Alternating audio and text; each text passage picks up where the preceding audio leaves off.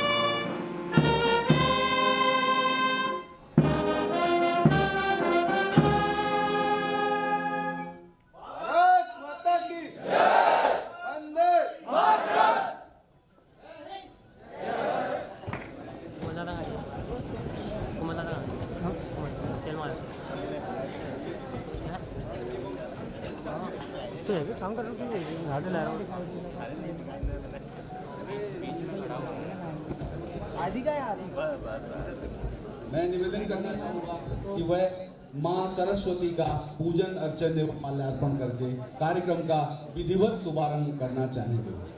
माननीय मुख्य अतिथि एवं अन्य मंचासीन अतिथिगण।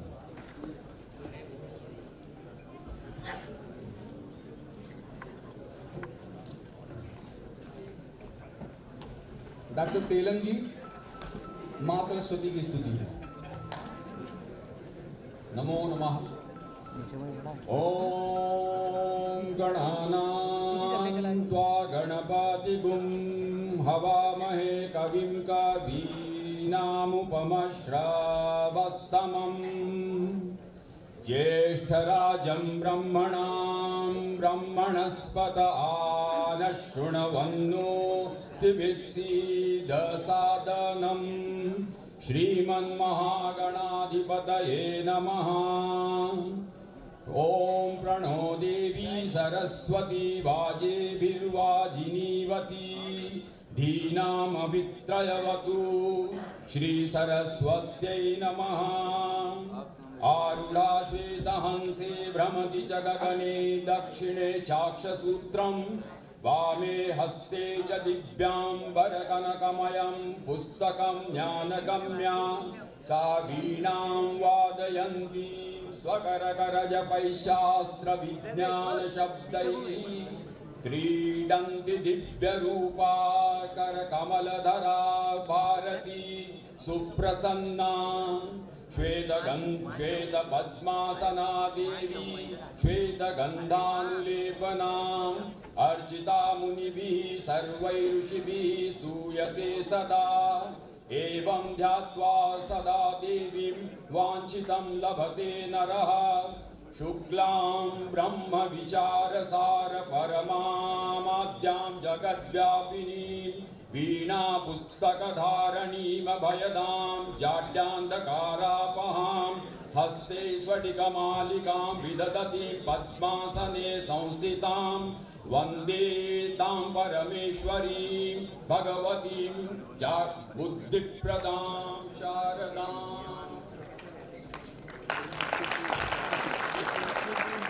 धन्यवाद माननीय मुख्य अतिथि एवं अन्य अतिथिगण। मैं माननीय मुख्य अतिथि एवं अन्य अतिथिगणों से निवेदन करना चाहूँगा कि वह हमारे मंच पर आयोजित जल भराव एवं अन्न भराव के लिए अग्रसर होंगे। कुलगीत।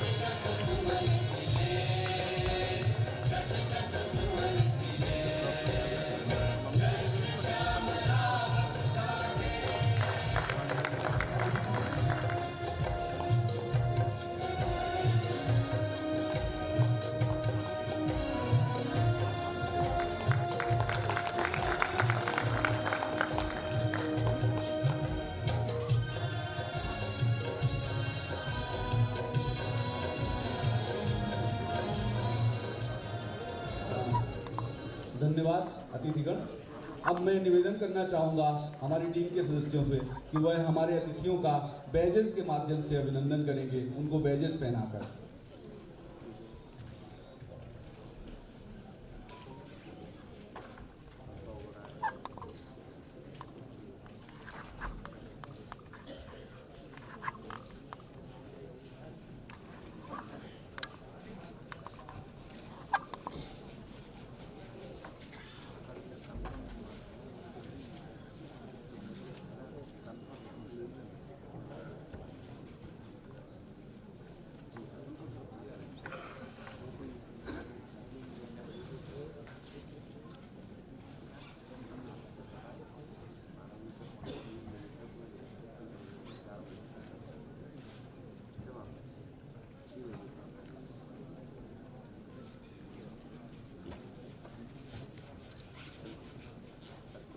ये ठुक्के निकलनी है।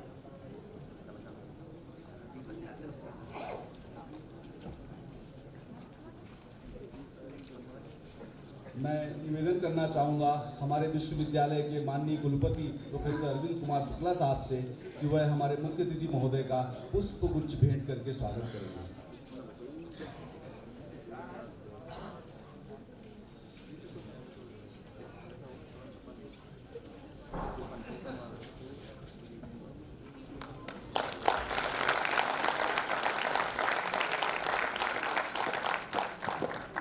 मैं पुनः शुक्ला सर से निवेदन करूंगा वह हमारे विशिष्ट अतिथि डॉक्टर मोहिनी मोहन मिश्रा साहब का पुष्पगुच्छ भेंट करके स्वागत करेंगे।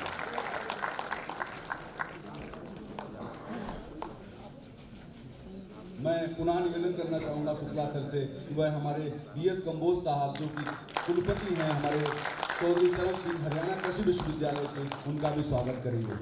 मैं पुनः निवेदन करूंगा शुक्ला साहब के जिले डॉक्टर DS द्विवेदी साहब जो कि ASRB में मेंबर हैं नई दिल्ली में, उनका भी स्वागत करेंगे। मैं निवेदन करना चाहूँगा डॉक्टर YP सिंह साहब से वो आएँ और हमारे कुलपति महोदय का पुष्पगुच्छ भेंट करके स्वागत करेंगे।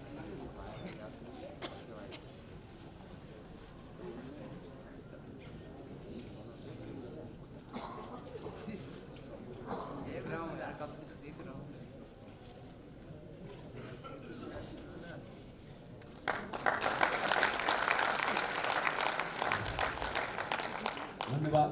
स्वागत के क्रम के उपरांत अब मैं निवेदन करना चाहूँगा हमारे निदेशक विस्तार सेवाएं एवं IDP नायब के PI महोदय से कि वह स्वागत उद्बोधन हेतु आगे आएँ। डॉक्टर YP सिंह साहब।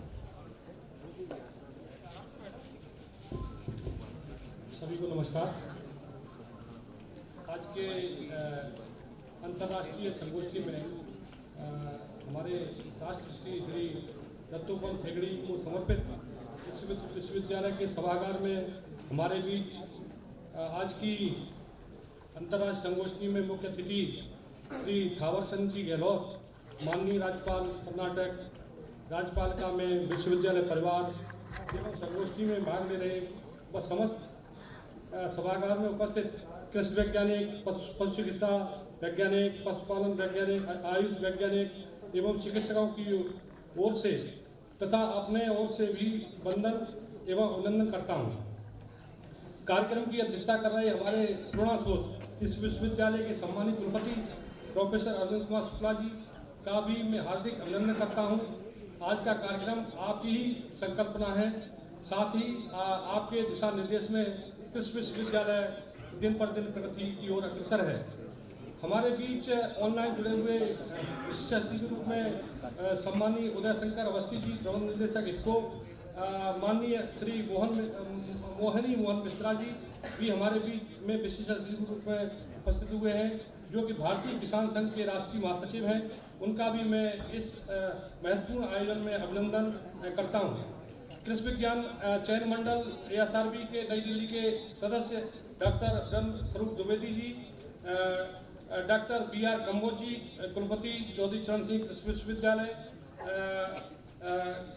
जो हमारे बीच में विशिष्ट अतिथि के रूप में उपस्थित हैं, उनका भी मैं विश्वविद्यालय परिवार की ओर से हार्दिक अभिनंदन स्वागत करता हूं। आज के कार्यक्रम में पधारे हुए हमारे श्रीमती रागिनी भाभी जी, इस हॉल में उपस्थित हमारे SK चतुर्वेदी जी, जो कि राष्ट्रीय डायरेक्टर रिसर्च हैं, और हमारे SK दुबे साहब, भारतीय मृदा अनुसंधान संस्थान से पधारे हुए आदरणीय दत्ता साहब, उनके साथ समस्त जो भी उनके वैज्ञानिक पधारे हुए हैं उनका भी स्वागत करता हूँ।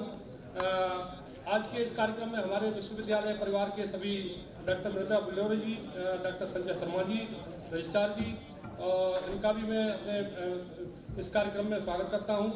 इस कार्यक्रम में आयोजन में सभागार उपस्थित आभासी रूप से इस आयोजन में जुड़कर बन रहे समस्त प्रतिभागियों का अभिनंदन करता हूं। इस कार्यक्रम में पधारे हुए हमारे सभी सेवानिवृत्त प्राध्यापकगण, ग्वालियर के प्रमोद चंद और अन्य हमारे इसमें प्रबंधन मंडल के सदस्य शर्मा जी और उनके साथ पधारे हुए सभी सम्मानीय नागरिकगण और हमारे समस्त छात्र छात्राएं, और अंत में जो भी हमारे बाहर से पधारे हुए अतिथिगण हैं, वैज्ञानिकगण हैं, उनका भी मैं स्वागत करता हूं। और साथ में हमारे जो भी पत्रकार बंधु पधारे हुए हैं उनका भी तहे दिल से स्वागत करता हूं, और भी जो भी कोई रह गया हो उनका भी मैं इस कार्यक्रम में विश्वविद्यालय परिवार की ओर से स्वागत करता हूं। धन्यवाद।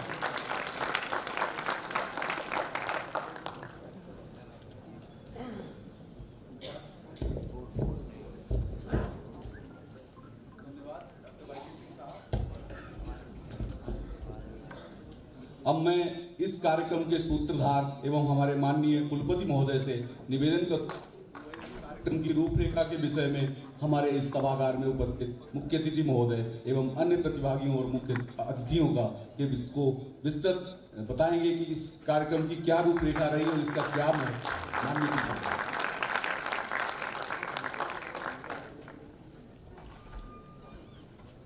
सुप्रभातम, नमस्कार, वणक्कम, good morning. Honorable Governor, Karnataka State, Sri Thawar Chand Gehlot Sahab, who is the chief guest of today's function, Dr. Mohan Misra Sahab, his secretary, Bharatiya Kisan Sangh, Dr. B.R. Kamboj Sahab, Honorable Vice Chancellor, CCSHU Hisar, Honorable Dr. Brahma Swarup Dwivedi Sahab, Honorable Member, Agriculture Scientist Recruitment Board, New Delhi. I could see many dignitaries of the dais, Dean Faculty of Agriculture, Dr. Mridula Billore ji, Dean of different colleges, directors of different institutions, Dr. Datta Sahab, Dr. Nayak Sahab. There are many dignitaries who are linked with the online. Dr. A.K. Nayak from Odisha, Dr. M.L. Jat from Ikri Set, and Dr. Ajay Kohli from Eri. Press, media, authorities, district authorities, board members, teachers, my dear students, ladies and gentlemen. Today is a D-Day. D-Day means this is a mega day for us to celebrate a different kind of the thoughts, a different kind of the schools and opinions. Though the legs of these thoughts are there in our history, in the Rig Veda, Krashir Dhanya, Krashir Medha, Jantu Nam Jivanam Krishi. कृषि ही हमारा धन है, कृषि भी हमारी बुद्धि प्रदान करती है, और इस धरा पे सब कुछ जो भी जीव जंतु है, they are alive because of agriculture, because of कृषि.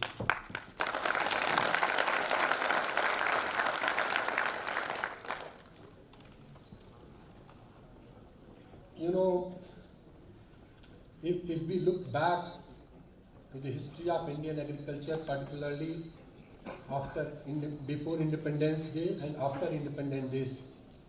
In the last 4 decades, the intensification of agriculture has made the country self-sufficient in food grain production to feed the burgeoning populations of the country. But at the same time, we have got our soils degraded. There is a degradation in the environment system. There is a degradation of the human health, animal health. All these things has come up. What we have achieved, the very high productivity from agriculture, is because of the mining, the huge nutrients from the soil. This mining has resulted into a rampant deficiency of many nutrients, including micronutrients, which according to an estimates comes about the 344,000 tons every year. So we are not able to replenish these nutrients. You are surprised to know the quality of crops which we grow in the soils depends upon the quality of the fertility of the soil. If our soils are not good, they are not rich in the nutrients, then the whatever produce we grow from the soils is always is of low quality.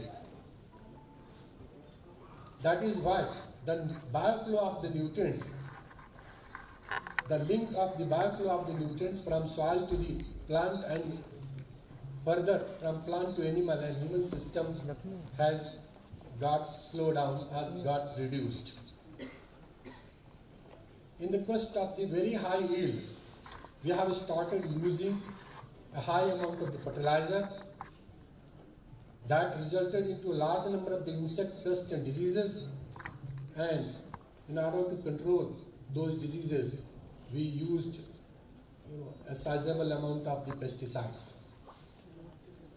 The excess use of fertilizer either goes to the environment or underground to the soil system, and pesticides are transferred from food to the animal and human chain.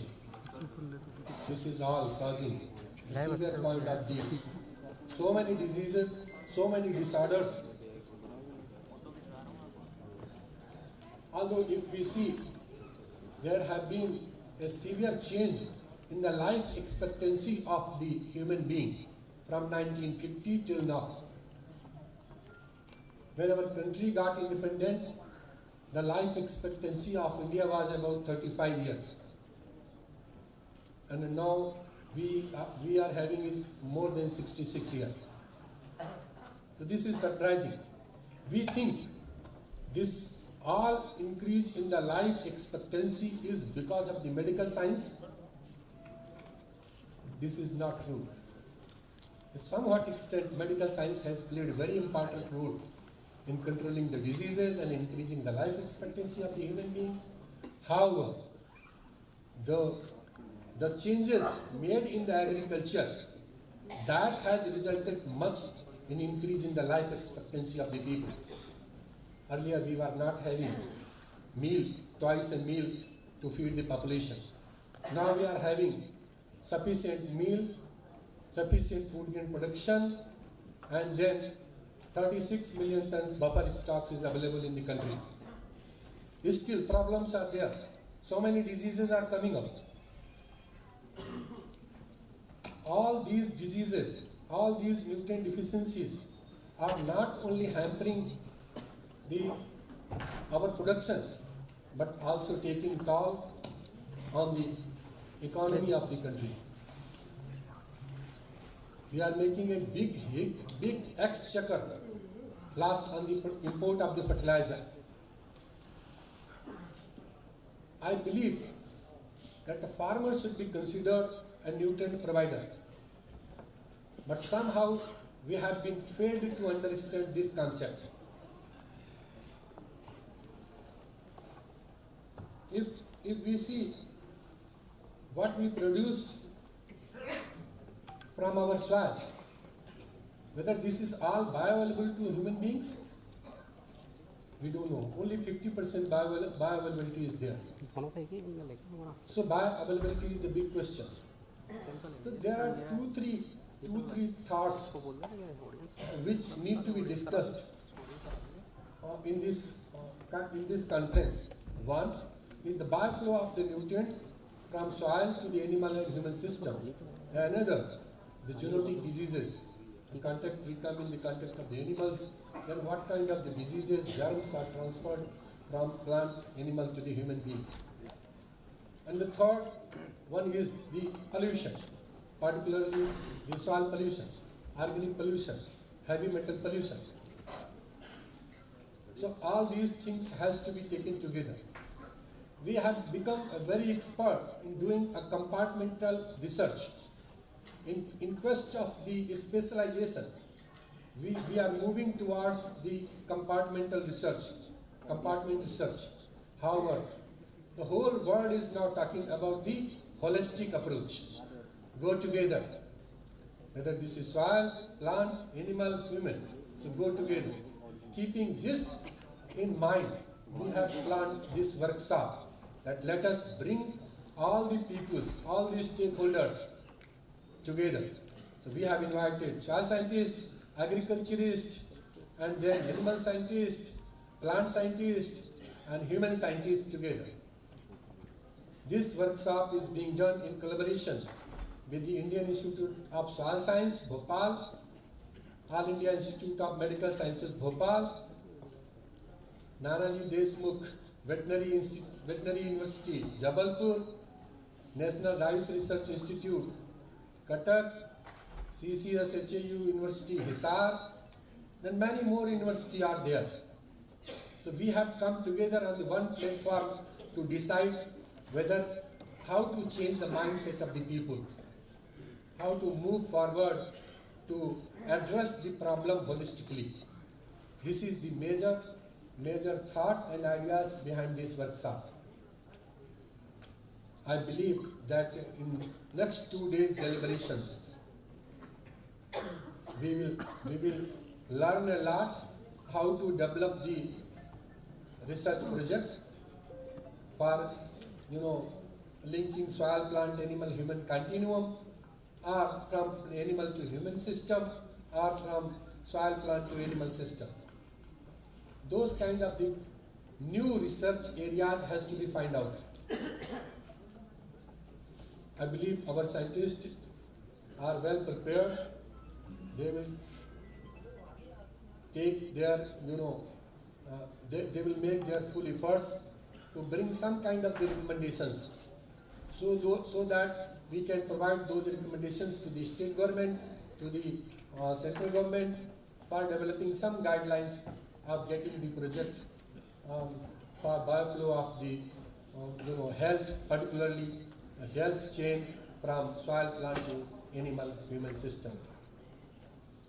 I am highly thankful, sir, that you have accepted my invitations very kindly. Sir is a very kind-hearted man. I talked to him personally, and he picked up the phone, and he felt a lot of difficulties in coming over here. Whole night, actually, he was in train from Delhi to Gwalior. However, the total journey is of 3 hours. But somehow he took a lot of pains. So much thank you, sir, for making this event so successful and graceful. And thanks to all the other guests of honors for making this event successful. Thank you very much. Thank you.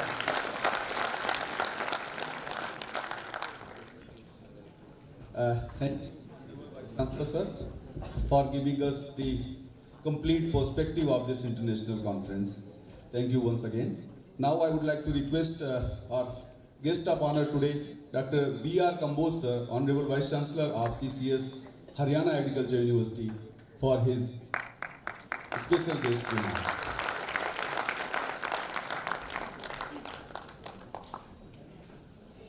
सभी को प्रातःकालीन नमस्कार। थोड़ा रुक के निकलिए, रुक के। बहुत ही पावन अवसर पर ऐसे निकल जाइए इधर से आप। वो भी अंतर्राष्ट्रीय और ऐसे सभागार में अन्य दत्तोपंत ठेगड़े जी के को समर्पित ये हाल है, जिन्होंने पूरा जीवन इस कार्य के लिए दिया। ये उससे भी खुशी की बात है। और उससे भी बढ़कर आज के माननीय मुख्य अतिथि श्रीमान थावरचंद गहलोत जी, माननीय गवर्नर कर्नाटका, मंच पर विराजमान विश्वविद्यालय के कुलपति श्री अरविंद कुमार शुक्ला जी, आदरणीय doctor BS Trivedi ji, member ESRB new Delhi, माननीय श्री मोहिनी मोहन मिश्रा जी, राष्ट्रीय महासचिव भारतीय किसान संघ, सभागार में उपस्थित सभी प्रबुद्धजन, शिक्षकगण, विद्यार्थीगण एंड ऑल इंटरनेशनल पार्टिसिपेंट्स। बहुत ही करंट टॉपिक है जिसमें ह्यूमन, एनिमल, प्लांट के साथ साथ एनवायरनमेंट को भी जोड़ा गया है।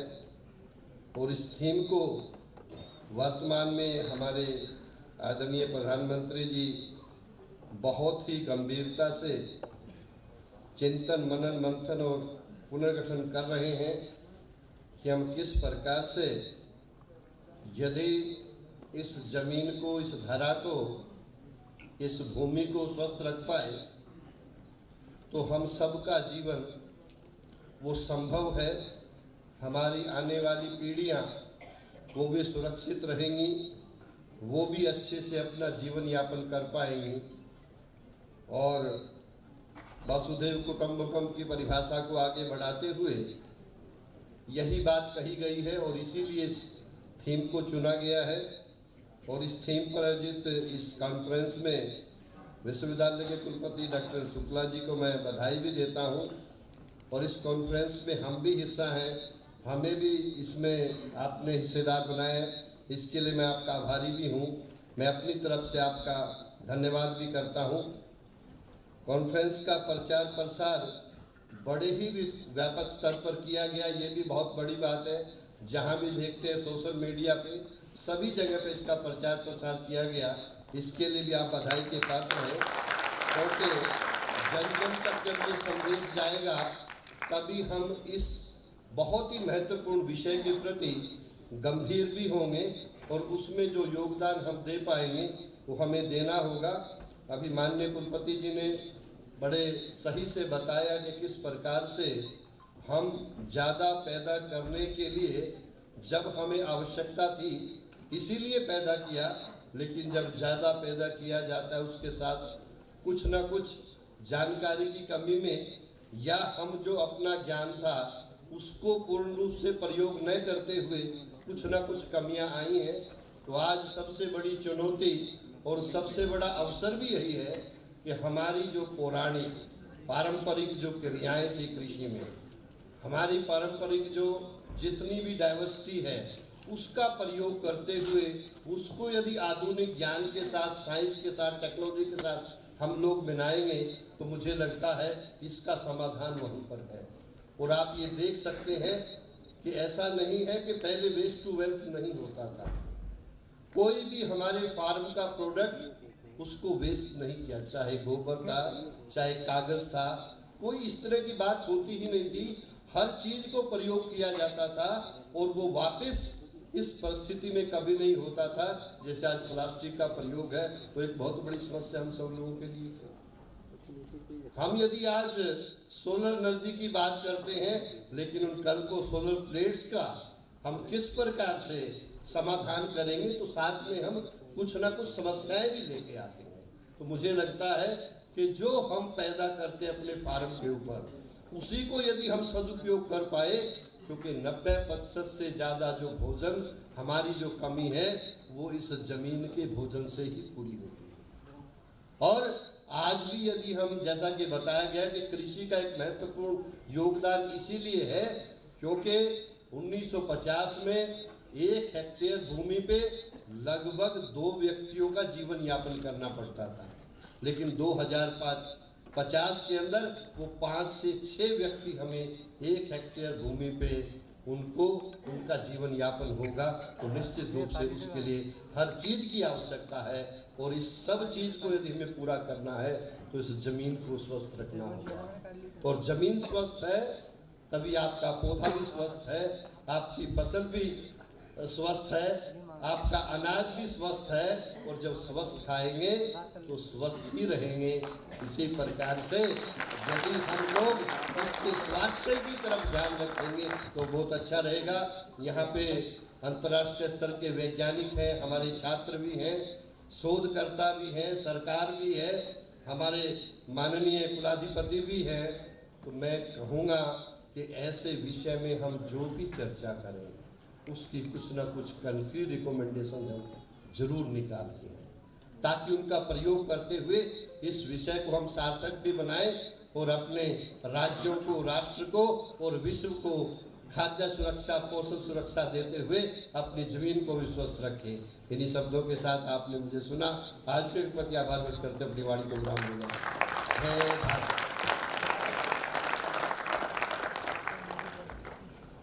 धन्यवाद महोदय। अवश्य ही आप जैसे विद्वत जनों की उपस्थिति एवं यहाँ से निकले जो हमारे निष्कर्ष होंगे उनसे हमारी सभी लोगों को लाभान्वित होंगे, सभी क्षेत्र, सभी स्टेक होल्डर्स लाभान्वित होंगे। कार्यक्रम को आगे बढ़ाते हुए मैं निवेदन करना चाहूँगा हमारे कार्यक्रम के विशिष्ट अतिथि श्री मोहिनी मोहन मिश्रा साहब को, जो कि महासचिव हैं भारतीय किसान संघ नई दिल्ली के, वो आएँ और अपना उद्बोधन प्रस्तुत करें। माननीय मोहिनी मोहन मिश्रा साहब।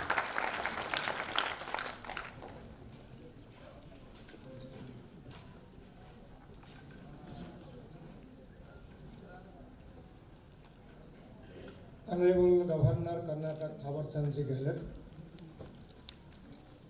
अपने इसी यूनिवर्सिटी के कुलपति अरविंद जी शुक्ला, विशिष्ट अतिथि कंबोज जी, द्विवेदी जी,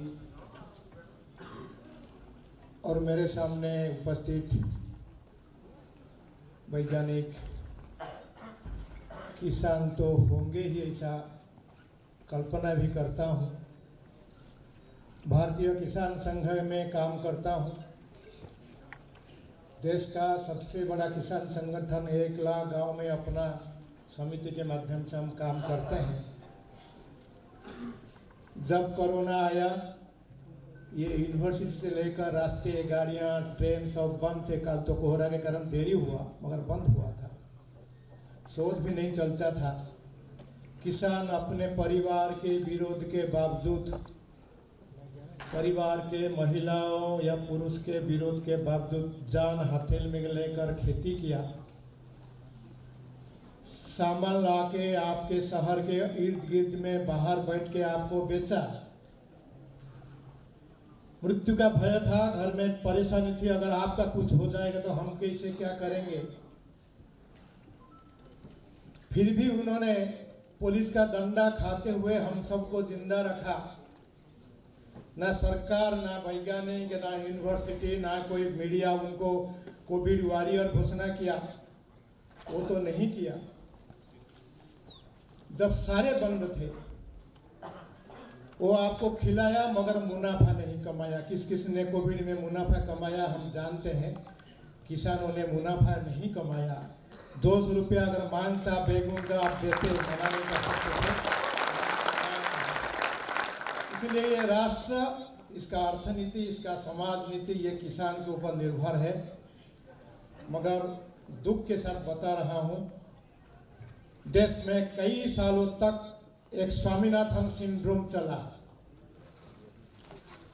जिसमें खेती के जो उपादान में सिर्फ बीज ही बीज चलाया गया और किसान के हाथ से बीज आपके पास, वैज्ञानिकों के पास, कंपनी के पास चला गया। किसान बीज अभी खरीद रहा है।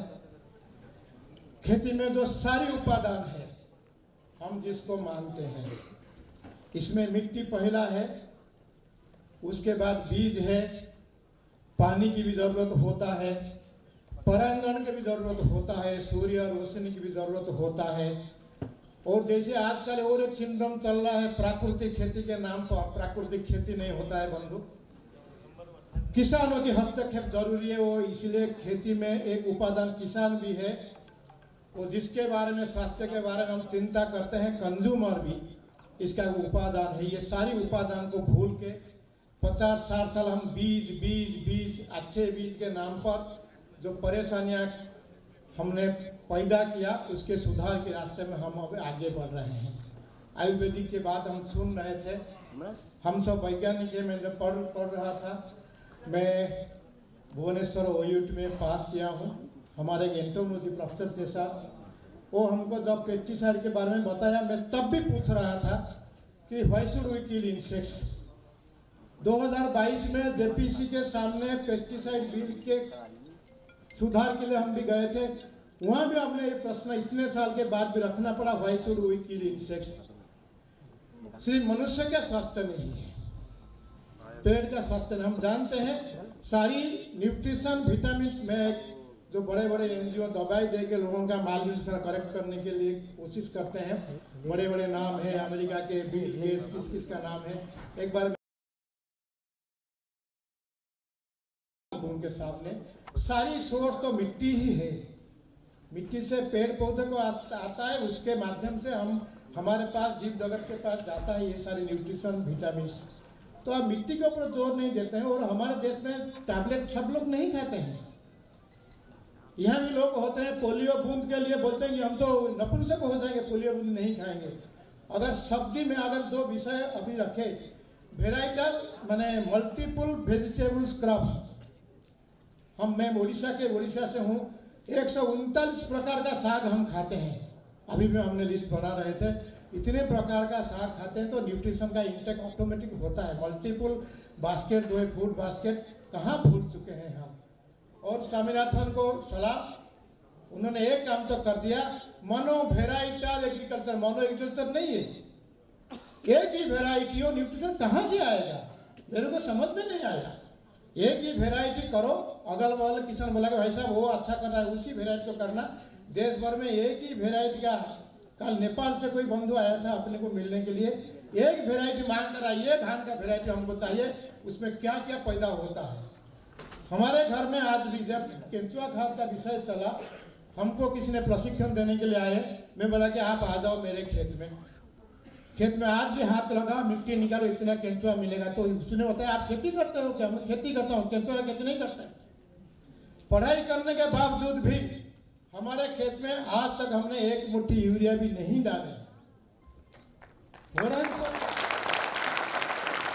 तो ये जो सिर्फ मिट्टी नहीं है, मेरा विनती है, यहाँ सारे लोग बैठे हैं, सारी तंत्र बैठा है, माननीय गवर्नर जी बैठे हैं, बाकी लोग बैठे हैं। ये जो 6 एलिमेंट्स है, मिट्टी भी है, पानी भी है, बीज भी है, परागण भी है, सूर्य रोशनी भी है, किसान भी है और कंज्यूमर भी है। ये सबको मिलकर जोड़ के अगर आपने आगे नहीं बढ़ेंगे, रास्ता नहीं निकलेगा। सुधार की प्रक्रिया में है। एक बढ़िया यूनिवर्सिटी से हम लोगों ने शुरुआत किए हैं। दत्तोपंत ठेंगड़ी का सभागार है। मैं उनके साथ सौभाग्य की कई साल मिलके साथ में काम किए हैं। उनके साथ उनका श्रद्धा हमको मिला है, प्यार मिला है।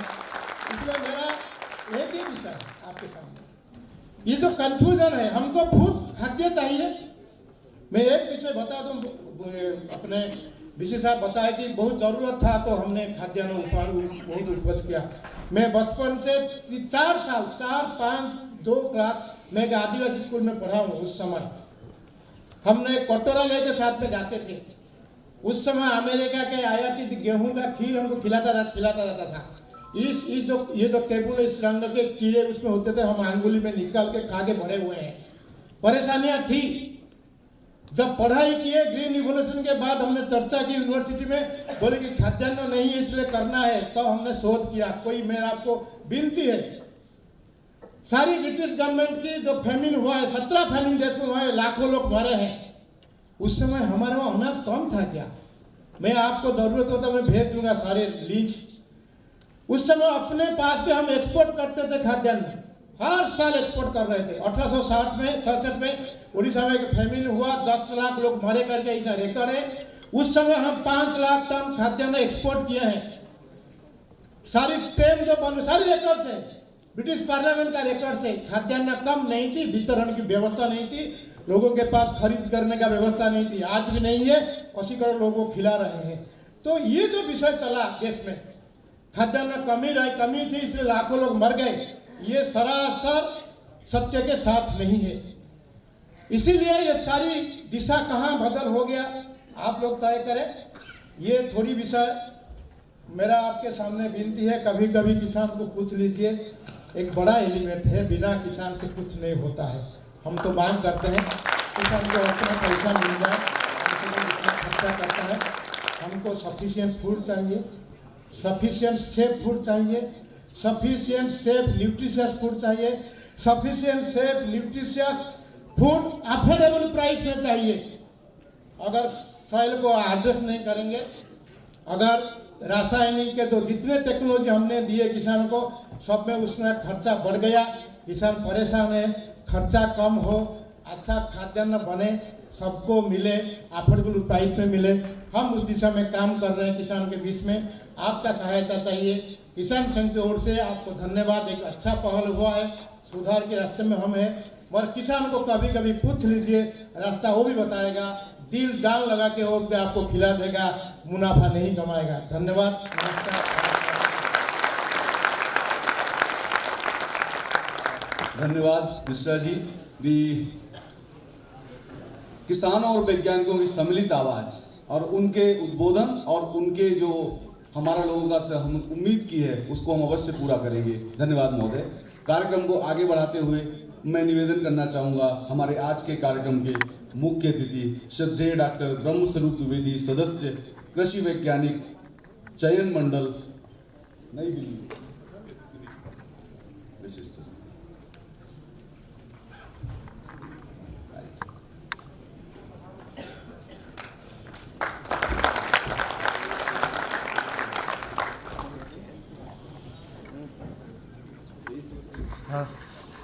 सभागार में उपस्थित माननीय मुख्य अतिथि महामहिम श्री थावरचंद गहलोत जी, राज्यपाल कर्नाटका राज्य, डॉक्टर कंबोज वाइस चांसलर,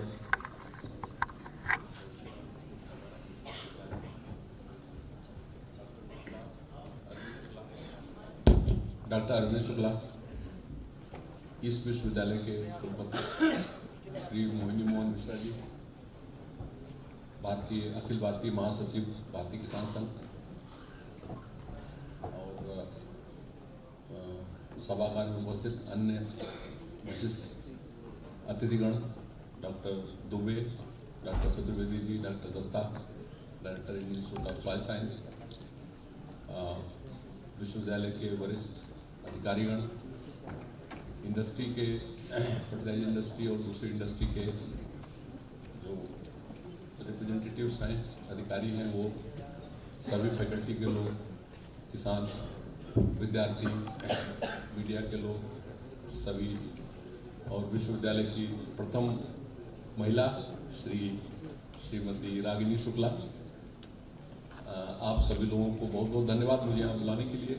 और मैं विश्वविद्यालय के कुलपति और अन्य अधिकारियों का, आयोजकों का विशेष रूप से बहुत अभिनंदन करता हूँ इस ऐसे विषय पर एक अंतर्राष्ट्रीय संगोष्ठी कराने के लिए।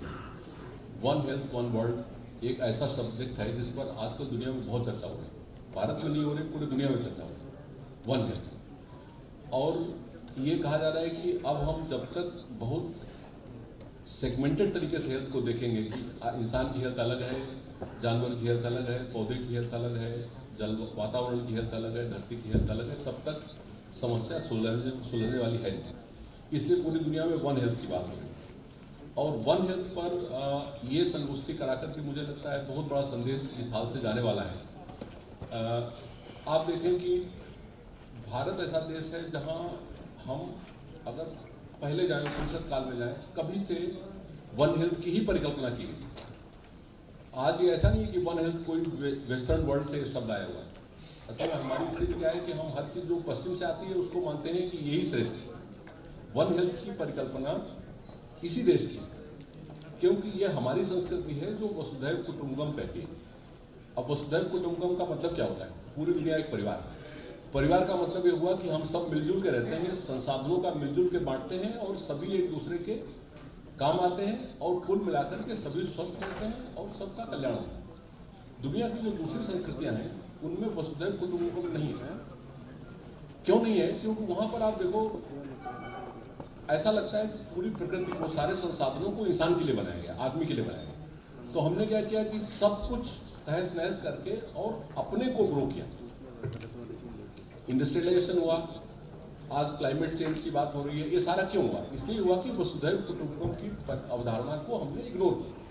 अब क्या हो रहा है कि सब कुछ जैसे मान करते हैं सब कुछ हमारे लिए, तो ये धरती भी हमारे लिए, पौधे भी काट दो, आदमी भी मार दो, जानवर भी मार दो, जीवाणुओं को भी खत्म कर दो और मैं ग्रो करूंगा।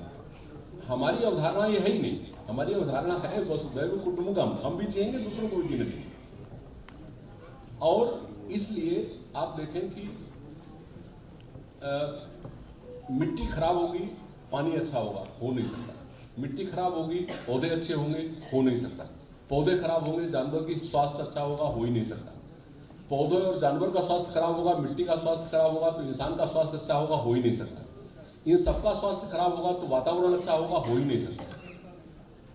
अब आज हम इस दौर से गुजर रहे हैं कि कारण जाने अनजाने बहुत सारे कारण हो सकते हैं, बहुत सारी आवश्यकताएं हो सकती हैं, उसकी वजह से हमारे मिट्टी की स्थिति बहुत खराब है। देखिए, हमारी संस्कृति में मिट्टी को माता का और पूजा का, क्योंकि हम कहते हैं समुद्र वसने देवी पर्वत स्तन मंडले विष्णु पत्र नमस्तुभ्यम पादस परसों क्षमस्व। उस पर हम पैर रखने के लिए भी कहते हैं मुझे क्षमा करो। इतने बड़ा मिट्टी का हमने सम्मान। लेकिन उस मिट्टी में आज करीब 1/3 जो भारत की भौगोलिक जो 328 मिलियन हेक्टेयर जमीन है, उसमें से करीब 90 मिलियन हेक्टेयर डिग्रेडेड लैंड। आज जैसा डॉक्टर शुक्ला बता रहे थे, आयुर्वेद प्रदर्शनी में हम सब लोगों ने देखा, मल्टी न्यूट्रिएंट डिफिशियंसी। खाली नाइट्रोजन, फास्फोरस, पोटेशियम नहीं, गंधक भी कम है, जिंक भी कम है, आयरन कम है, तांबा कम है, बोरॉन कम है, सब कुछ कम होता जा रहा है। उसके बाद सैलिनिटी है, एल्कलिनिटी है, ऑर्गेनिक कार्बन जो मिट्टी का जीवन कहा जाता है। कहते हैं कि उसके बिना तो मिट्टी धूल है, इसका कोई वैल्यू नहीं, life of soil. Organic carbon का जो साहित्य कहता है, लिटरेचर, वैज्ञानिक लिटरेचर कहता है कि पिछले 10,000 सालों में कुल 50 मिलियन टन ऑर्गेनिक कार्बन का लॉस हुआ, 10,000 सालों में। और पिछले 300 सालों में 300 मिलियन टन लॉस हुआ। 10,000 सालों में 50 मिलियन टन, 300 सालों में 300 मिलियन टन, और पिछले 50 सालों में 700 मिलियन टन से ज़्यादा लॉस हुआ। मतलब ये हमारा मिट्टी के साथ मिट्टी की पूजा करने का, मिट्टी को देवी और माता मानने का एक तरफ यह है, और दूसरी तरफ हम उसका दुरुपयोग इतना कर रहे हैं कि जो 10,000 साल में नहीं हुआ उसका कई गुना मिट्टी का क्षरण, मिट्टी का लॉस हमने पिछले 50 साल में कर दिया। तो अब ये जागने का मौका है कि वन हेल्थ की बात, तो ये अवधारणा, तभी मैं चूंकि सॉइल साइंटिस्ट हूँ तो मैं अपने विषय को थोड़ा मिट्टी केंद्रित ज़्यादा रखना चाहता हूँ। ये अगर हमने मिट्टी के बारे में बहुत गंभीरता से नहीं सोचा, सरकार तो बहुत सोच रही है ऊपर से। देखिए, पहली बार ऐसा हुआ है जो एपेक्स लेवल से मिट्टी की हेल्थ की बात की जा रही है। ऐसा कभी नहीं हुआ कि मिट्टी की हेल्थ की बात प्रधानमंत्री के लेवल से की जा रही है। लेकिन अब हमारे जो वैज्ञानिक हैं, ये देखिए शोध और शिक्षा का मंदिर है, यहाँ पर हमें ये देखना है कि मिट्टी के स्वास्थ्य के संबंधित जो रिसर्च है, जो एजुकेशन है, जो एक्सटेंशन है, उसको कितना प्रभावी ढंग से हम इस्तेमाल कर सकते हैं। देखिए, भावनात्मक तरीके से हम बहुत सारी बातें कर सकते हैं, इमोशनली बात करना अलग है, लेकिन मैं 3-4 बिंदुओं के बारे में बात करना चाहता हूँ जो शायद यहाँ की फैकल्टी और यहाँ के विद्यार्थियों के लिए एक तरह का संदेश हो सकता है कि हम आगे अपनी रिसर्च और टीचिंग को कैसे वन हेल्थ के लिए इंटीग्रेट करें। वन हेल्थ का अभी भी देश में, देखिए, हर प्लेटफॉर्म पर चर्चा होती है, लेकिन वन हेल्थ का रिसर्च करना कैसे, वो बात अभी भी कहीं पर बहुत ही संगठित तरीके से हो नहीं पा रहा कि वन हेल्थ की रिसर्च कैसे हो। एक तरफ जो लैंड ग्रांट यूनिवर्सिटीज थी, वो एक समग्र कृषि का पूरा सिस्टम है। अब हमने चिजलिंग ऑफ यूनिवर्सिटीज करी, वेटरनरी यूनिवर्सिटी अलग बना रहे हैं, हॉर्टिकल्चर यूनिवर्सिटी अलग बना रहे हैं, एग्रीकल्चर यूनिवर्सिटी अलग बना रहे हैं। तो जब वन हेल्थ की बात कैसे होगी? ये एक हमारे माननीय गवर्नर साहब भी यहाँ बैठे हुए हैं, एक पॉलिसी लेवल का चिंतन है कि वन हेल्थ की रिसर्च के लिए सबसे पहले तो यूनिवर्सिटी की चिजलिंग बंद होनी चाहिए। एग्रीकल्चर को हॉर्टिकल्चर से अलग नहीं किया जा सकता, एग्रीकल्चर को नहीं किया जा सकता। तो ऐसा जब होता रहेगा तो हम वन हेल्थ का काम कैसे करेंगे। दूसरी बात है पार्टनरशिप। आप अकेले वन हेल्थ की रिसर्च नहीं कर सकते। ये बहुत अच्छी बात है कि यहाँ पर एम्स के लोग हैं, वेटरनरी के लोग हैं, हॉर्टिकल्चर के लोग हैं, इंडस्ट्री की है, फर्टिलाइजर इंडस्ट्री बैठी हुई है। अभी मधुकिशोर जी का सुबह हम लोगों ने लेक्चर सुना। तो ये सारे मिलकर के जहाँ जहाँ एक्सेलेंस अलग अलग फील्ड्स में है, वो मिलकर के हम कैसे रिसर्च करें जो वन हेल्थ पर प्रॉपर रिकमेंडेशंस निकल के आए। एक तो ये बहुत इंपॉर्टेंट है। दूसरा एक बहुत इंपॉर्टेंट बात है कि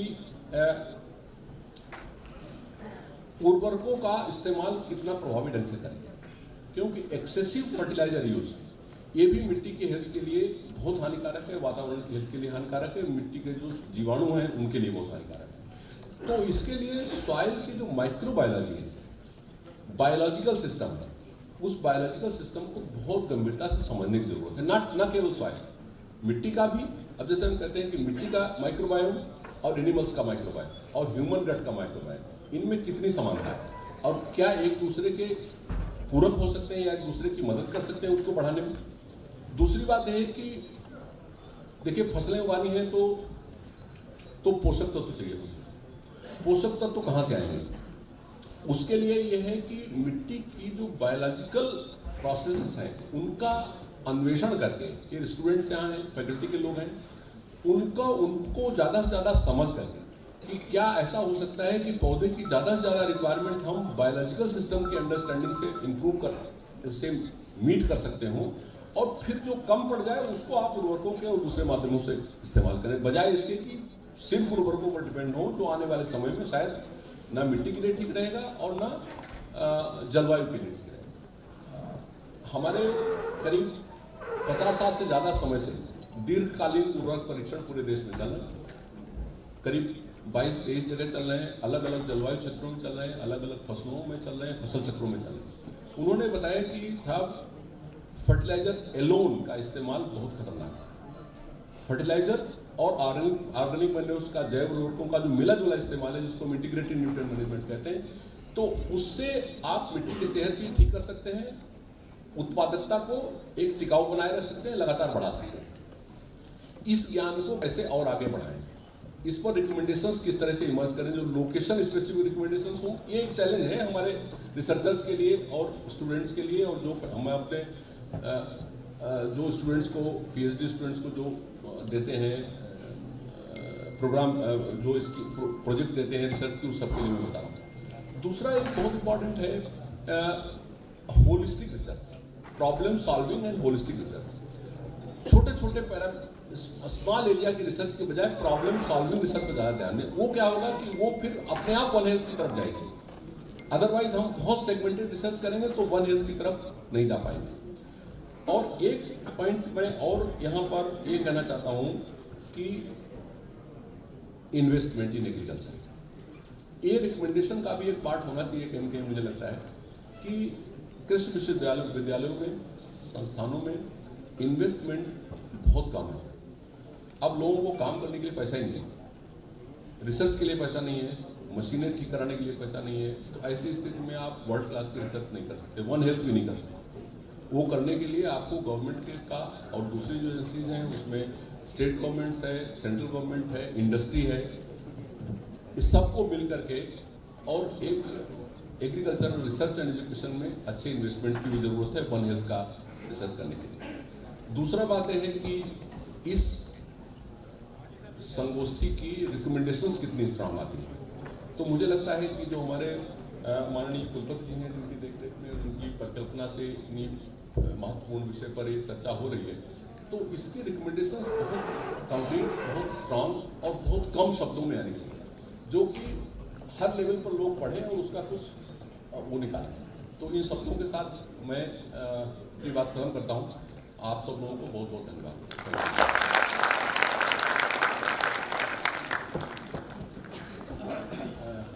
धन्यवाद सर। मैं माननीय कुलपति महोदय कुछ संबोधित करना चाहता हूँ।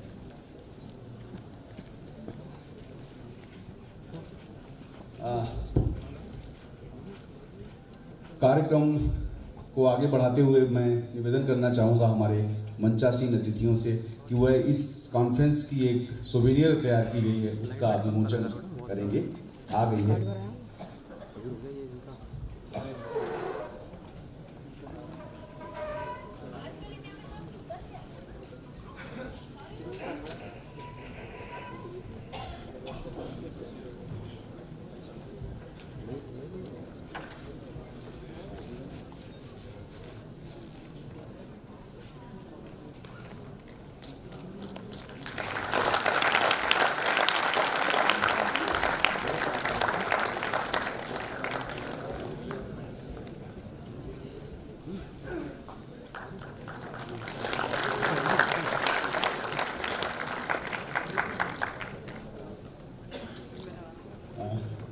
धन्यवाद महोदय। अब हमारे इस कॉन्फ्रेंस में जो वैज्ञानिकों ने पार्टिसिपेट कर रहे हैं उन्होंने, और उसके अतिरिक्त जो लोग हमारे विशिष्ट अतिथि और जो सम्मानित स्पीकर्स हैं पूरे देश से आए हुए, उन्होंने शोध, शिक्षा एवं प्रसार के क्षेत्र में जो उत्कृष्ट कार्य किए गए हैं उनको हमारे इस मंच से हमारे माननीय मुख्य अतिथि महोदय के द्वारा सम्मानित किया जाना है। उनके लिए कुछ अवार्ड्स तय किए गए हैं, तो ऐसे अवार्ड्स को मैं 1 बाय 1 जो अवार्डी है उनको बुलाएंगे और हमारे मुख्य अतिथि एवं मंचासीन अतिथिगण उनको सम्मानित करेंगे।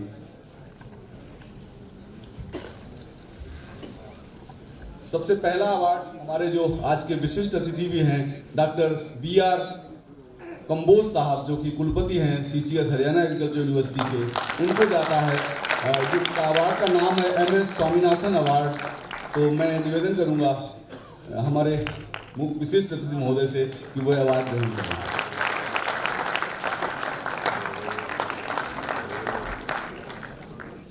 Doctor Prabhat Kumar ji, commissioner horticulture, Bharat सरकार, यदि वो आ गए हों, नहीं आए हैं, चलो he is on the way. तो मैं निवेदन करना चाहूँगा अगला अवार्ड जो हमारा डॉक्टर प्रदीप कुमार जी को जाता है, लाइफ टाइम अचीवमेंट अवार्ड है। ये प्रिंसिपल साइंटिस्ट हैं सॉइल साइंस के CSK HPKV पालमपुर में। वो आके अपने अतिथियों से वो अपना सम्मान प्राप्त करेंगे, पुरस्कार प्राप्त करेंगे।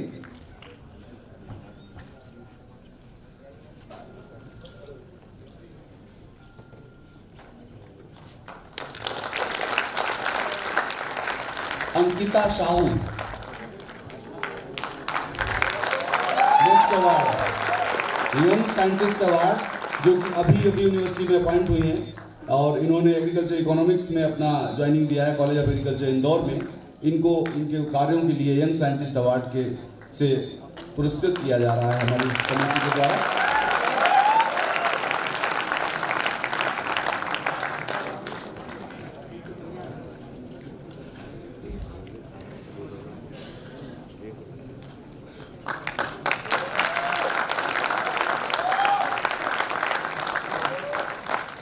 नेक्स्ट अवार्ड की कैटेगरी है बेस्ट एग्रो इंडस्ट्री अवार्ड। ये हमारे जो सुबह के पहले स्पीकर थे श्री मधुकेश्वर हेगड़े जी, उनको दिया जाता है। ये हमारे बी एंटरप्रेन्योर हैं जिन्होंने मधुमक्खी पालन के क्षेत्र में उत्कृष्ट कार्य करते हुए एक उद्यमिता का विशेष मॉडल, स्पष्ट मॉडल प्रस्तुत किया है कि कैसे उद्यमिता के क्षेत्र में कृषि के आयामों के द्वारा एक अलग पहचान बनाई जा सकती है। श्री हेगड़े जी।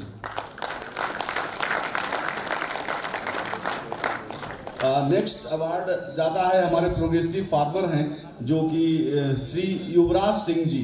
ये अलीराजपुर से आए हैं, मध्य प्रदेश का जो दूरस्थ भाग है यहाँ से, गुजरात से लगा हुआ। इन्होंने अपने कृषि क्षेत्र में उत्कृष्ट कार्य करने के लिए इनको ये पुरस्कृत किया जा रहा है इस मंच के द्वारा। श्री युवराज सिंह जी।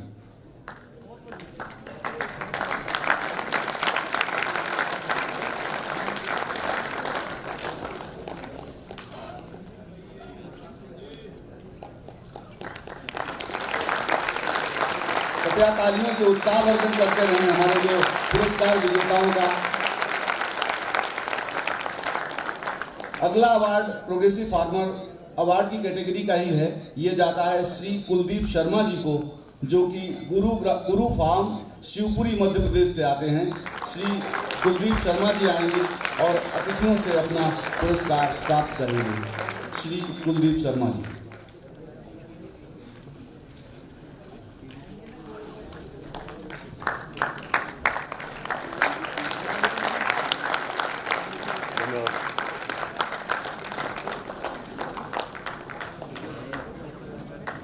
धन्यवाद अतिथिगण। तो कृपया अपने स्थान पर विराजमान हुए।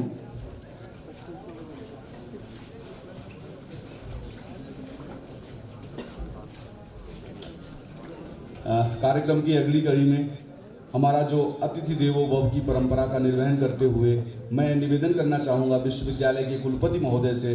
वे सबसे पहले हमारे आज के जो मुख्य अतिथि महोदय हैं माननीय राज्यपाल जी, उनका स्मृति चिन्ह, फ्रूट बास्केट और जो उत्तरीय लगा के उनको अलंकृत करेंगे, उनका सम्मान करेंगे, अभिनंदन करेंगे।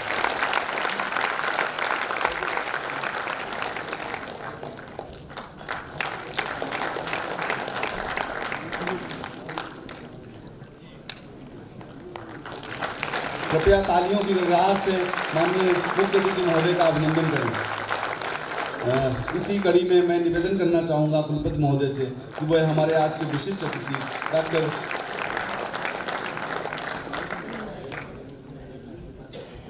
डॉक्टर BS द्विवेदी साहब का भी अभिनंदन करेंगे स्मृति चिन्ह एवं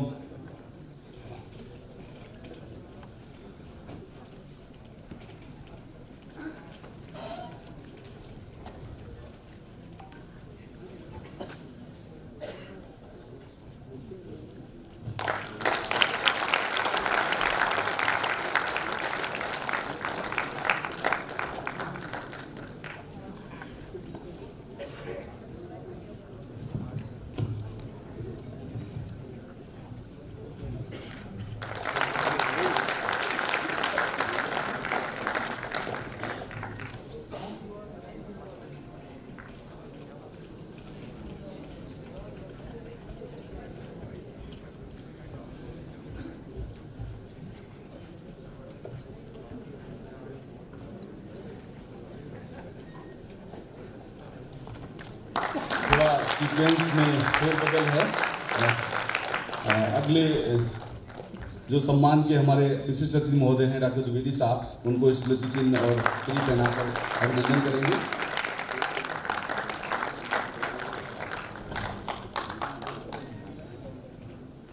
अब मैं निवेदन करना चाहूँगा माननीय कुलपति महोदय से, वह हमारे विशिष्ट अतिथि जो किसान संघ के महासचिव हैं, राष्ट्रीय महासचिव हैं श्री मोहिनी मोहन मिश्रा साहब, उनका भी अभिनंदन करेंगे।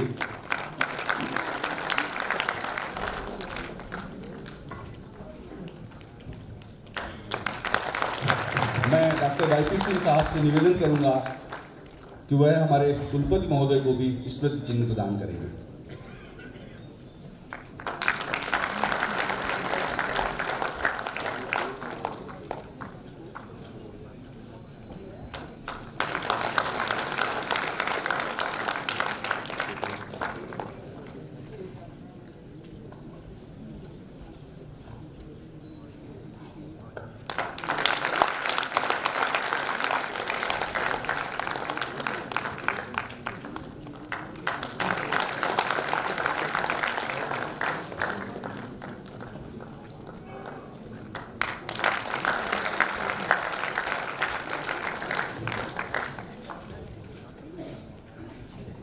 धन्यवाद महोदय। अब मुख्य अतिथि महोदय के उद्बोधन से पूर्व मैं उनके विषय में थोड़ा सा, हमारे जो सभागार में बैठे सम्मानित अतिथिगण हैं एवं हमारे जो डेलीगेट्स हैं, उनको मैं परिचित कराना चाहूँगा। वैसे तो वो किसी परिचय के मोहताज नहीं हैं, लेकिन फिर भी कुछ शब्द कह के मैं उनका सम्मान करना चाहूँगा।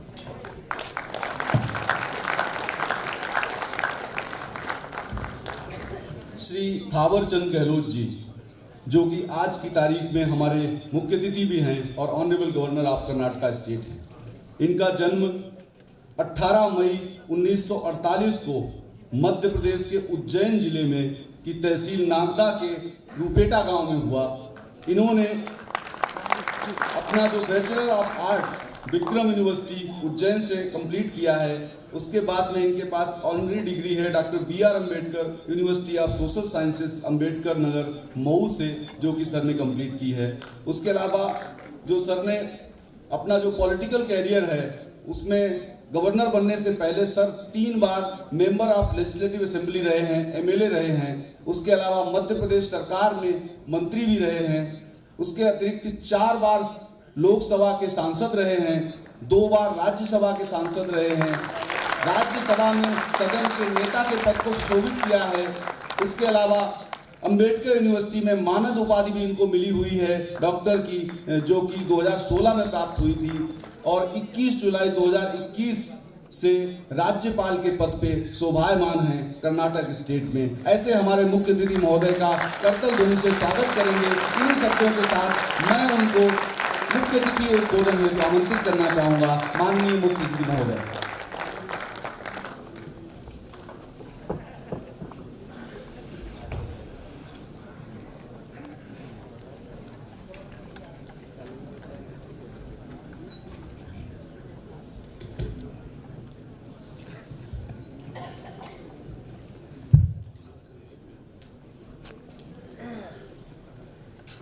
राजमाता विजयाराजे सिंधिया कृषि विश्वविद्यालय ग्वालियर द्वारा वन हेल्थ वन वर्ल्ड विषय पर आयोजित 2 दिवसीय अंतर्राष्ट्रीय संगोष्ठी में मंच पर विराजमान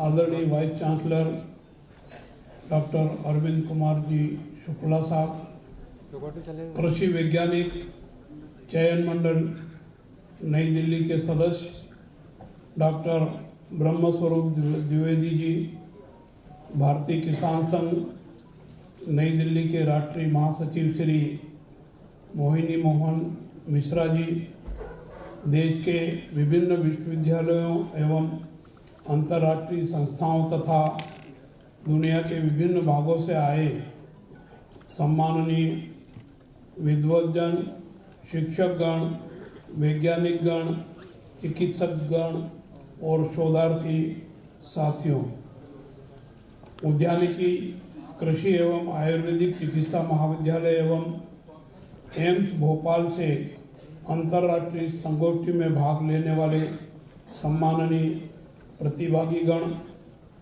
ऑनलाइन इस संगोष्ठी से जुड़े प्रतिभागीगण, राज्य के विभिन्न भागों से आए प्रतिभागी जिन्होंने ज्ञानवर्धक स्टॉल लगाए हैं, सम्माननीय अतिथि एवं मीडिया के महानुभाव, आप सभी को सादर प्रणाम करता हूं। आप सबका इस संगोष्ठी में हार्दिक स्वागत करता हूं। मुझे आदरणीय शुक्ला जी ने टेलीफोन करके ये अपेक्षा की कि मैं इस संगोष्ठी में आऊं। मुझे अनुमति देकर के बहुत खुशी हुई, क्योंकि मैं मध्य प्रदेश का होने के बाद भी इस विश्वविद्यालय में इसके पहले कभी आ नहीं सका था। ये पहली बार आया और इस विश्वविद्यालय परिसर को देख करके और आप सबके दर्शन करके अभिभूत हूँ। मुझे इस बात का भी संतोष है कि मैंने राजमाता विजयाराजे सिंधिया जी के साथ राजनीतिक क्षेत्र में काम किया। लंबे समय से उनका आशीर्वाद मुझे मिला। मुझे इस बात की और भी खुशी है कि मैं जब युवा था और नागदा स्थित बिरला उद्योग में श्रमिक के रूप में काम करता था और श्रमिकों के हित में काम करने वाला भारतीय मजदूर संघ, जो आज एक राष्ट्रीय सबसे बड़ा श्रमिक संघ है, उसका पदाधिकारी होने के नाते श्रद्धेय दत्तोपंत जी ठेंगड़ी साहब का भी सानिध्य मिला, आशीर्वाद मिला। मैं इन दोनों महापुरुषों के चरणों में नमन करता हूँ। आज इस संगोष्ठी के माध्यम से 4 वैज्ञानिकों को और 3 कृषि के क्षेत्र में उत्कृष्ट सेवाएं देने वालों को सम्मानित करने का अवसर मुझे मिला। मैं उन सबको हार्दिक बधाई देता हूं, शुभकामनाएं देता हूं, उनके उज्जवल भविष्य की कामना करता हूं और उनसे प्रार्थना करता हूँ कि ये सम्मान आप एक भार के रूप में स्वीकार करें और जो गतिविधियां आप संचालित कर रहे हैं उसको भविष्य में भी और सक्रियता से वाइब्रेंट जीवंत होकर के करने का प्रयास करें, ताकि आपसे दूसरे शोधार्थियों को, विद्यार्थियों को और अन्य इस क्षेत्र में काम करने वाले महानुभावों को भी प्रेरणा मिले। मुझे आज राजमाता विजयाराजे सिंधिया कृषि विश्वविद्यालय द्वारा भारतीय कृषि अनुसंधान परिषद नई दिल्ली के सहयोग से वन हेल्थ वन वर्ल्ड विषय पर आयोजित 2 दिवसीय अंतर्राष्ट्रीय संगोष्ठी में शुभारंभ अवसर पर आप लोगों के बीच में आकर के प्रसन्नता हो रही है। मुझे अवगत कराया गया है कि इस अंतर्राष्ट्रीय संगोष्ठी में मुख्य रूप से मृदा स्वास्थ्य का पशुओं एवं मनुष्यों के स्वास्थ्य एवं उनके जीवन पर पड़ने वाले प्रभाव पर देश विदेश से आए विद्वान शिक्षकगण, वैज्ञानिक, विदेश से आए विभिन्न विद्वान शिक्षकगण, वैज्ञानिक, चिकित्सक एवं शोधार्थी सार्थक चर्चा करेंगे, ऐसा विश्वास है।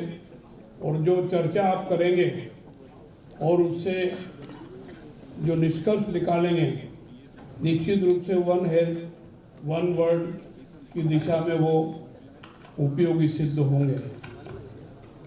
आदिकाल से हम धरती को जननी मानते हैं, माता मानते हैं, उसकी पूजा करते हैं। वैदिक काल से ही मृदा की उर्वरकता को बढ़ाने के लिए पेड़ पौधों की पत्ती एवं गोबर की खाद के साथ साथ फसल अवशेष का प्रयोग करते आ रहे हैं। इस विषय में मेरे पूर्व वक्ताओं ने भी जानकारी दी है। फसल उत्पाद एवं भोजन की गुणवत्ता निश्चित रूप से मिट्टी के भौतिक, रासायनिक एवं जैविक गुणों अर्थात मृदा स्वास्थ्य पर निर्भर करती है। ये आप सब जानते हैं। बढ़ती हुई जनसंख्या के भरण पोषण के लिए हम मिट्टी, पानी जैसे प्राकृतिक संसाधनों का दोहन कर रहे हैं। अधिक अन्न उत्पादन के लिए आवश्यकता से अधिक उर्वरक एवं कीटनाशकों के प्रयोग से हमारी मिट्टी, पानी, पर्यावरण आदि प्राकृतिक संसाधनों के दूषित होने के कारण मानव स्वास्थ्य पर प्रतिकूल प्रभाव पड़ रहा है। हम सभी जानते हैं कि वन हेल्थ में प्राणी मात्र का स्वास्थ्य और पर्यावरण स्वास्थ्य क्षेत्र शामिल है, जो प्रत्यक्ष अथवा अप्रत्यक्ष रूप से मृदा से स्वास्थ्य पर निर्भर है। वन हेल्थ का सिद्धांत संयुक्त राष्ट्र के खाद्य एवं कृषि संगठन, विश्व पशु स्वास्थ्य संगठन के त्रिपक्षीय प्लस गठबंधन के बीच हुए समझौते के अंतर्गत एक पहल है, जिसका उद्देश्य मानव स्वास्थ्य, पशु स्वास्थ्य, पौधों, मिट्टी, पर्यावरण एवं पारिस्थितिकी तंत्र जैसे विभिन्न विषयों के अनुसंधान और ज्ञान को कई स्तरों पर साझा करने के लिए प्रोत्साहित करता है। वन हेल्थ दृष्टिकोण विशेष रूप से भोजन और पानी की सुरक्षा, पोषण सुरक्षा, जेनेटिक बीमारियों जो जानवरों से मनुष्य के बीच फैल सकती है, प्रदूषण प्रबंधन और रोगावरोध प्रतिरोध के लिए प्रासंगिक है। वन हेल्थ कंसेप्ट समाज के विभिन्न स्तरों पर कई क्षेत्रों, विषयों और समुदायों के एक साथ काम करने के लिए प्रेरित करता है। इस तरह नए और बेहतर विचार विकसित होते हैं जो बीमारियों के मूल कारणों का पता लगाकर दीर्घकालिक टिकाऊ समाधान तैयार किए जाने की आवश्यकता है। वन हेल्थ और पर्यावरण के स्वास्थ्य को ध्यान में रखते हुए भारत के दूरदर्शी आदरणीय प्रधानमंत्री श्री नरेंद्र मोदी जी ने सन 2015 में साइंस हेल्थ कार्ड योजना, सॉइल हेल्थ कार्ड योजना की शुरुआत की, जिसके तहत पूरे भारतवर्ष में 28 करोड़ कृषक परिवारों को सॉइल हेल्थ कार्ड बांटे गए, जिससे किसान संतुलित और अनुकूलित उर्वरकों का प्रयोग कर सके। भूमि के लगातार दोहन से कई पोषक तत्वों की कमी देखी गई है। इन पोषक तत्वों की कमी से पैदा होने वाली फसलों की गुणवत्ता में गिरावट हो रही है और परिणाम स्वरूप उसका प्रतिकूल प्रभाव पशु एवं मानव स्वास्थ्य पर पड़ रहा है। National family health survey report 2021 के अनुसार लाखों लोगों को कैंसर की बीमारी हो रही है। ऐसा देखने में आया है कि पेस्टिसाइड से ज़्यादा प्रयोग से कई प्रकार के कैंसर में वृद्धि होती जा रही है। NF-HM4 की तुलना में NF-HM5 2019-21 सर्वे रिपोर्ट में 5 वर्ष से कम उम्र के बच्चों के पोषक संकेतकों में सुधार हुआ है। स्टंटिंग 38.4% से घटकर 33.5%, वेटिंग 21.0% से घटकर 19.3% और कम वजन का प्रसार 33.8% से घटकर 32.1% हो गया है। फिर भी ये आंकड़े चिंताजनक है, इसमें सुधार की आवश्यकता है। राष्ट्रीय परिवार स्वास्थ्य सर्वेक्षण 5 के अनुसार देश में एनीमिया की व्यापक पुरुषों और महिलाओं में 57.0% रिकॉर्ड की गई है, जो कि चिंता का विषय है। इस प्रकार की बीमारियां मुख्य रूप से हमारे भोजन में विटामिन और मिनरल की कमी से होती है और यह भोजन की गुणवत्ता उस मिट्टी की गुणवत्ता पर निर्भर करती है जिसमें इन्हें उगाया जाता है। जमीन की क्षमता से ज़्यादा उत्पादन करने से भूमि में जिंक, आयरन, मैग्नीज, बोरोन एवं कॉपर जैसे तत्वों की कमी हो रही है, जिससे फसल की गुणवत्ता प्रभावित हो रही है और पशु एवं मनुष्यों का स्वास्थ्य भी प्रभावित हो रहा है। हमारी संस्कृति सर्व धर्म संभाव और सर्वे भवन्तु सुखिनो सर्वे सन्तु निरामया की भावना से प्रेरित है और कल्याण एवं परोपकार की है।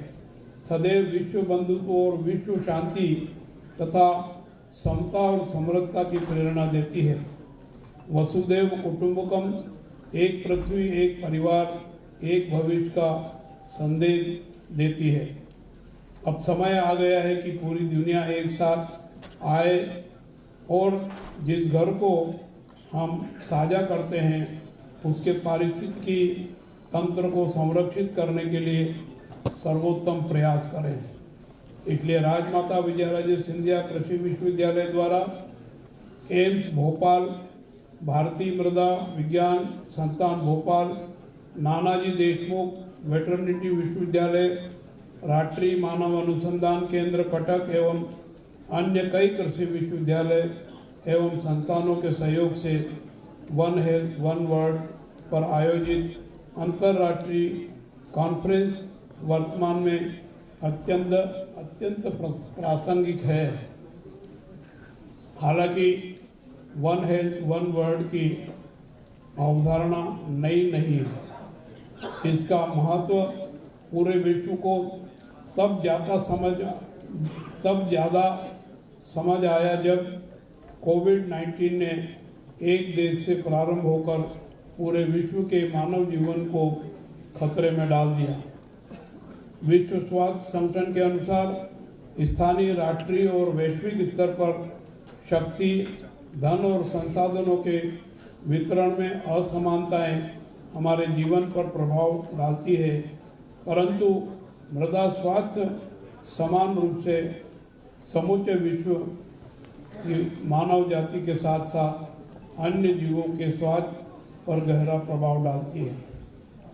वन हेल्थ वन वर्ल्ड जो एक सहयोगी, बहुउद्देशीय एवं दृष्टिकोण से देखें, ट्रांसडिसिप्लिनरी दृष्टिकोण से देखें तो ये श्रेष्ठतम स्वास्थ्य परिणाम प्राप्त करने हेल्थ स्थानीय, क्षेत्रीय, राष्ट्रीय एवं वैश्विक स्तर पर मिट्टी, पानी, पौधे, पशु, मनुष्य एवं पर्यावरण के बीच आंतरिक संबंधों को परिभाषित करता है।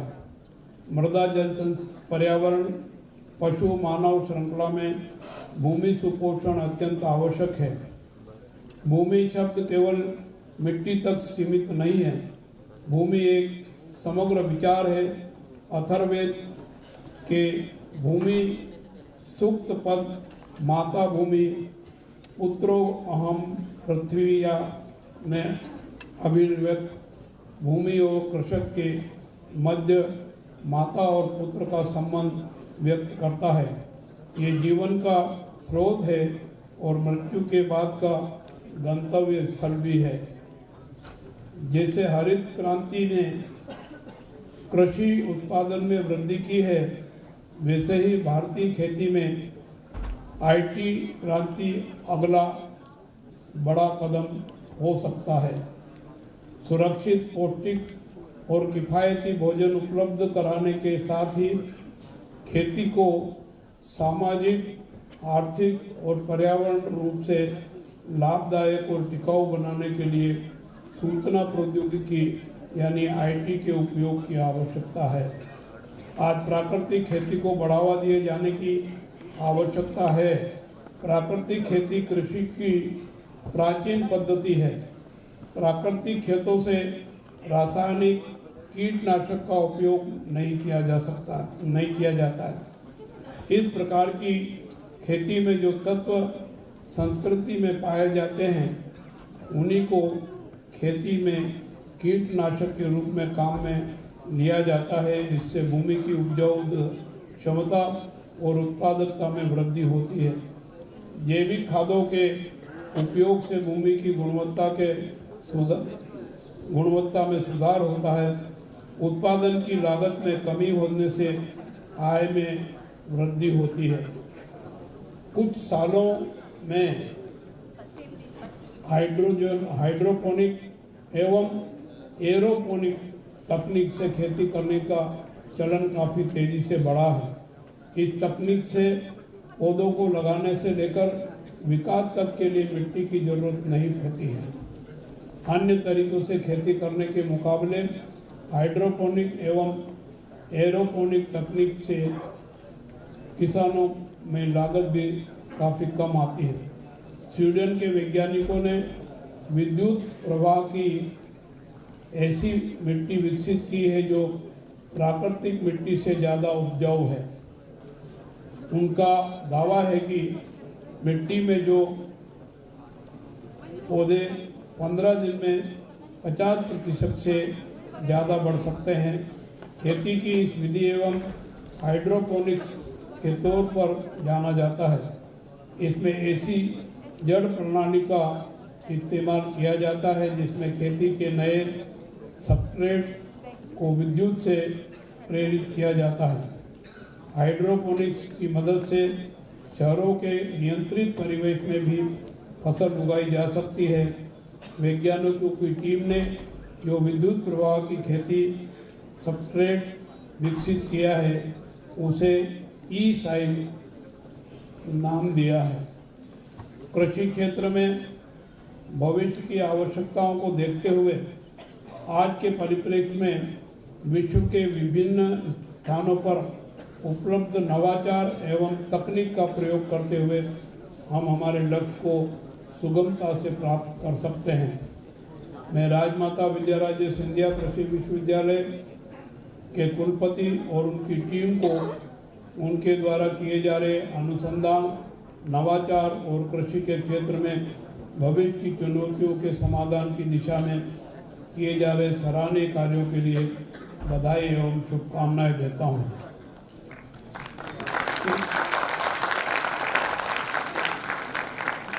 एक बार पुनः विश्वविद्यालय परिवार एवं उनके समस्त सहयोगी संस्थानों को वन हेल्थ वन वर्ल्ड विषय पर आयोजित संगोष्ठी कार्यक्रम के लिए बधाई एवं शुभकामनाएं देता हूं और इस संगोष्ठी की सफलता की कामना करता हूं।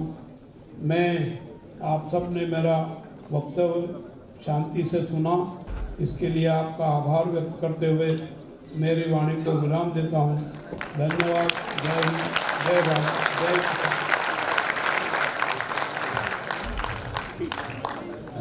धन्यवाद मुख्य अतिथि महोदय। मैं यहाँ उपस्थित संपूर्ण जन समुदाय की तरफ से आश्वस्त करना चाहूँगा कि इस संगोष्ठी के जो हमारे निष्कर्ष होंगे वो आपके दिशा निर्देशों एवं अपेक्षाओं के अनुरूप ही होंगे और अपने उद्देश्यों को पूरा करेंगे। इसी के साथ मैं आमंत्रित करना चाहूँगा विश्वविद्यालय की अधिष्ठाता कृषि संकाय डॉक्टर मृदुला बिल्लोरे मैडम को हमारे कृतज्ञता ज्ञापन हेतु। Doctor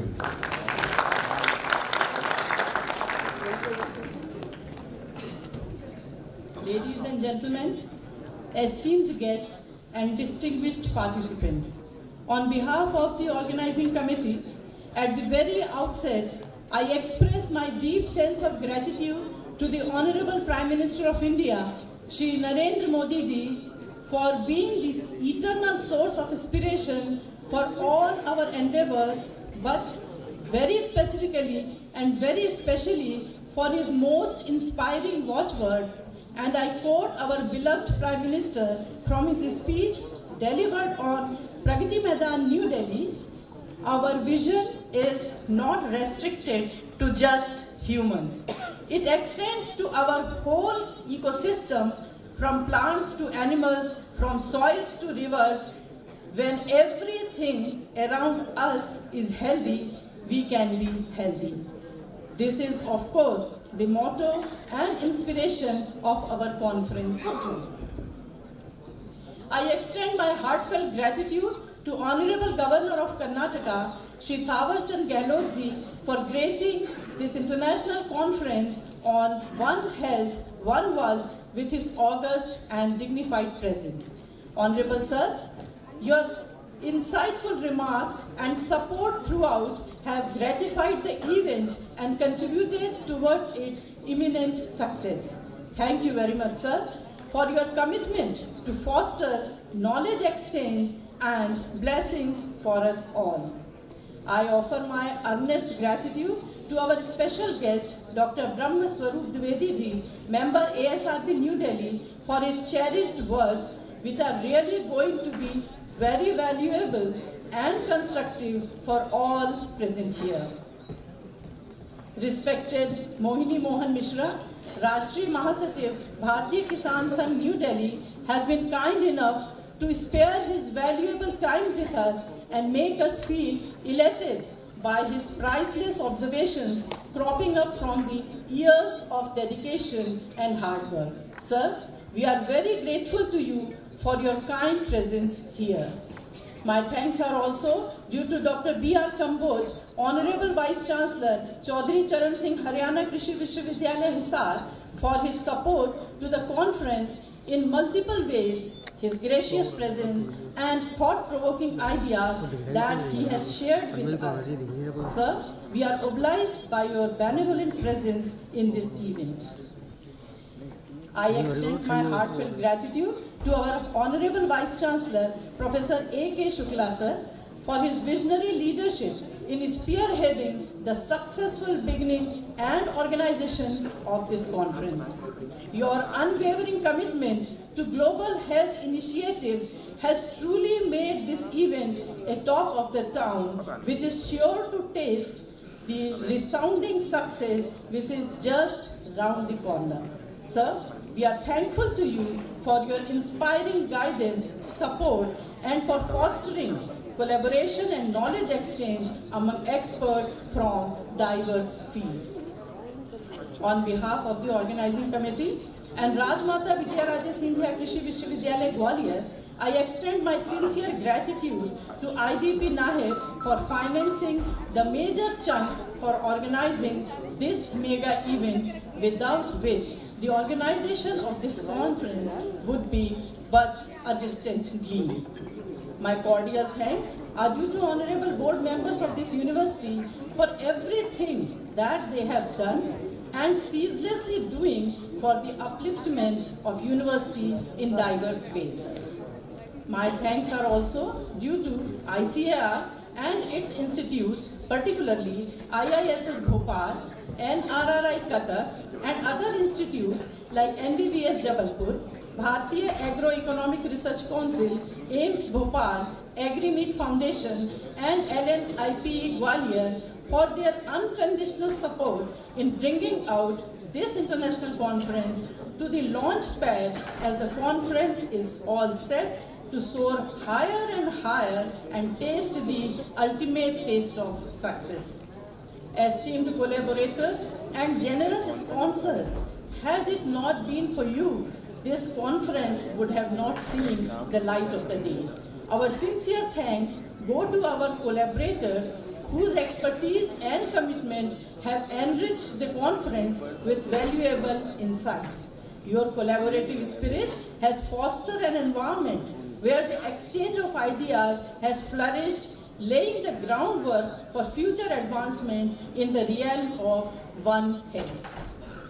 Various government and non-governmental organizations who took keen interest in the exhibition part of the conference also deserve thanks and appreciation.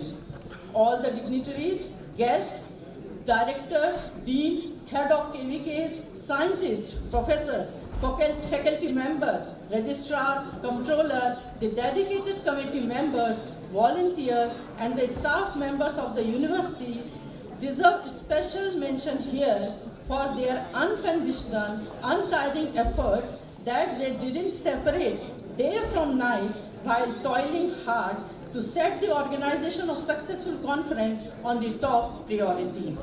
I extend my cordial thanks and appreciation to all of them. Last but not the least, I show my gratitude to the local administration for their support on every precise point where they have been needed the most. I thank them all from the core of my heart. I also extend my thankfulness to the press and electronic media for the wide coverage of this event, and also to all those who directly, indirectly, or silently contributed to make this event a grand success. I thank to all the dignitaries, guests, and delegates participating physically as well as virtually in this mega event, without which the organization of this conference would not be possible. Your commitment to promote health on a global scale is truly commendable, and we appreciate the impact your selfless contributions and hard work will have on advancing the principles of One Health. I wish and pray to the God Almighty for the grand success of this conference. Thank you. Thank you, one and all.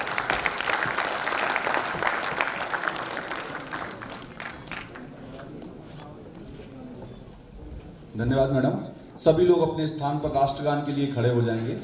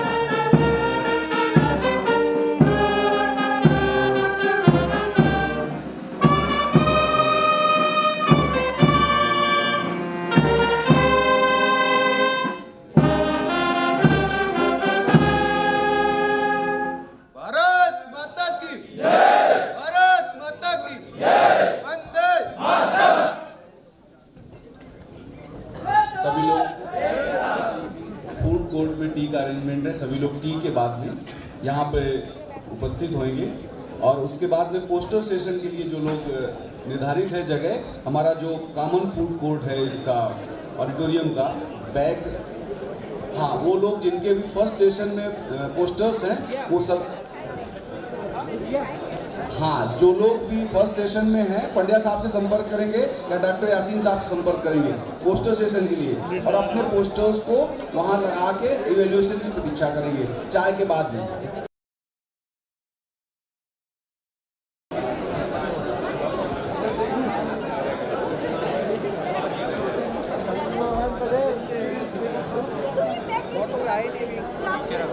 Welcome back after break.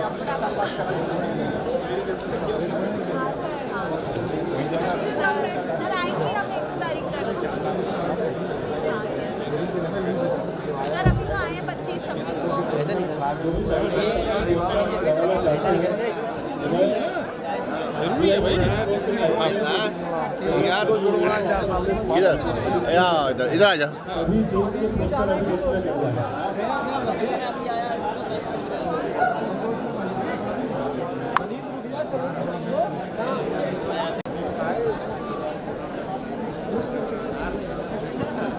एक दो लड़के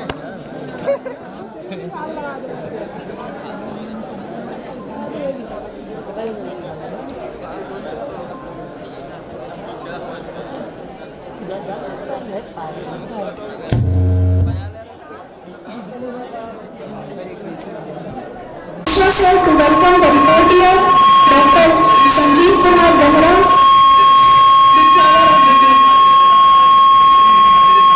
Dr. Mishra sir.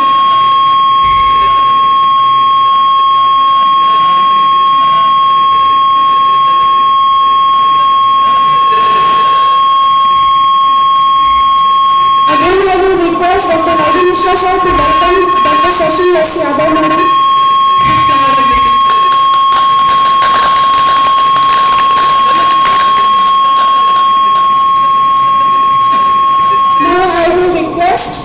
Ms. Purnima to welcome Dr. Vikas with flower of bouquet.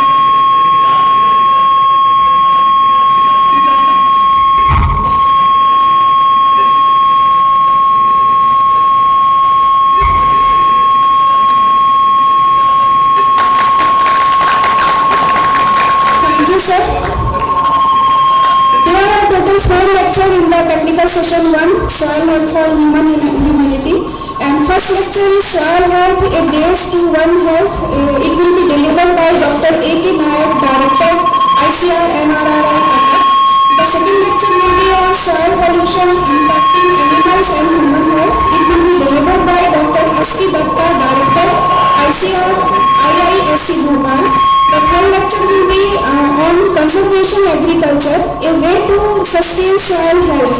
It will be delivered by M.L. Jat sir, Global Director, ICRISAT, Hyderabad. And the last lecture of the session will be on nanofertilizer and soil health, and it will be delivered by Dr.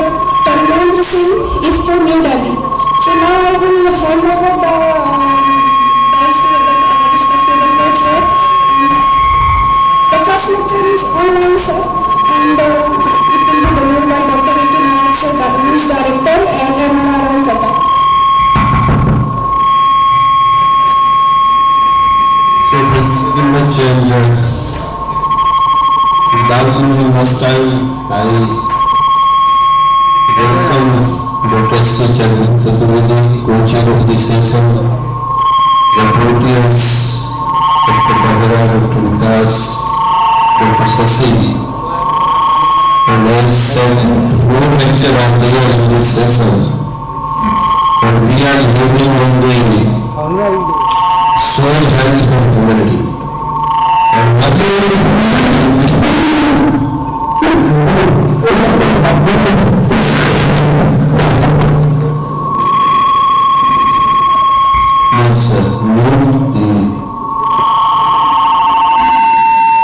इस session में 4 विषयों की चर्चा रहेगी और क्योंकि soil health even in the inaugural session much has been talked about the soil, plant and ecosystem, how it affects. But the only thing is कि soul भी बचा रहे, फूड सिक्योरिटी भी बची रहे, न्यूट्रिशन सिक्योरिटी भी हो, और इस सब के लिए जो हमारे पास प्रिमिटिव नॉलेज है और जो आज हम टेक्नोलॉजी के प्रयोग की बात करते हैं, उसका समन्वय अति आवश्यक है। ऐसा कुछ विचार यदि हम करेंगे तो मुझे लगता है कि इस विषय को हम आगे बढ़ पाएंगे और हम पहले सभी स्पीकर्स को सुनेंगे। दोस्तों के समय थोड़ा सा कम है तो 15-15 मिनट हम हर स्पीकर को देना चाहेंगे। All the speaker, if you can conclude in 15 minutes, and in 5 minutes we will take up the questions from the audience or the participants, so that some discussion can be done on these aspects. So I request you want to say something? So I think we can invite the first speaker, Dr. Nayak.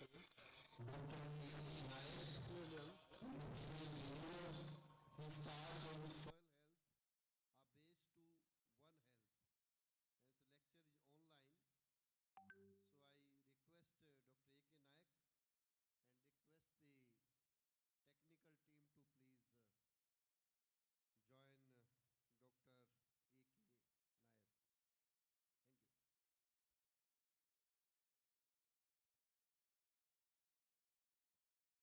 A.K. Nayak. Thank you. Hello. Dr. Nayak, are we audible? Yes, sir, it is audible. Please. Sir, can I share Yeah. whether I have been made a co-host so that I can share it? Okay, technical team, please allow him. Now I think you can retry.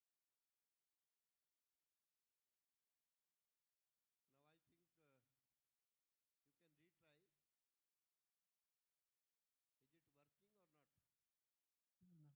It's not working, sir. Okay. You can take your time, please.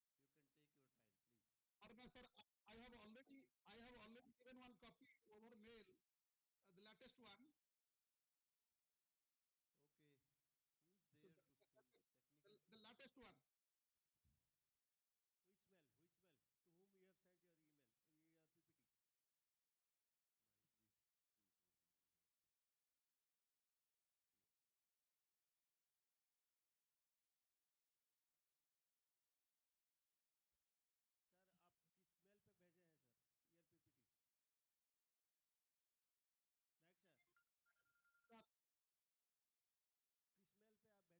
PPT? I have sent to Dr. Suklaji and also one of the madam. अच्छा DFA हाँ DFA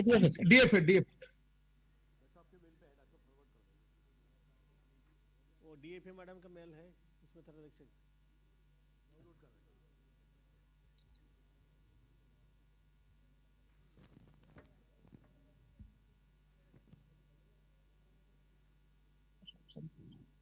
If it will take some time, we can invite another speaker.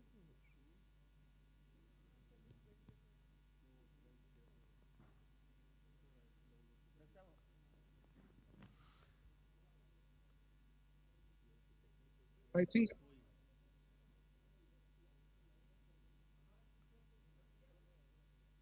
ये Shukla sir का कौन सा mail में आपने भेजे हैं सर? डीएफए वो डीएफए वाला mail sir in the meantime sir you can actually in the meantime we can have second speaker, he can deliver and then we can ask Dr. A.K. Nayak to please. You have to bear with us, sir, for the technical hitch. Okay, sir, thank you. So I will request Dr. S.P. Datta is here. Yeah. And he will deliver his talk on soil pollution Please.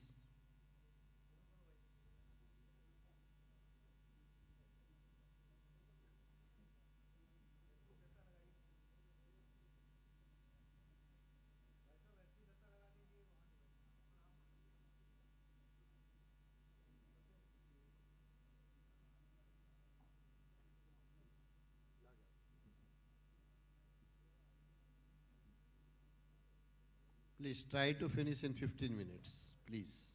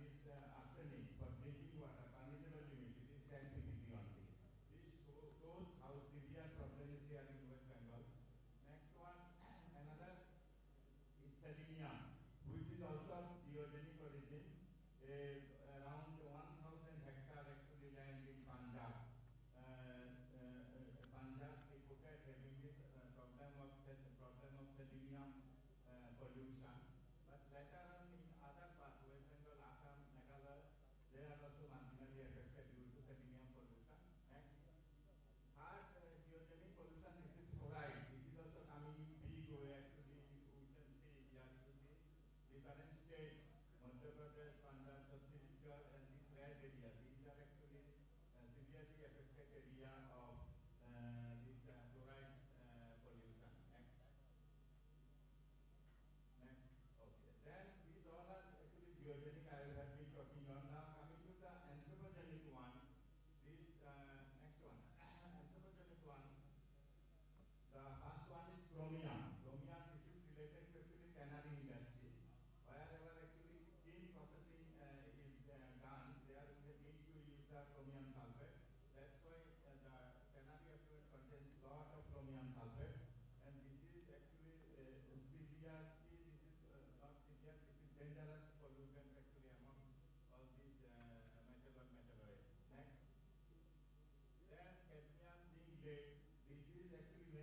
related to your smelting industry. Wherever smelting industry is there, the effluent contain lot of cadmium as well as lead. Next. Next. Other than this, we have problem of pesticide residue, problem of pesticide residue also. As per report of your AICRP, the 2.1% samples of vegetable, egg, tea, fish, these are actually having the residue, pesticide residue, which is above the permissible limit. Next. Another area is coming, that is microplastic and nanoplastic. So here actually much information is not available, but you will be surprised to know that each year we are adding 10 million ton of this plastic of micro size to our sea. Next. Another is nano contaminant. This is actually, it is also coming up. Status actually much information is not available, but it is coming from cosmetic industry, and wherever actually nanomaterial is prepared, therefore their byproduct, it is thrown to the environment, and hence we are facing actually this nano contaminants. This is really an emerging concern actually. As use of this nanomaterial has been increased, we need to actually ensure that this should not be actually thrown or should not be disposed anywhere, whether it is water or it is agricultural land. Next. So far actually just briefly I want to give you this overview of this pollutant. Now coming to the impact of human health, this actually whether we are throwing in land or in this water bodies, ultimately these actually find the way to animal or human by contaminating the food chain. So this is the actually first report of metal pollution from Japan actually in Second World War, after Second World War, when Japan needs lot of zinc. So they actually started extracting the zinc, and several factories they established. This is on the bank of Jinju River. So a lot of effluent they actually discharge in this river. But zinc containing ore contain also cadmium. So in the effluent actually cadmium is actually discharged. And next. So later they realized that whatever food material, that is rice growing area consumed by their people, that actually transform into this disease actually due to excessive dietary intake of cadmium. This is the first report probably of metal toxicity in last century. Next. Then also we have Assam, I was talking our West Bengal, adjoining Bangladesh, severely affected area, and due to arsenic, this pollution, skin cancer, hyperkeratosis, and these rashes, cancer of internal organ. Similarly, this selenium. This is actually mainly our animals are affected, but and it is not controlled, then mortality occurs. Then chromium, this is actually the most poisonous one and related to your lung cancer and other skin problems. Next. Then this I have already cadmium toxicity, disease, I have already told. Then gene, it actually excessive intake interferes with the reproduction. Lead, this is actually related to our nervous system. This is also very severe pollutant. Next. And here selenium, actually the human being also affected by an excessive intake, due to excessive intake of selenium. This is nail deformation, bone deformation. Next. Fluoride contamination. Fluoride is actually required for human being at low concentration. If deficiency is there, then dental caries and other problem we have. But when it is present in groundwater in excess amount, then also we have the fluorosis, that is actually dental decay. Next. Like this actually our bone problem and teeth problem. Next. Here actually another pesticide and effect of pesticide on human health. This also leads to the several neurological problems and as well as cancer. Next. Potential health impact of microplastic. This has not been studied actually mainly, but whatever reports are there, systematic reports are not available. Mainly our fish and non-vegetarian people actually, they are affected by this microplastic from actually sea fish, those who are eating. Next. This is also impact of nanocontaminants on human health, reproductive system, immune system, respiratory system, all are adversely affected due to nanocontaminants. Because of their small size actually, this actually enters into plants and enters into human and animal. Next. So this is actually severity of problem. Little bit chemistry because time will not permit.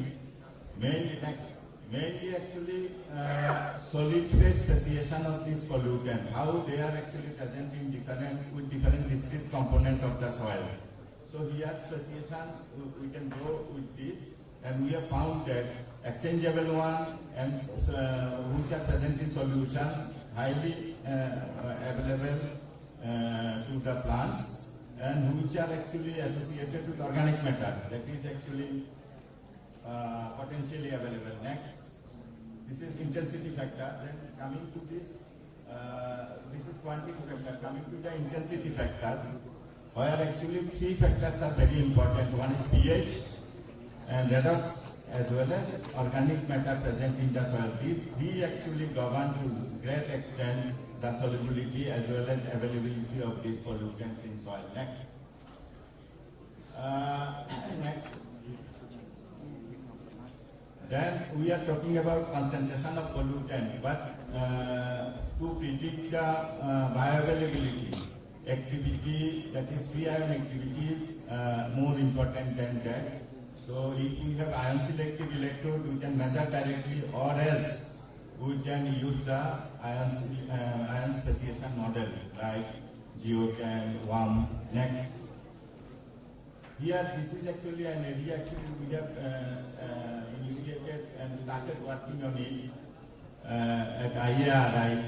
Here actually mainly the solid phase. We can identify the solid phase of different minerals which really governs the solubility or availability of ion activity of metal and metalloid in soil. This information is very important. One example I am giving, where this soil collected from Dewari, Rajasthan, zinc smelter area. Highly contaminated soil where octavate, that is actually cadmium carbonate, which governs the solubility.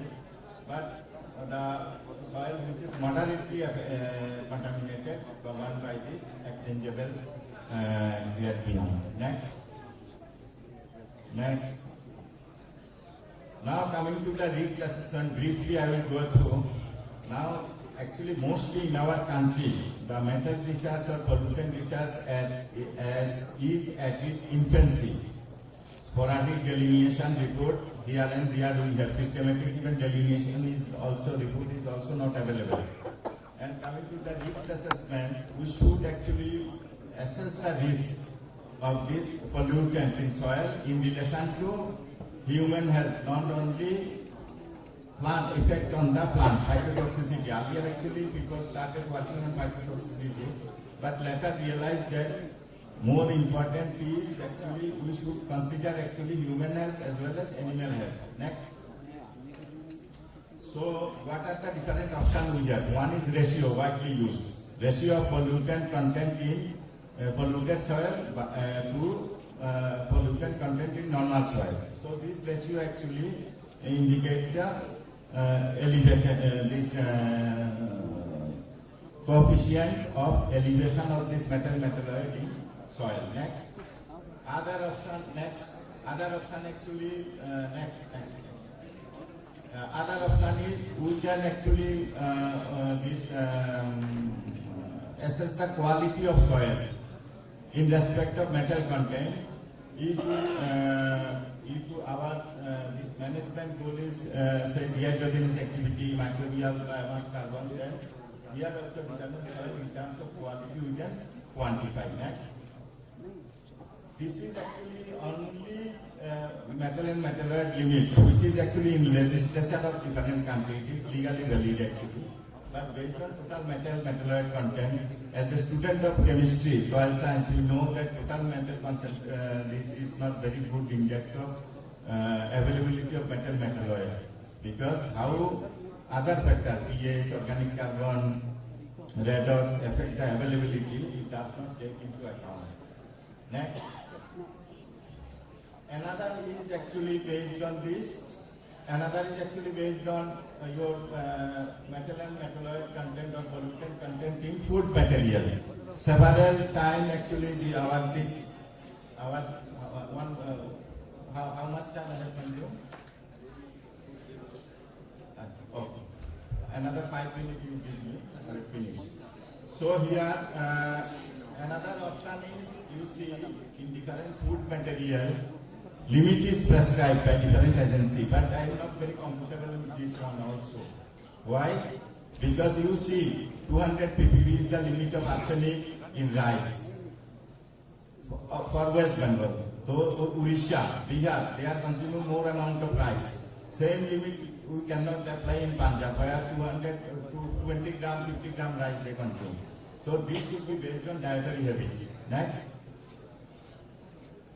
So another is actually hazard, in terms of hazard quotient, actually what is the intake and what is the permissible limit. That we also we can assess that is. Next. So our actually novel what we have started actually, that is based on soil chemistry, agronomy, human health. If we know the solubility of metalloid or pollutant in soil and how much we go to the plant, that is agronomy part. And after taking this metalloid or pollutant through different food material, what will be the hazard in terms of hazard quotient associated to human health? Under modeling framework, integrating all these three, if we can prescribe the permissible limit, that is actually will be real, that is close to the reality, because we do not have luxury of agricultural land in our country.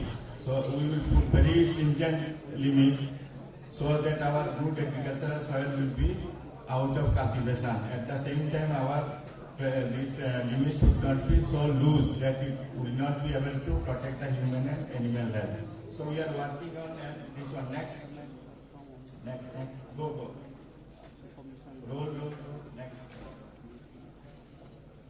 Okay, I think time is not much. So without slide, only 2 minutes I will speak. So this is about risk assessment. Now coming to your remediation. Remediation we should keep in our mind. This pollutant once actually gets into the cloud layer, it is very difficult to separate from soil. So first remediation is you should see that these pollutants should not add to our agricultural land as much as possible. This is one. Second is we have option of phytoremediation. We have identified several plant species, hyper-accumulator species, but we need to develop the comprehensive package specific to the particular situation. This is second option. Third option is different chemical amendments we can use, like lime in acid soil. Then for anionic, this pollutant, organic matter we can use, because anionic pollutant form very stable complexes, organic matter. Then that means somehow we should change the chemical condition of the soil in terms of pH, in terms of redox. That actually prevent transfer of these pollutant from soil to plants. Then other than we have biological method also, say for arsenic, different organism, bacteria we can use, so that actually this arsenic is actually, bacteria make arsenic volatile. But that is also not very good solution. From soil actually we are volatilizing and we are throwing arsenic in the atmosphere from one place to another. So as on today actually even phytoremediation also disposal problem we have. After accumulating, we have to throw your material. So at the end, last slide you show me at the end, this last slide actually that is this future thrust only. I have explained last.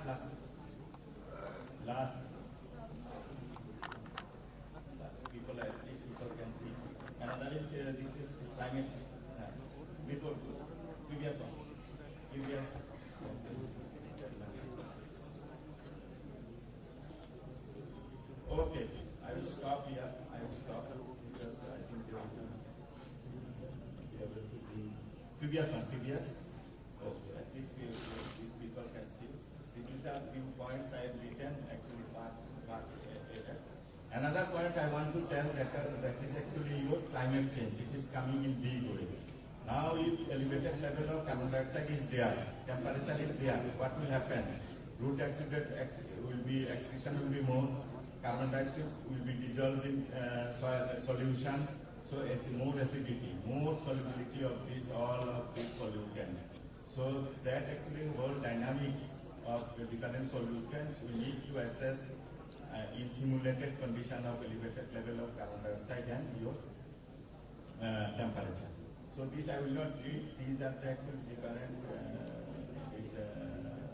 task area where this is for mainly for students where we should work for prosperity and for posterity. That's all. Thank you very much. Thank you, Dr. Datta, for delivering very nice talk. No doubt time was very short, but still maybe 1 2 quick questions from the audience. Yeah, please.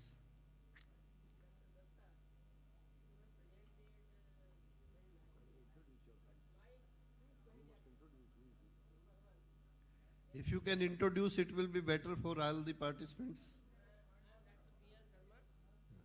Retired Head and Dean, JNKU Jabalpur, Head Soil Science. And I have worked for 37 years in this micron project. And in 2019, I retired and so two things I would like to ask from you. Number one, this micronutrients and heavy metals are dependent on the pH. Okay, it's availability dependent on pH. And farmers are now adding the fertilizers which are acidic fertilizers. So pH is going to be down and increasing the availability of micronutrients. Number two, phytoremediation, only bioremediation. Is it possible at the farmers level? Because I have seen in the many books. But in my opinion, at farmers level, it is not possible. If you have any idea that it will be popularized among the farmers, so please tell me how. Okay, thank you, sir. Two questions you have asked. One by one I will take up. One is your pH. pH actually, we have actually two types of metal ions, anion or cation. If you see, and for cation particularly, if pH is low, availability will be more. So one of the option is we have to add the lime or a liming material, calcium carbonate or dolomite or any other one that is available. But along with that, redox condition is very important for anion, particularly say selenium, selenate, your chromium, hexavalent chromium, anion. For those actually, the redox condition is important. In reduced condition, it is more available. Oxidized condition, mobility is less. So that actually that way we can reduce the transfer of these pollutants from soil to plant. But another option is for anionic. If we add organic matter that form very stable complex, say be it selenium, be it chromium, so that is another option, and that is the good option. Even with arsenic also, that is also oxyanion. So if you add organic matter, we have seen in West Bengal for a long time, 10-15 years I have been working in West Bengal soil also. So organic matter, that is very important. Another is due to paucity of time, actually I could not present. Water management, a simple technique. Arsenic pollution is there. If you want to go for submergence, if we go for alternate dyeing and wetting, that reduces drastically to 60-70% availability of arsenic. This is first. Second question is, yes, why people are not actually not adapting this whatever option we have, why farmers are not using? Because of two reasons. One is the comprehensive package we don't have. Here and there we have identified, say, phytoremediated hyper-accumulator plant.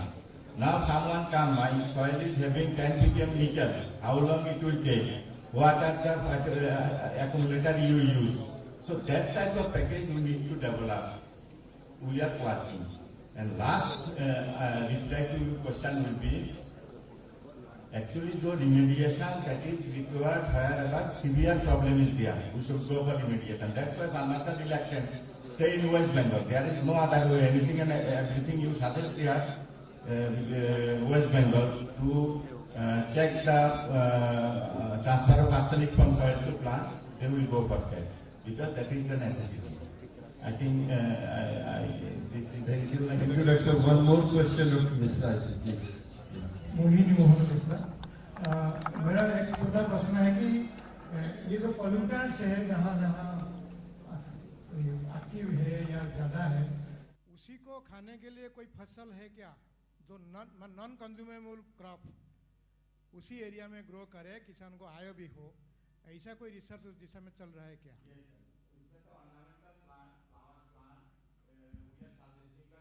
Problem is flower plant also accumulate those pollutants. Again you will throw those plant material somewhere. Again through decomposition those pollutants will back to the soil. In developed country actually what's happened for phytoremediation or such type of approach, they actually prepare concrete pit, large concrete pit. So they burn their hyper-accumulator plant or ornamental plant, and then they put in those concrete pit. But in our country, the kind of population we have, we do not have luxury of such land also, so we are not trying that extent we have not gone. But yes, in response to your question, I can tell ornamental plant, particularly flower plant, those are not edible. We suggest actually to grow on that type of soil. Thank you, Dr. Datta. And my request to all the students as well as the young scientists, because in next, you can say that I will take questions from the students. So please be serious and listen attentively. Otherwise there will be no use, because any project, you have to have the project, why the bar remediation or other medigenic solutions, you have to do research on those areas. So this is the time where you can choose your topic. Oh, okay, I have to do research on this topic. That will help.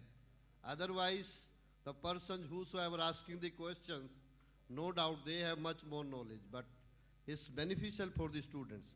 So thank you very much, and I will call upon the next speaker, Dr. A.K. Nayak, Director ICAR NRI Cuttack. Dr. Nayak, are you ready? Yeah, I'm ready, sir. He will deliver talk on soil health, a base to One Health. Yeah. Okay, please, sir. Honorable co-chairs, rapporteurs, delegates, ladies and gentlemen, a very good afternoon to all of you. We know this year India's G20 presidency theme was One Earth, One Family and One Future, which is very much aligned with the Vasudhaiva philosophy of Vasudhaiva Kutumbakam. The earth is nothing but represented by, the soil is represented by earth, and the health of our planet Earth is closely linked with the individual health. So soil health is linked with the individual health. So one earth, one health. That is the slogan of India and the world. So the current topic which I will be telling, the soil health as integral part of One Health. Next slide please. You see, before going to details of soil health, we should know what is the function of soil health. The habitat, it is a habitat of soil organism, medium for plant growth, it recycles nutrients, and it is engineering medium, and also water supply and purification. These are the function of soil. If the soil is healthy, then they function correctly on these 5 aspects. Next. So what is One Health? One Health is the idea that the health of a people is connected to health of animals and our shared environment. Next. So One Health is an integrated, unifying approach that aims to sustainably balance and optimize the health of people, animals and ecosystem. Working together is key to One Health. Next. So why One Health is important? As our population grows, our connection with animals and environment changes. Last year we have seen that how the corona that originated from China and spread all over the world, and the origin of the China was supposed to be assigned with the wet market in China, comes from animal. So how health is interconnected globally, we know. People live close to together, changes in climate and land use, more global travel and trade. Animals are more than just food. So One Health approach tackles shared health threat by looking into all the angles: human, animals, plants and environment. Next. So what is soil health? The term soil health is used to assess the continued capacity of the soil to function as a vital living system within ecosystem and land use boundary. It sustains plant and animal productivity, maintain and enhance water and air quality, support human health and habitation. Next. So interconnectedness among the soil, plant, human and ecosystem health coverage into One Health. You can see how the different components, human health, plant health, animal health, ecosystem health, they are interconnected with each other. Next. So interconnectedness of to soil quality and soil health. Most of the students of soil science, they are familiar with the terminology soil quality and soil health. Soil quality is different from soil health in terms, it is the soil quality is the increasing capacity of the soil to function, but soil health it is actual and continued capacity of the soil to function as a living system. Only the difference is when you are using the terminology soil quality, we are not dealing with the living, treating as a living system. But when we are talking about soil health, we are treating it as a living system. And the soil ecosystems are with the multiple agronomic, environmental, economic and social services that soil provide. So soil quality concept is the precursor to the soil health concept, and the soil health is a broader term than the soil quality concept. Next. So there are different aspects of soil health: physical health, chemical health, biological health, biochemical health and biophysical health and physico-chemical health. So different parameters, they govern the health indices of the different processes on the soil health processes. Next. So managing soil health is a formidable challenge to ensure productivity, profitability and national food security. United Nations Millennium Developmental Task Force on Hunger made soil health and environment as one of the 5 recommendations for increasing the agricultural productivity and fight hunger in India. So the soil health is closely linked with the hunger and also the agricultural productivity. Next. So how soil health affects the environment? By affecting the nutrient cycling, by affecting the soil carbon sequestration, storage and climate impact, by supporting biodiversity, microbial diversity and ecosystem stability, the soil health affects the environment. Next. So soil health plays a significant role influencing both animal and human health through various pathways. Animal health because the quality of a fodder, feed quality, disease resistance, annual crops, water quality and microbial balance, they directly affect animal health. Similarly, food quality, nutrition, contaminant exposure, our previous speaker vividly narrated how contaminant exposure affects us, microbial safety, water quality and medicinal plant, that affects human health, which is having a direct relationship with the soil. Next. So loss of biodiversity, that is one of the most important thing, and the consequences are huge. Worldwide, 1 out of 6 vital species associated to soil have been reported to be close to extinction due to habitat loss, deforestation, climate change, land use change, intensive human exploitation, soil degradation, poor soil health and soil pollution. A loss in biodiversity in soil means losing food for humankind. Next. So soil biodiversity, why it's so important? Biodiversity is generally defined as the variability of living organism in soil, ecological complexes of which they are part. It includes diversity within species, between species and of ecosystem. And the important facts, this sixth mass extinction is continuing on this planet. And the soil is hosting at least 1/4 of the all living organisms on the planet. Soil house of largest pool of undiscovered biodiversity on Earth, and it is estimated that 1 gram of soil can harbor tens of thousands of bacterial taxa, up to 200 million of fungal hypha, representing thousands of fungal taxa, and a whole range of micro, meso, and macrofauna. Soil biodiversity appears to play an important role in regulating above ground diversity and ecosystem function. And if the diversity is lost, then our food security is at stake. Next. So how this soil food web is interconnected? It's a plant, animal, organic matter, fungi, protozoa, nematodes, and these higher animal, birds, animals. They are all interrelated. The food webs are interconnected, and it is interconnected to the human also food web. And thereby our health is closely linked to the soil health. Next. So if you see how these microorganisms they contributed to agricultural ecosystem service, they break down waste, remove pesticides, build soil structure, contribute to biodiversity, contaminate food, biodegrade pesticides, source and sinks of greenhouse gas emission, and support farmers' digestion and immunity, control cycle of plant nutrition, build soil organic matter, sequester carbon. These are the different ecosystem service mediated by soil micro or your organism. And if your soil is not healthy, then there will be depletion of soil microorganism, and these ecosystem service will be affected badly. Next. So we can see what are the real value of soil biodiversity. One estimate says nitrogen fixation, it is 70 billion euro, and the pollinations, it is 150 billion euro. That is the kind of value contributions that comes out of these diversity. Next. And if you can see what are the different functions of the soil microorganism, is regulation of soil hydrological process, gas exchange, carbon sequestration, plant growth control, nutrient cycling, decomposition of organic matter, suppression of pest, parasitic diseases, source of food and medicine, symbiotic and asymbiotic relationship with the plant and their roots. These are different functions. How the functions are governed, all of us we know. Next. So soil degradation is a major threat to the soil health.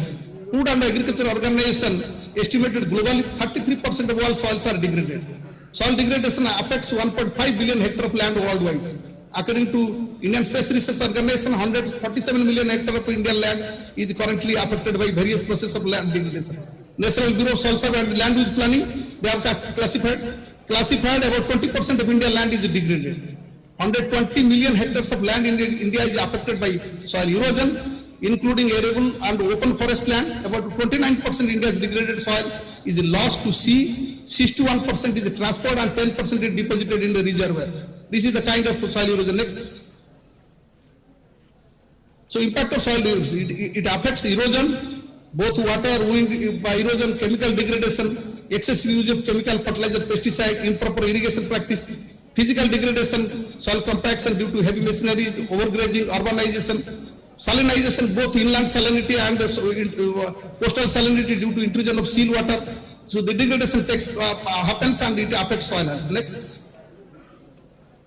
So how one example is if there is erosion, the annual aggregate production loss per hectare due to soil erosion from rain-fed cereal, oilseed, pulse crops in different states. You see the kind of productivity loss due to soil erosion, it is given in this graph. Huge losses they are associated with the soil erosion. There is a need to control this. Unless you control that, our soil, your food security is at stake. Next. So environmental problem there about the fertilizer use. What are the different factors they are associated with the soil health? Overuse of fertilizer, they contribute to groundwater contamination, eutrophication, hemoglobinemia, that is due to nitrate pollution in water, acid rain and ammonia deposition, stratospheric ozone depletion, Minamata disease.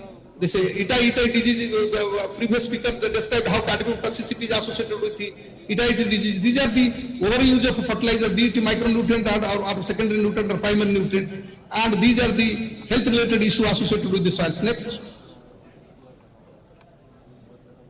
So what happened in terms of the fertilizer use? As recently as 1960, nutrient availability in most part of the world was controlled by natural process. And beyond that, the anthropogenic process took over the natural process in controlling the availability.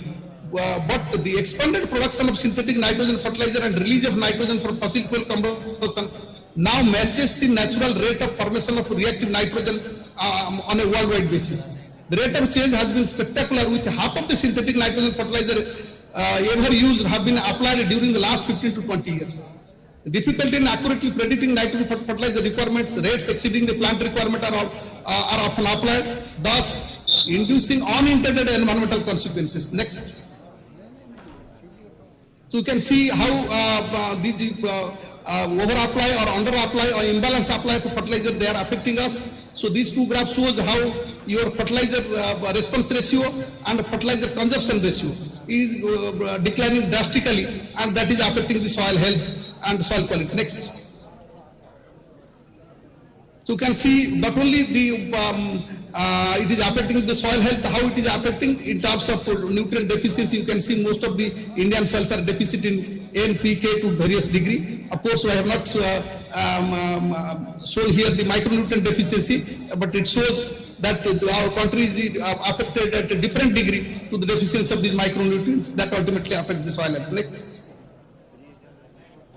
So high dependence on nitrogen fertilizer. If you can see our Indian subcontinent and as compared to the other continent, share of biological nitrogen fixation as input for crop production and the share of fertilizer nitrogen inputs and crop production. You can see in India, the share of nitrogen fertilizer, synthetic nitrogen fertilizer is more as compared to the biological nitrogen fertilizer applications. Next. And the consequences here, the loss of reactive nitrogen and its consequences. It has been given how the reactive nitrogen loss to the water affecting the health ecosystem of coastal area, health cost and the ecosystem cost, and health cost is due to reactive nitrogen. As ammonia, nitrate and climate cost is associated with nitrous oxide. And this is the kind of cost that is associated with the reactive nitrogen. Next. So soil-borne pathogen, how that affects all of us, we know. It's yield reduction, nutrient imbalance, change in structure, biodiversity that is affected by the soil pathogen. Next. Please conclude. Soil contamination has already well presented by our previous speaker. Next. Soil pollution already has been dealt. I will skip this slide. Next. So climate change is affecting the soil health and soil quality, and the soil quality also affecting the climate change. It is vice versa. Hello, is it audible? You are audible. My request if you can conclude that. I am having only few slides. I am having few slides. Within 2 minutes it will be finished. Next. Next slide, please. So how we will manage the soil health? So maximize the presence of living root. This is a simple way how we can manage the soil health. Maximize biodiversity, minimize the disturbance, and maximize the soil cover. Through these processes, we can manage our soil health suitable. Next. So these are the different how soil management of ground cover, management of plant climate interaction, and management of water and energy balance. So through these processes we can manage. There are different packages and practices: ecosystem carbon balance, hydrological balance, energy balance. We can manage the soil. It's a holistic approach, soil health management. Next. So this is the framework, technological framework for soil health management. Science and technology, implementation and practices, recommended practices. And through these framework, we can approach for better soil management. Next. So one of the components is maximize biodiversity and living roots, feed soil and biota. These are the different points that helps improving the maximizing the living roots in the soil. Next. So minimize the disturbance, zero tillage, use perennial grass, cover crops, reduce evaporation. These are various aspects. They contribute to protecting the soils and making minimum disturbances. Next. So preventive management. These are the different preventive management. Next, we can skip this. So again, mitigation measures, the conservation agriculture practice, agroforestry, watershed management techniques, soil health monitoring through testing, promotion of organic farming practice are the effort to combat chemical degradations. Next. So sequestration, soil carbon sequestration is closely associated with the soil health management. So that improves soil structure, nutrient availability, enhance microbial activity, water holding capacity, reduce erosion and resistance to soil degradation, contribute to biodiversity. More the soil organic carbon, contribute to more to the soil health. Next. Again, greenhouse gas emissions is closely associated with the soil health. And there are different components, how much quantifications, different practices contribute to the GHG mitigation that has been mentioned in this slide. Next. Again, we have been committed by INDC to reduce, enhance the carbon sequestration by 2030, 1 billion tons of carbon sequestration. And we are committed by 2030 we will reduce carbon intensity to its economy by more than 45%. And by 2070 we will achieve the net zero emission. Yeah, I am finishing. Next. Next, you can skip this. Next. Next, skip this. So I am coming to directly conclusion. So soil health refers to the ability of soil to perform a specific function as a living system. The soil health concept has a widespread application in relation to the management of natural resources, water, air quality, adaptation to the fluctuating climates, and overall health of planet. Soil health was initially associated with the soil productivity and plant health, but now it is emerged as the concept of interconnected with the animal, human ecosystem, health within one health concept. A healthy soil has a high productivity, buffers anthropogenic perturbation, filters and degrades pollutants, improves wildlife habitat, stores carbon, reduces greenhouse gas, and provides other essential ecosystem services. So soil health is a broad approach that attempts to integrate all inherent and dynamic soil properties and processes. With this, I express my thanks and gratitude to the organizer for inviting me to make this presentation. Thank you, sir. Thank you, Dr. Nayak, for very elaborate, comprehensive talk. And this fellow who is crying, now it's your turn. Kindly ask one question. Whatsoever Dr. Nayak has said. Anybody from that group? It's very easy. And what for you are wasting your time. So, do you know the person who was speaking? How he has spent to prepare this lecture? There was climate change, there was soil, there were remedies. You just doing the silly things. It's not good for you, my dear. And I ask if you can ask maybe one question. Dr. Nayak is there to answer your question. Anybody? It's very easy to say, to cry sitting on the chair. Very difficult to come on the dais and to say something. Okay, anybody from the house? One question. Maybe. Anybody? There? This side? Middle one? Ultimately, those HODs and Dr. Nayak, they can ask. Okay, thank you, Dr. Nayak, for giving a nice talk. Thank you, sir. Very much. Thank you, sir. Thank you. And speaker is Dr. M.L. Jat. He will deliver through online mode, and he is the Global Director of ICRISAT, Hyderabad. And he is going to speak on conservation agriculture to soil health. I would request Dr. Jat, am I audible? Yes, very much. Good morning, lecturer. Yeah.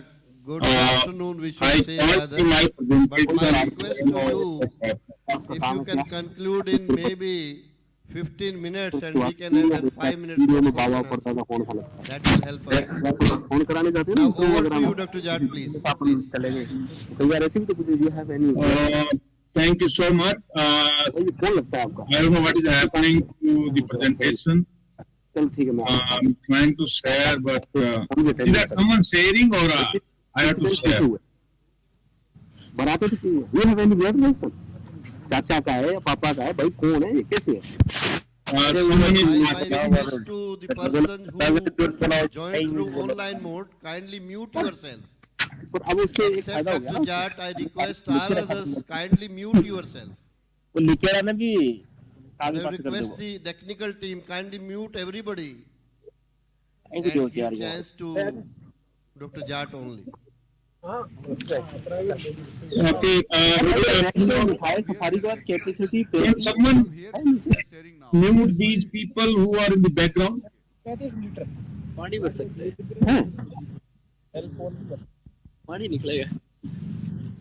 Hello.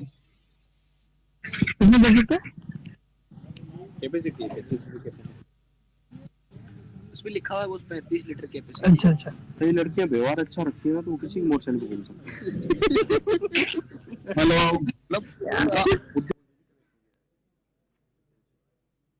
Am I audible? That's all. Yeah. Now you are audible. Please. Over to you. Okay. Thank you so much. First of all, let me thank Dr. Shukla, Vice Chancellor of the University, for this opportunity, and also to our co-chairs for allowing me to present online. So, since this topic is on One Health, I also try to put conservation agriculture for One Health. Now, when we talk about One Health, I think we have many challenges, and challenges related to the climate change, land degradation, soil fertility, erosion, a lot of those abiotic stresses which are leading to not only the crop yield but the quality of the produce.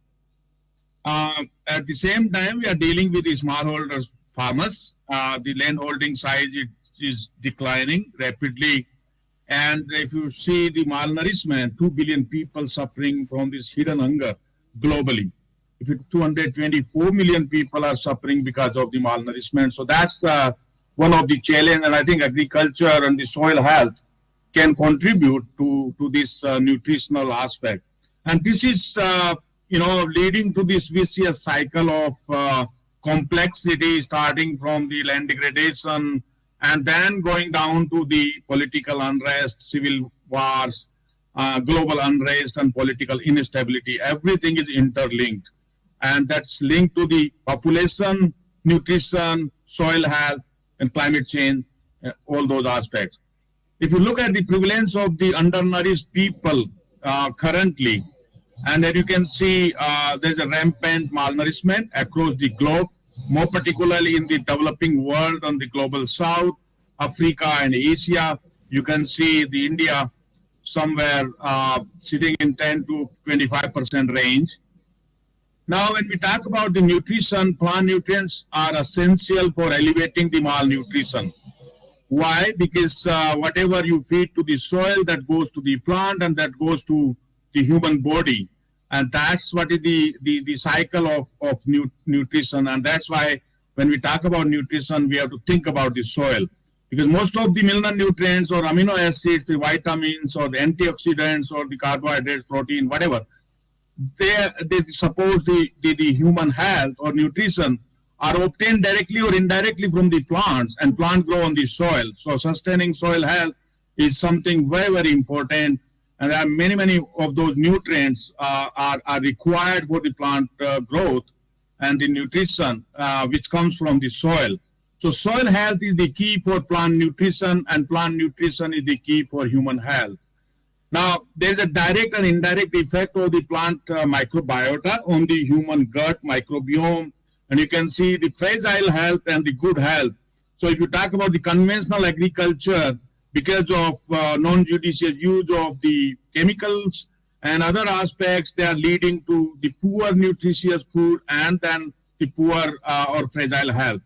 On the other side, if you talk about the sustainable agriculture, including the microbes and practices like regenerative agriculture or conservation agriculture, which leads to the healthy plant microbiome and rich soil microbiome, which are contributing to the good health of the people. So that's how the soil health is linked to the human health.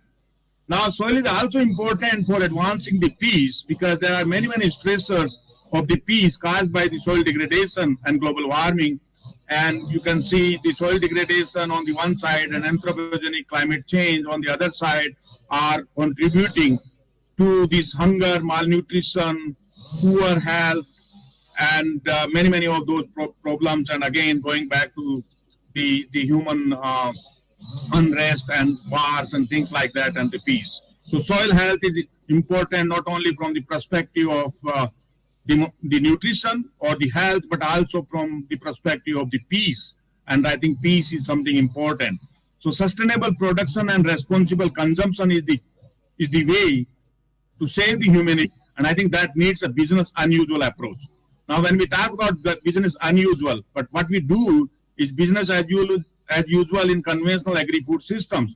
So despite I have seen, heard in the morning session in Inaugural, despite a lot of those impressive achievements in agriculture, what we have achieved, there are growing evidence that conventional agriculture strategies are falling short of the eliminating hunger and malnutrition, enhancing the exposure of the most vulnerable groups to the volatile food prices, and fail to recognize the long-term ecological consequences related to land degradation, greenhouse gas emissions, water, non-point air pollution, and those things. So these are all degenerative agriculture practices. And I think we need business unusual to stop this degenerative agriculture and move toward regenerative agriculture. Now, when we talk about regenerative agriculture, you see the trajectory of transitioning from degenerative to regenerative agriculture. That means on the left side, you see we got systems, conventional systems, which are more energy requiring systems, which are degenerating systems, where our focus is on technical system design, considering the technologies and techniques, and which are fragmented systems thinking, fragmented thinking. On the right side, when we go to our regenerative agriculture, that means less energy requiring system, which are restorative, that needs a living systems design approach, is living and whole systems thinking. So fragmented thinking to the systems thinking is something important when we talk about regenerative agriculture or regenerating our soils. Now, when we talk about nutrition, a lot of those nutrients are coming from the cereals, and some from legumes and oil seeds and things like that. So I'm not going to read all those things, but I think the majority of the nutrients are coming from the cereals. And I think that's where in the cereal systems, we have to have the regenerative or soil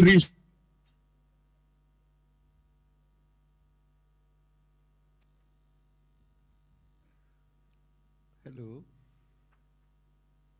These are coming from the Rotten State Tropical Blood-bath long-term experiment, and you can see until 60s, the long straw varieties, the zinc concentration versus the short straw varieties after 60s, the zinc concentration have came down because of the lot of exhaustive nature of those varieties, which say nutrient responsive, but I think taking a lot of those nutrients and then depleting the soil, not replenishing them back, which leading to the low concentration of the zinc, and zinc is very important nutrient from the perspective of the human health. Then another example of selenium biofortification and nutrition. This is an example from Finland, and you can see the wheat grain selenium concentration and the blood plasma selenium, in the human body, and there's a clear relationship which is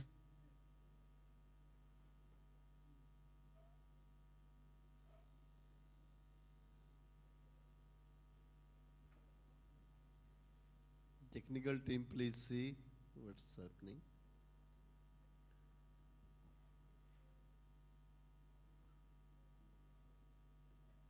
It is from our part or their part? Dr. Jad? Hello?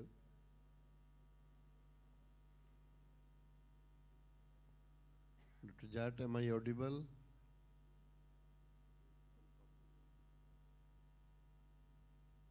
Can you ring him, please? Happening there.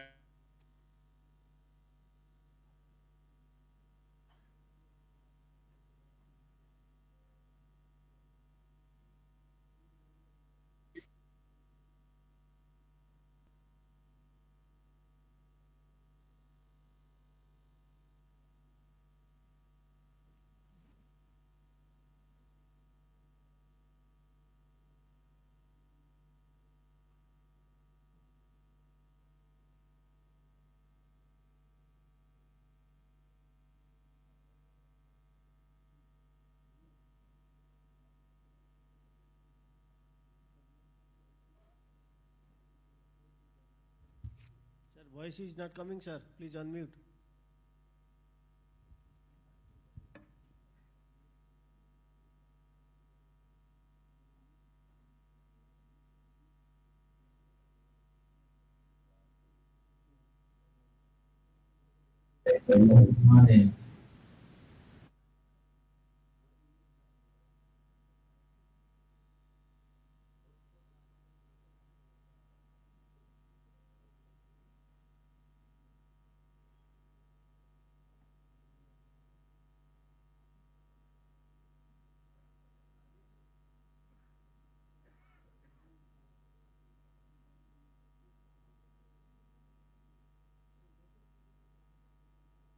Audible?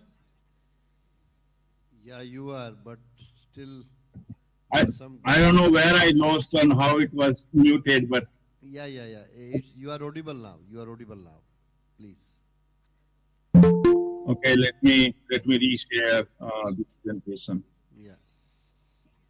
Just a minute. This is the problem when you are at a remote area. Sorry for that. You are in Hyderabad or somewhere else? No, I am in my village. Oh. So which slide?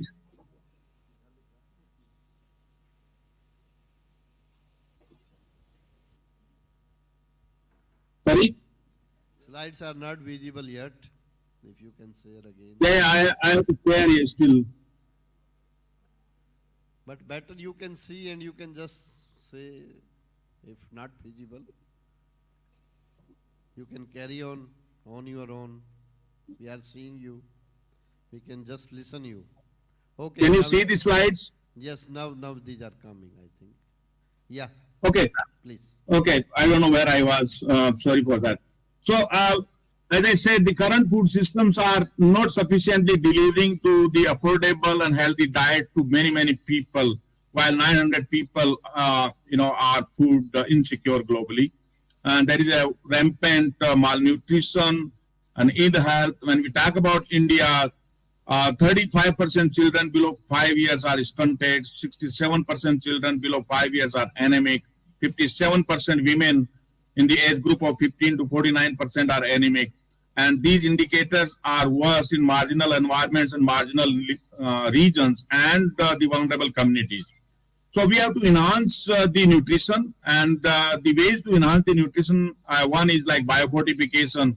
When we talk about biofortification, there are different ways and means. So through agronomic or breeding or transgenic ways. When we talk about, so I'll talk about the agronomic one. So improving the management practices and improving the soil health and enhancing the nutrition, that's the way. And in that context, if we talk about the agronomic biofortification, these are ways. So soil to the crop and crop to the food and food to the human. I think that's the way. So soil is the foundation if we really talk about enhancing the nutrition. Now in that context, how to enhance or regenerate the soil or improve the soil, the conservation agriculture or regenerative agriculture is something very important from the soil health perspective. So some examples or some data how management practices are helping in improving the productivity as well as the protein content, and this is coming from the wheat from Haryana. And you can see the conservation agriculture-based practices have led to the increased protein content in the grain as well as increase the productivity. So it's a changing the yield dilution theory. So increasing productivity and increasing the protein content, and I think that can help in improving the nutrition of the people. This is coming from one of our syntheses across South Asia, and you can see the protein equivalent yield in conservation agriculture-based systems have improved dramatically, compared to the conventional systems. So it's improving, and that's coming from the soil health, and I'll come on that in a minute. Now, there's another example. If you go to conventional tillage-based systems on rice wheat versus the improved the cropping systems with conservation agriculture, you can see the protein yield at the system level have doubled or 2.5x, in those systems, which is helping is improving the malnourishment or nutritional outputs of those systems. Now, those are some of the examples how conservation agriculture helps us in improving the productivity and the protein productivity both. But where from it is coming? It's coming because of improved soil health. So soil health indicators and climate change delivered through this conservation agriculture are through the soil organic carbon increase and chemical properties and the biological properties and the physical properties. All those properties are improved with the conservation agriculture. And I'll cite only some examples. So if you talk about the soil carbon, and this is the synthesis we did, using a lot of data, and you can see the conservation agriculture with less than 5 years, 5 to 10 years, or more than 10 years of the period. And you can see conventional, compared to the conventional agriculture, you got higher concentration of the soil carbon in both the layers, and more particularly when you are longer term, you got to increase the carbon concentration in both the layers. So that's one aspect. Now the second one is in terms of the physical properties. You have a lot of data around the water stable aggregates, and aggregation is the key for the soil health. And you can see the compared to the conventional tillage, the conservation agriculture have led to ranging from 10% to 150, 160% increase in the water stable aggregates in the soil. So that's another, depending on the how many years of the conservation agriculture you got. Now also the hydraulic conductivity, and again the results says that there is a significant increase in the hydraulic conductivity of the soil when you deploy conservation agriculture compared to the conventional agriculture in different cropping systems. And these are the results coming from different states like Haryana or Delhi or Uttarakhand or Madhya Pradesh. Now there's another way, the mechanism for improving the soil plant water relationship in conservation agriculture, and you can see how it helps because of those change in the water stable aggregates and carbon as well as the hydraulic conductivity help in improving the infiltration rates and reducing the runoff and then improving the water productivity, whereas in conventional agriculture you got higher evaporation and water losses. So that's how it helps in improving the water use efficiency and also transporting those nutrients into the grain. Now, if you talk about the biological, the micronutrient status, which is something important, and these are some of the examples. So you got conventional tillage-based rice wheat system or conventional conservation agriculture-based rice wheat system with mung bean integration, or conservation agriculture-based maize wheat system with mung bean integration, and you can see in both the layers a significant increase in the micronutrient concentration in the soil with conservation agriculture, and availability of those micronutrients will go to the plant and to the grain, and that will go to the nutrition. So that's how it helps in improving the nutritional outcomes. Now, on the biological properties, conservation agriculture helps in improving all the biological properties. These are some of the examples of bacteria, fungi, and actinomycetes. But I think the microbial biomass carbon, microbial biomass nitrogen increase significantly when you go with the conservation agriculture-based systems, and the microbiology is the key for soil health. Now, we also did a metagenomic study of the bacterial communities, and you can see this heat map, which indicates with the with the conservation agriculture based systems, we got a significant increase in the microbial profile of the soil, which is which is leading to the improved soil health. And if someone would like to see the details of conservation agriculture for regenerating soil health and climate change mitigation in these smallholder systems, can go through this very detailed paper which we synthesized. This is what I wanted to share. Sorry for that, mess up during this presentation because of the internet connectivity. I don't know, some technical glitches, but I hope I was able to communicate some messages out of this presentation. So thank you so much, Mr. Chairman, for this opportunity. I'll be happy to respond if there are questions around. Thank you, Dr. ML. Question from the audience, maybe one or two quickly. सभागार में उपस्थित please थोड़ा छोटा पूछना sir question. The replacement of the micronutrients particularly. Hello. The replacement of the micronutrients. Actually, this practice is not being adopted by the farmers, and even the biofortification is also not a popular practice among the farmers. In spite of this, even from the deficient soils, the plants are taking sufficient amount of the nutrients. So definitely the bioavailable pool may be depleting, but from other pool, what happens? Dr. Jad, please respond. Question. So if I understood, because there was a voice problem, but if I understood correctly, he indicated that even from the deficient soils, the plants are taking the micronutrients. Yeah. How long they can take from the deficient soil if we keep the soil deficient? I think we have to replenish. Actually, the plants are taking sufficient amount of the nutrient from the soil, even if the soils are deficient. What is the reason? Number one. Number two, that total pool will last for how many years?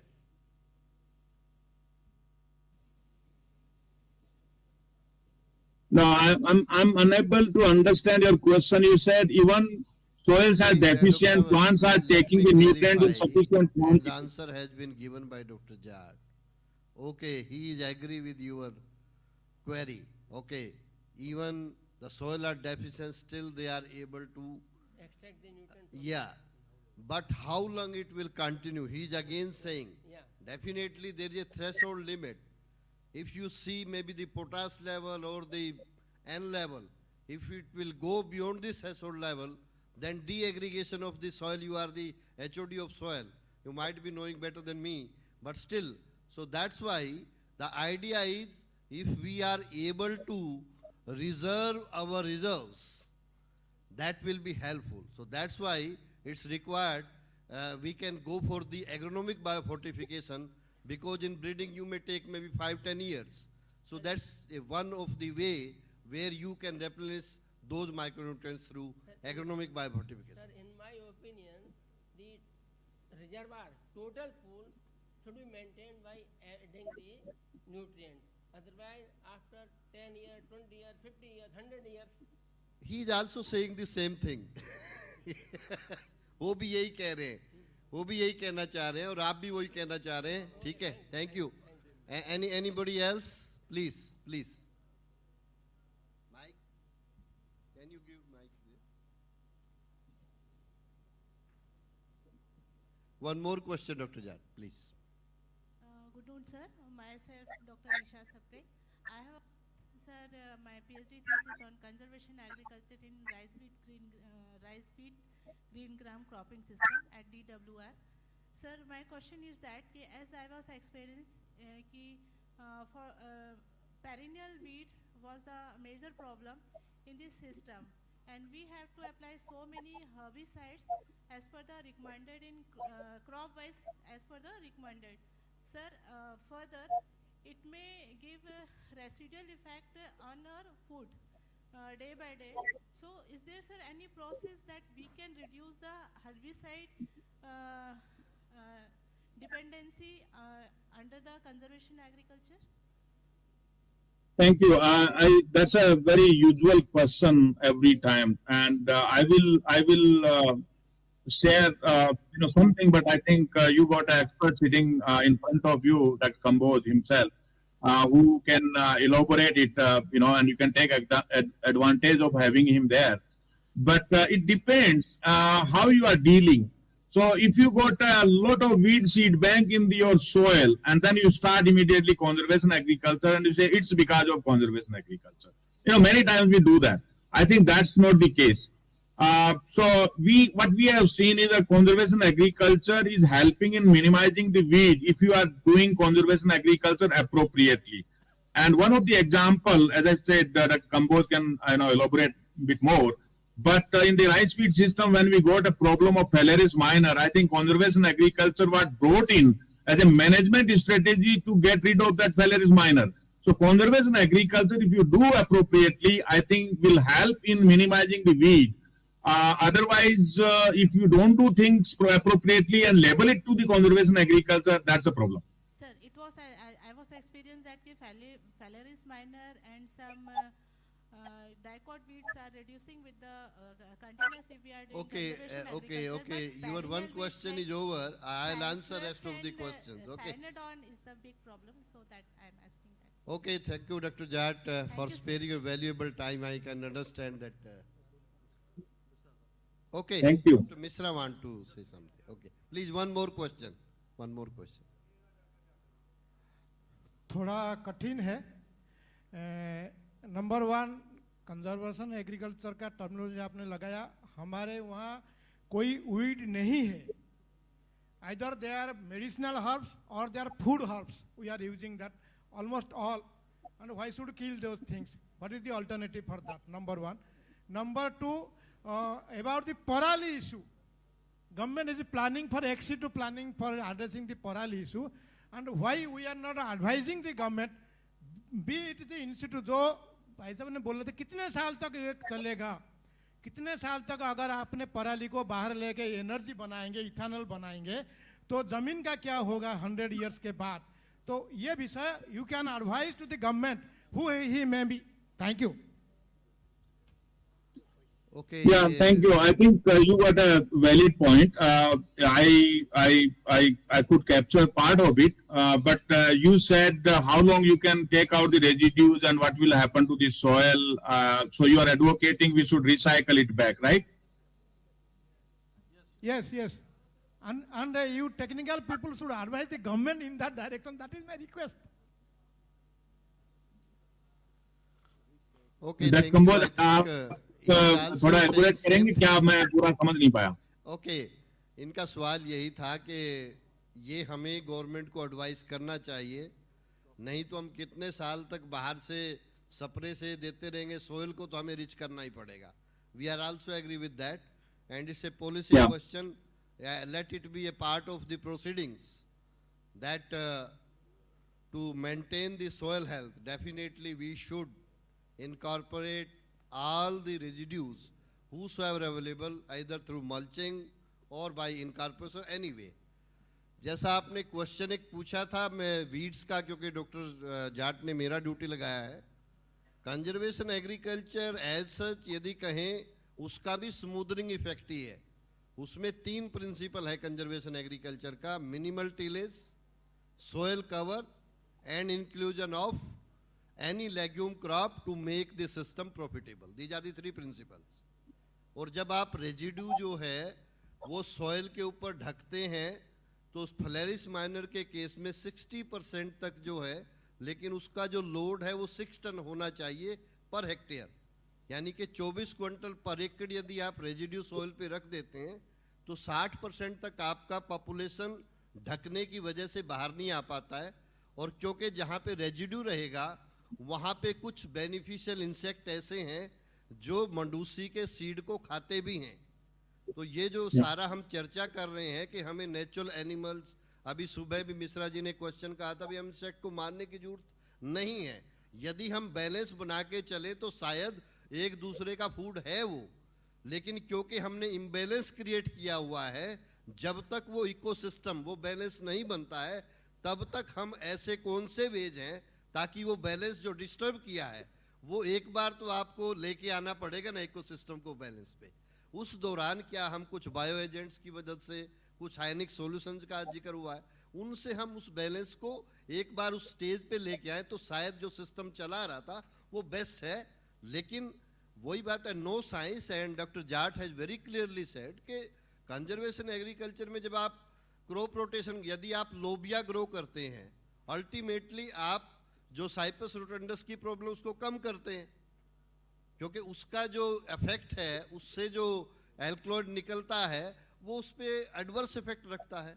तो that's why this principle को यदि हम रखेंगे, और doctor Jat ने बड़ा clearly कहा कि यदि हमारे सॉइल में नाइट्रोजन फिक्सेशन है लेग्यूम के द्वारा तो प्रोटीन कंटेंट बढ़ ही गया ना, वही चीज वो कह रहे थे। तो शायद हर चीज को हमें मिक्स करना है और no one way, everything we have to incorporate and hybrid system will work, no one system will work.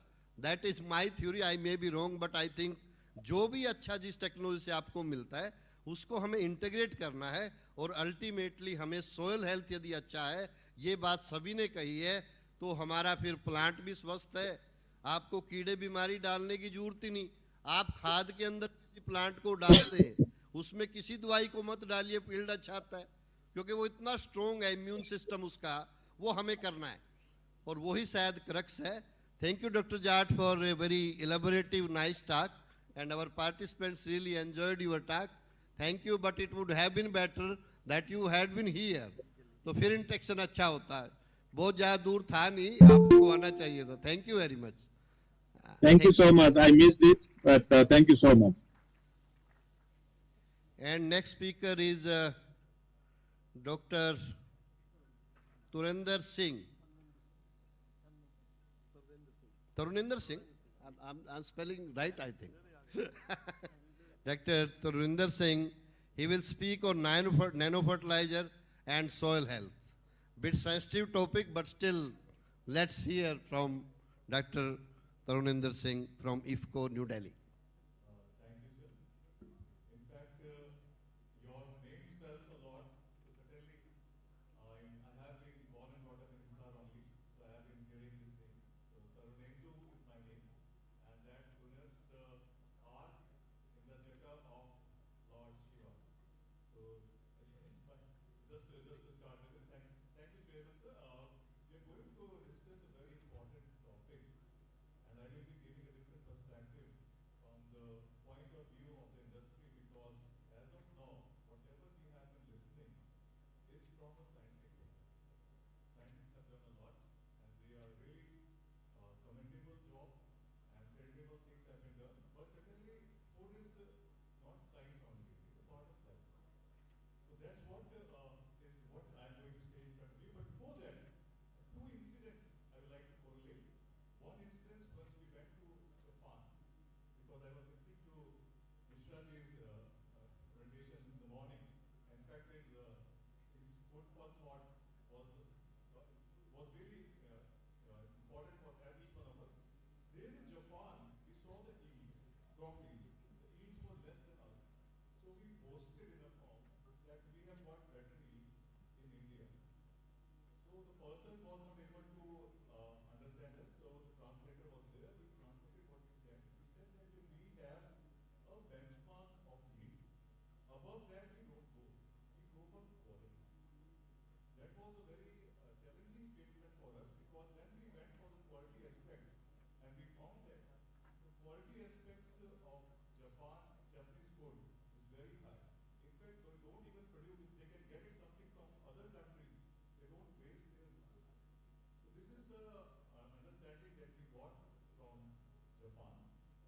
Also, in one of the interactions, international interactions, somebody was saying that why fertilizers are not that much in Europe or America.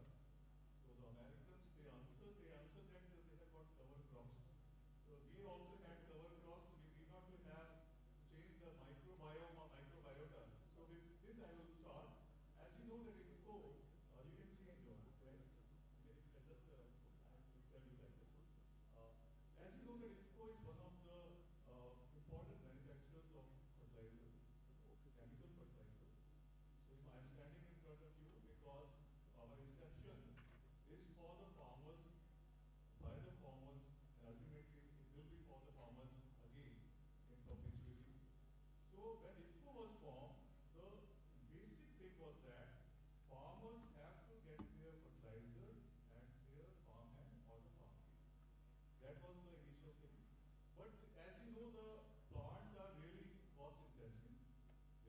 intensive also. Now we are realizing that 1 ton production of phosphoric acid requires 5 ton production of phosphoric acid. Huge mountain is there in Parani. 1 ton of any chemical, it requires 3 tons of petroleum. So definitely you have to look at from that perspective also, because as I'm from the industry, I will be looking at this. I will tell you all about these things from that perspective only. Next. So certainly we wanted that our farmers who are our owners, they should be catered properly. But then technology gives the breakthrough, but it also has a limitation. That we started with a plant in Western India, and it has to be transported from there to all parts of the country. There is distribution policy, there is different things are there. So many players are there. So you are seeing a fertilizer bag, but the whole story behind this is really interesting, and we should take that also into note when we are talking about the health, the soil health, and all those aspects, because the raw material sensitivity of the industry is also known very much to have it. Next. So IFCO's approach has been in tune with the scientific community. So we have done everything for the balanced fertilization with the secondary and micronutrient, because I was listening that hidden hunger is there. We have agriculture is fulfilling the need of the generation, but there is also hidden hunger of micronutrients, because I live in Gurgaon. I went to some relative to see some relative, and I was astonished to find that there was sodium deficiency. The person was not able to recognize you. So he was very good health-wise, look-wise, but he was having sodium deficiency. So I was perplexed that how can sodium deficiency can be there in human beings when we have everything in plethora. If you see what was available to our forefathers and what we are eating today, it's really everything is available to us. So if you see the IFCO's approach, we have been looking into all the whole spectrum. We have been working in tandem with the university, the RCR system, with the scientific community across India and across the world for the better alternatives for the farmers, because farmers are our real owners. And as you can see, the technological part is there, the farm input part is there. So other things are also there. For example, we have gone for IPMS systems, IPMS systems, all those systems we have gone for. Next. So ultimately we realize that the soil, the soul of infinite life as we call it, is the elixir of everything. And as has been also rightly and appropriately told by everyone, that soil should be looked into. So we have gone for the same. The soil campaign in 2009-10 across India. So through different chapters, through different initiatives, we have found that it is possible. 15 to 25% of the yield increase is possible with various number of initiatives that is there. Next. Now the fertilizer scenario is really challenging. As you see that we need to increase the food grain production. We have done it remarkably well. There are some other things also, because we sometimes don't consider the horticultural production, which is also there. Some nutrient is also going in the horticulture crops also, vegetable crops also. But if you see, the use efficiency is really a concern.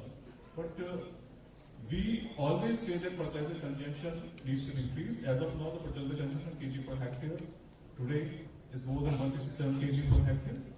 So what I want to say is that if we need to increase the food grain production, so whether the fertilizer consumption has to be increased. So the only thing is that we say that yes, because there is a mass balance concept is there.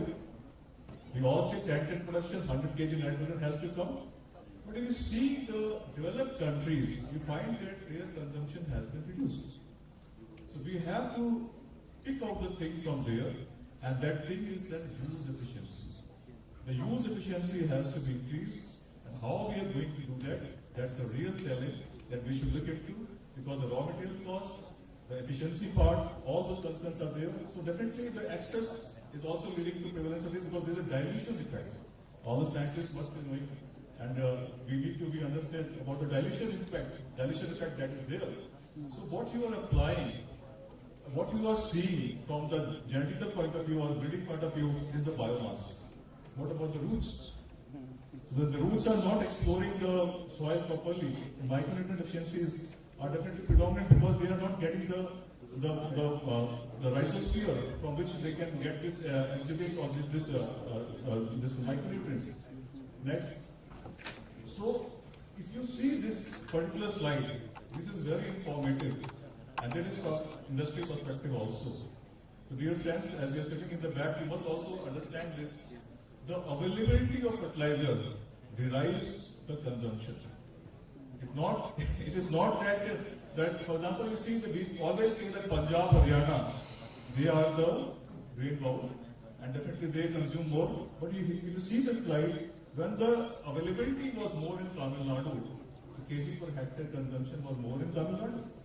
So definitely there need to be more awareness at the farmers level, at the government level, at the policymakers level, that the consumption has to be derived from the point of perspective of some kind of use efficiency scenario. So that kind of scenario should be there. And farmers need to be made aware that how much of urea, how much of DAP they are utilizing at their parcels of land over a period of time. Because that is leading to complications of such same parcel of land, if it is the urea DAP that you are applying, it is leading to complications that needs to be there. And sensitization is required towards sustainability. Because everything has a cost, because we are not able to see the raw material cost that is going into any product. And today I also learned about this heavy metal things. So certainly if you are applying fertilizers, the raw material content, if you go deep into that, so there is a heavy metal story which you are adding to the soil. So we believe that we need to revisit all these things. Next, what are the alternatives to chemical fertilizers? Definitely this is what we have been doing. बूरे का खाद सब हम लोग कर रहे थे. Organic का component बताया कि भाई कार्बन उसके अंदर होना चाहिए. So these are the components which are in front of you. Also the circular economic concept, because IFCO also promoted and also has gone for the organic potash, the potash from your sugarcane industry. The sugarcane bagasse or sugarcane waste is there. So definitely all the waste streams have to be relooked. Bearing the heavy metal thing, that today I learned very much about the contamination that is coming from the heavy metal part. But limitation is also there, which needs to be understood. So there is need for innovation. Dear friends, the youngsters who are sitting there, innovation makes you look out of the box. So some out-of-box solutions. Also, there is a space, as we say, Richard Feynman has said, there is a lot of room at the bottom of the pyramid. That means there is enough thought process can go everywhere. So there should need for innovation should be there for high nutrient use efficiency. I am emphasizing use efficiency all the time. Next. So this is a particular model that I always present.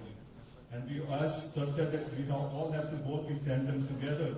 So if the soil health, we have to ascertain. So there is a role of everyone in each of these blocks. Dear friends, we have been a part and parcel, IFCO has been part and parcel for 5 decades, more than 5 decades. In all of these blocks, we have been there.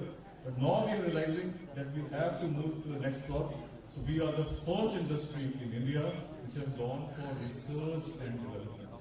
If you see the fertilizer story, you will find that no innovation has been done. It has been duplication. Whatever has been done in the West, whatever has been done there, we have simply copied it and brought it here. It could be coated fertilizer, it could be anything. So these are very costly technologies, and somebody somewhere for their own soils they have devised it, and we are using it as if it will fit, or the same size will fit everything. Next. So here you see that if you increase the nutrient efficiency just by 10%, so we are not taking tall claims, so there could be some what you call benchmarks should be there. So we can say, but water efficiency is integral to fertilizer efficiency. So definitely if we are taking care of water, so the use efficiency fertilizer, and also the nutrient content in the crops can increase manifold if water is not a limiting factor. Next. So this is a very interesting thoroughly by a very big house, I'm not making the name, but they found that apart from hybrid and GM crops, because the gene has to be there, because some crops are there, as sir was saying that there are some which crop can remediate. So definitely there is a genetic code which needs to be harnessed, but apart from that, precision farming is the way forward. We have to see जिस तरह हम घी का use करते हैं, उसी तरीके से अगर हम अपने रिसोर्सेज का यूज करना शुरू करें, तो मैं कहीं ना कहीं आपको मैं उस पर ले जाना चाह रहा हूँ, नैनो टेक्नोलॉजी की तरफ लेना चाह रहा हूँ। जब हम चीज़ों को छोटे से महत्व शुरू करेंगे, तब शायद हम बड़ी चीज़ों का व्यवस्थापन या उनका जो मैनेजमेंट है अच्छे तरीके से कर पाएंगे। So what they have found that 50 to 60% of the yield improvement is possible with the help of precision and targeted application. Next. This is another very interesting curve that we all know, the agriculturists we all know, that what this curve is. You get the maximum response up to the 50%. After the response curve, it just goes down. So you have to fit in your fertilizer application where there is the best response. After that, you can use other resources, other things are there, and you can have that same productivity or more productivity, which is possible, and whole world knows it. Nowadays, people are revisiting this concept that how best we have to go for fertilizer application. Next. So if you see the chronology of fertilizer production in India, no innovation has been there. IFCO has got water-soluble fertilizer, indigenous water-soluble urea phosphate. Just because our farmers were getting urea phosphate at very higher costs. So once we entered in the market, the urea phosphate price or water-soluble prices have crashed. They are now below 200. We bought it at 70 rupees a kg. So definitely this water-soluble fertilizers have brought a paradigm shift. Apart from this, calcium nitrate also is being made by other manufacturers, GSS and GNFC is there. So we have to at least go for production, but these have not been invented by us. Definitely we have just produced it. Next. So value-added fertilizers, market is there. We have gone to low spectrum, customized fertilizers. Everything has been done now. Next. Now the only thing, seaweed extract, biostimulant, another category which has been introduced. Next. Next. Organic fertilizers, polyhalite, because we need raw material, we have to be surplus. Our raw material is not that nutrient rich, so we have gone for the UK-based company. We have gone for long-term integration. Next. Now this is very interesting thing. जब आप चीजों को microscope लेके देखना शुरू करते हैं, तो आपको जो ऑप्शंस है, वो बहुत ज्यादा आपके सामने आते हैं. तो अगर long term sustainable cost effective novel solution लाना है, तो नैनो टेक्नोलॉजी में आपको जाना पड़ेगा, सूक्ष्मता की तरफ जाना पड़ेगा. मैं आज सुन रहा था हीमोग्लोबिन और ह्यूमस के बीच में कॉर्नोलरी बताई गई थी, सॉइल का मैकेनिज्म अपने आपके शरीर का. तो कहीं ना कहीं हमारे बीच में सामंजस्य है, लेकिन इसको कौन करेगा? जब आप सूक्ष्मता से चीजों पर जाएंगे, नैनो स्केल पे जाएंगे या उससे भी नीचे जाएंगे, तो शायद हम व्यवस्थापन अच्छे से कर पाएंगे. नेक्स्ट. इसमें जो पता लगता है कि अगर आप यूजेबल फॉर्म में या बायो अवेलेबल फॉर्म, मैंने सुना था लेक्चर में, अगर उस फॉर्म को अगर आप जहां भी ट्रांसपोर्टेशन है वहां पहुंचा देते हैं, चाहे वो फ्लोएम ट्रांसलोकेशन हो चाहे जाइलम ट्रांसलोकेशन हो, अगर फ्लोएम ट्रांसलोकेशन के द्वारा भी अगर इंटर बैरियर मूवमेंट होता है, तो अगर वो कर पाते हैं तो आप व्यवस्थापन बढ़िया से कर पाएंगे. इसमें ये दिखाया गया है, ये परिलक्षित भी है और ये सबको पता भी है. और ये 1956 से ये जानकारी आपके बीच में है कि अगर कोई चीज फोलियो से दी जाती है, अगर माइक्रोन्यूट्रिएंट्स की बात होगी, अगर फोलियो फर्टिलाइजेशन माइक्रोन्यूट्रिएंट्स से किया जाता है, तो हम बहुत इजीली फोलियो फर्टिलाइजेशन के द्वारा इस डेफिशिएंसी को, बिगर हंगर को दूर कर सकते हैं. बस यही है कि इंटेलिजेंट सॉल्यूशन कैसे आएगा, कब आएगा, इसके ऊपर बात करेंगे. नेक्स्ट. इसके अंदर एक बड़ा कॉन्सेप्ट जो आता है नैनो फर्टिलाइजर्स का आता है, एक्टिवेटिंग द लीफ सरफेस. अभी तक कोई भी फर्टिलाइजर ऐसा नहीं बना है जिसका साइज की बात की जाती हो, सीटा की बात की जाती हो, स्टेबिलिटी की बात की जाती है, शेल्फ लाइफ की बात की जाती है. यूरिया की शेल्फ लाइफ की कभी कोई बात नहीं करता है. तो अगर ये फर्टिलाइजर है तो ये डेफिनेटली एक नई तरीके के फर्टिलाइजर है, जहाँ आयनिक फीडिंग की बजाय पार्टिकल फीडिंग पे जा रहे हैं. जो चीज आप जमीन के अंदर, सॉइल के अंदर करने की कोशिश करते थे, उसको आप फर्टिलाइजर को, जब आप फर्टिलाइजर मीडियम के अंदर करने की कोशिश कर रहे हैं और पा रहे हैं कि उसका जो रिस्पॉन्स है ज्यादा अच्छा है. यहाँ आपको दिखाई दे रहा है कि अगर हम कंसंट्रेटेड फॉस्फोरिक एसिड का यूज करते हैं, पत्ती जल जाती है, लेकिन वही नैनो फॉर्म में करते हैं तो बहुत अच्छी तरीके से एब्जॉर्ब होती है और यूटिलाइज होती है. नेक्स्ट. अब एप्लीकेशन बेनिफिट्स नैनो फर्टिलाइजर के क्या हो सकते हैं? देखिए, इसमें सिर्फ आप नाइट्रोजन को नाइट्रोजन की तरह से मत देखिए. नाइट्रोजन एसिमिलेशन के अंदर बहुत सारी अदर थिंग्स भी हैं, जिसमें एनर्जी एक बहुत बड़ा फैक्टर है.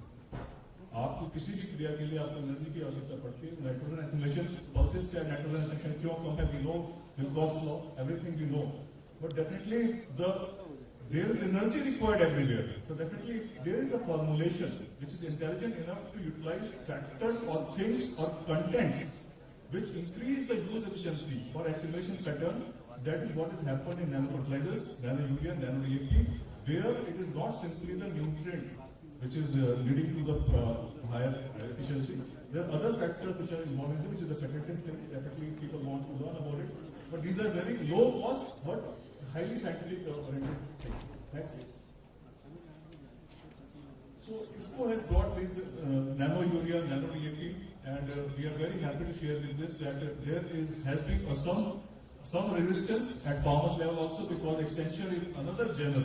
The social aspect, the mindset of the farmers, this is another genre which needs to be also looked into context when we are deriving things, we are deriving policies, we are deriving products. So definitely it will take some time, but definitely there has been a lot of welcome also in some parts of the country, because some places are there where fertilizer has not yet been able to reach properly because of the maybe distribution things or logistic issues were there. Northeast, whole of the Northeast has been deprived of fertilizers, and definitely with these kind of fertilizers, there are some patches or there are some niche markets which were there, which have also been explored, and farmers, they have got an option. You have to provide an option if somebody wants to go for a cultivation, they don't want to use the chemical fertilizers, they don't have the option, but definitely you have to have a leaf surface or crop canopy on which the fertilizers can be applied. So there are biosafety and toxicity issues, and definitely nano fertilizers are not, they have to fulfill those criteria. IFCO fertilizers, they fulfill 15 testing guidelines of OECD. We have gone further, now we are fulfilling 21 testing guidelines. So these are highly safe, and all the raw material that has been used is GRAS type, generally recognized as safe. So we are very conscious, concerned about this biosafety toxicity issues also, and we have taken care of that. Next. So you see that different crops, this process is continued. Even the formulation, stability shelf life has been increased. So if you see, it's a whole spectrum. It's not the scientific thing only. It's the engineering aspect also. It's a policy aspect also. It is also improvement in the product with the basis of the raw material that you are getting from across the world. So it is the whole cycle. Because of the industry integration, we are able to understand the different challenges which are happening at different places. So now this product has been tested across a gamut spectrum of crops. And in some crops, before anthesis application is better. In some crops, after anthesis application is better.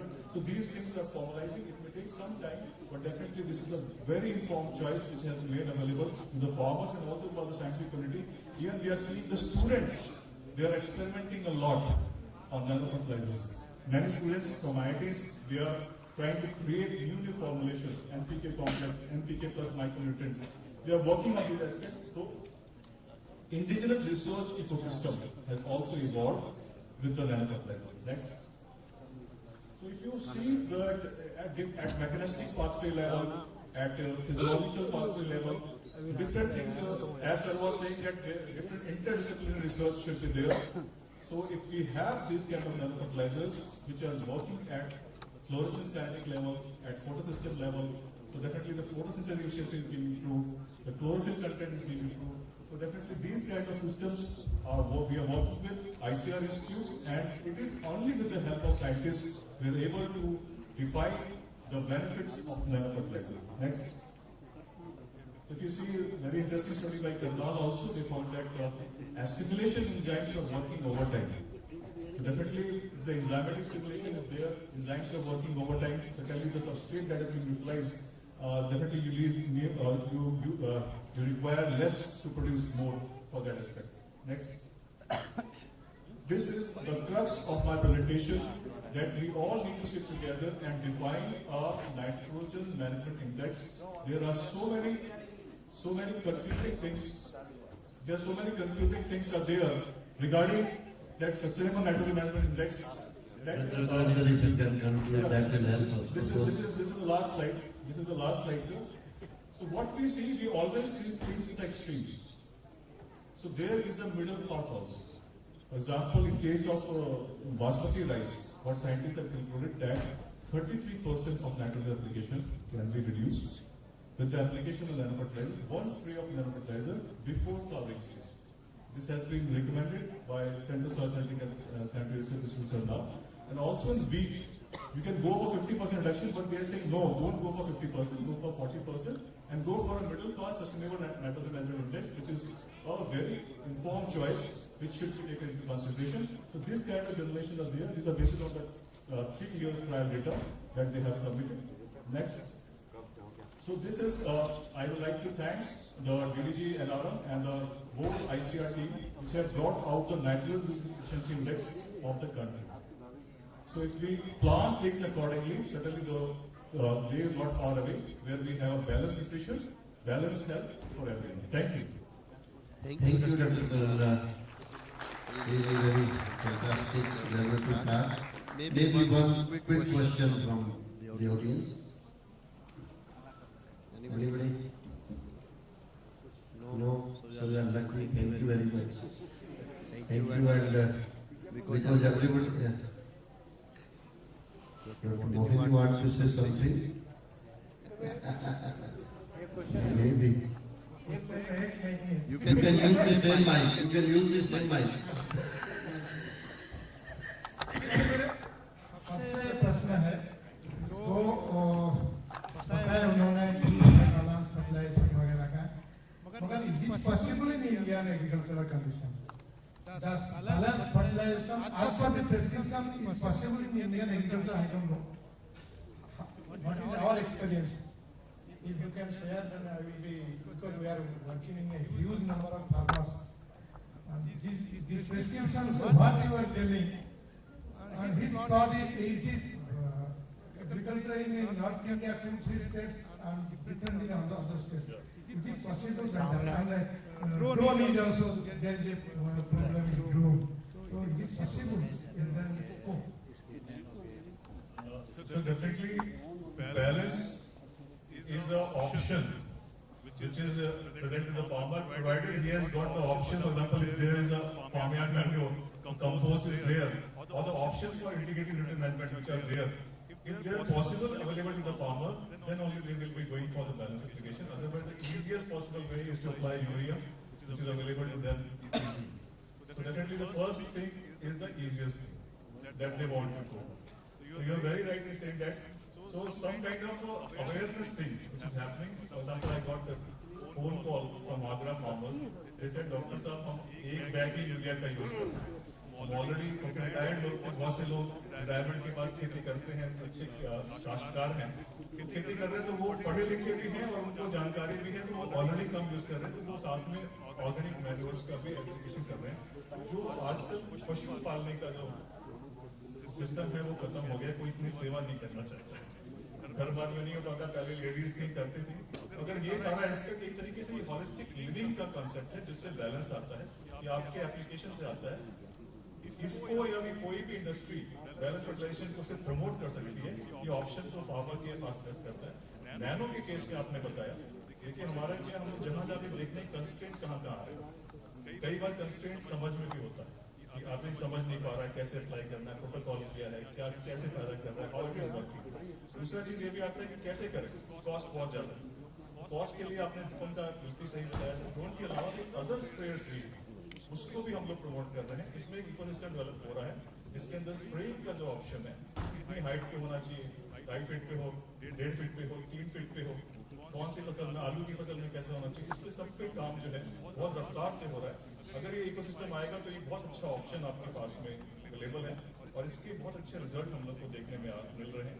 और जो भी constraint आते थे उसको हम लोग शनै शनै स्टेप बाय स्टेप हम लोग उसको फॉलो करके इसको. Thank you. I think now we need to conclude this session. I will request the co-chair. Maybe in 1 minute you can say few words and we can conclude. Thanks. I think all 4 presentations really excellent. And I need not to summarize because that's not required also. But I have just 1 or 2 quick comments. That's firstly talking about the innovations in fertilizer sector. And really it's required, and rightly it has been mentioned by Dr. Tarandra Singh also. But who is going to invest? So if industry is making profit, certainly industries should also come forward to invest in establishing the Center of Excellence for Innovations and Fertilizer sector.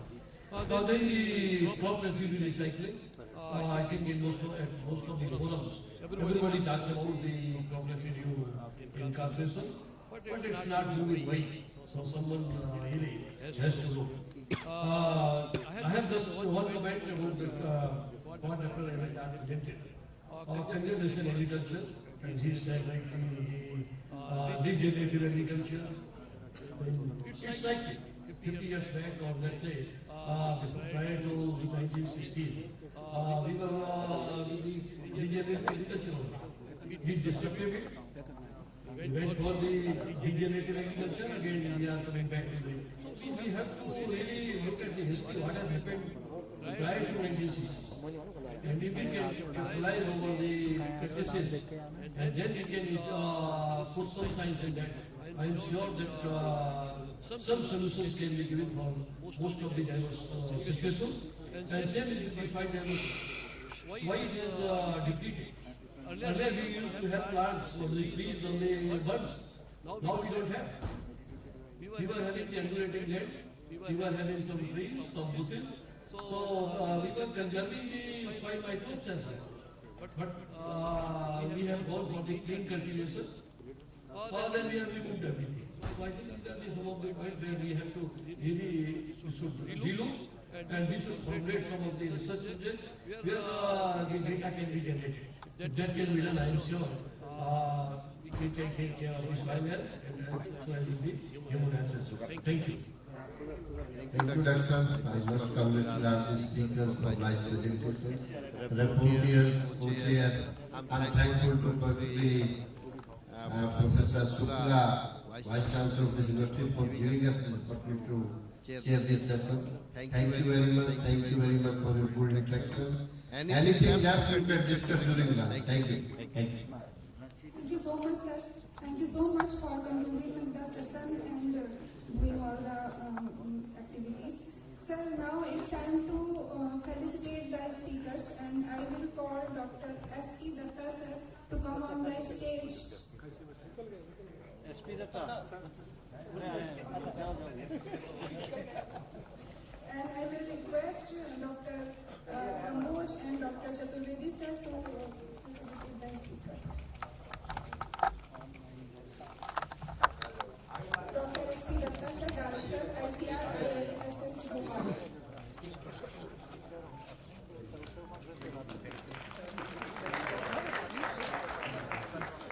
Thank you so much, sir. Now I will request Dr. Tarnendra Singh to come on the stage, and I will request again our co-chairs to felicitate the speaker.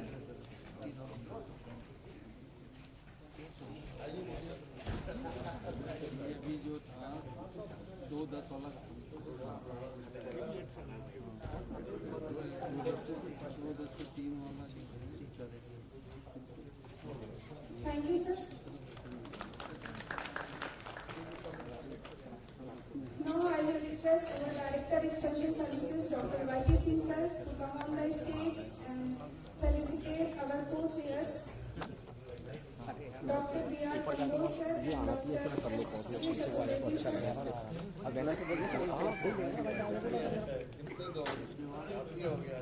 Sir ऐसे turn ले लीजिए, banner आ जाएगा पीछे sir थोड़ा सा। नहीं ठीक खड़े सर, थोड़ा सा बचिए, डायरेक्शन देता हूँ।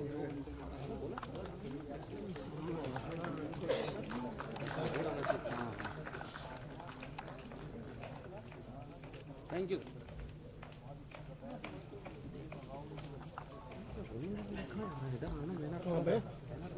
तो अभी तो बैनर आ रहा है। या सर बस ओके।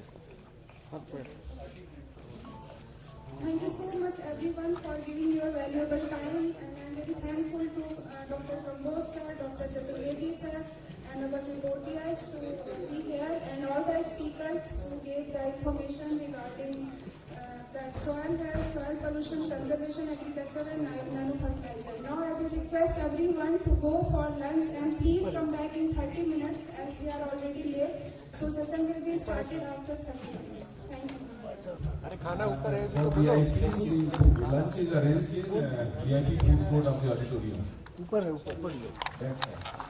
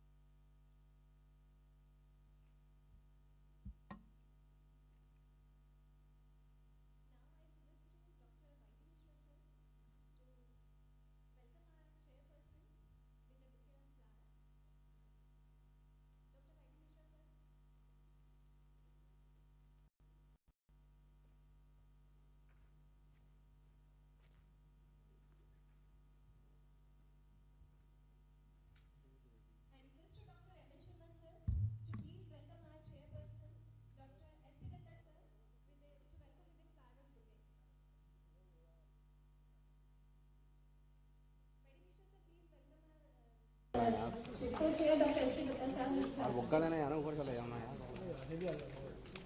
नहीं आता यार कौन कर रहा है अरे वो कहाँ वो वही नहीं मतलब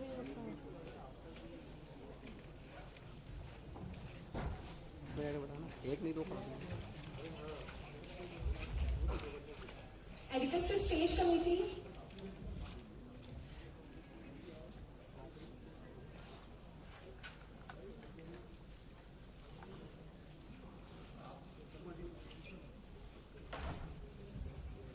I request to Dr. M. Sharma sir to welcome Dr. K. Sharma ji with a flower and bouquet.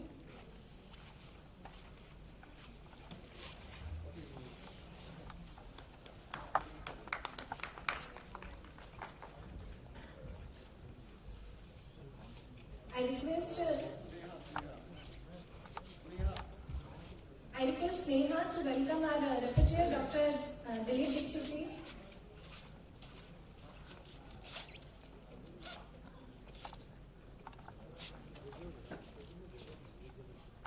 I call on stage Dr. Purnima Singh to welcome our rapporteur Dr. Sushma Tiwari. with a floral bouquet.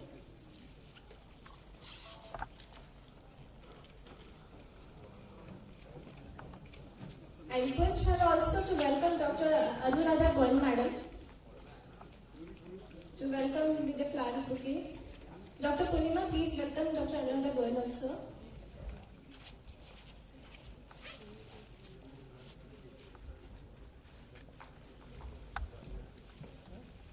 For this one, I want to submit, there are 10 speakers for this technical session 2 on connecting soil, animal, human health.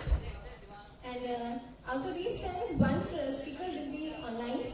So now, with these words, I hand over this stage to our co-chairs to proceed ahead. Please, sir. Thank you very much. And this is second technical session. I welcome you all to this very important session where the people will make effort to link soil health with animal and human health. And before starting, we are late. That's why I want to start actually without wasting any time. But I will request, since we have 10 speakers, please you restrict to 10 minutes. And we will actually note down the time. At 9 minutes, I will put buzzer. Then you, within 1 minute, you complete. That means within 10 minutes, you take 10 minutes for your presentation. So, co-chairman sir, do you want to offer any comment? Okay. So, first speaker is N.K.S. Gaura. He will present online, I think, virtually, on virtual mode. Dr. Gaura, please.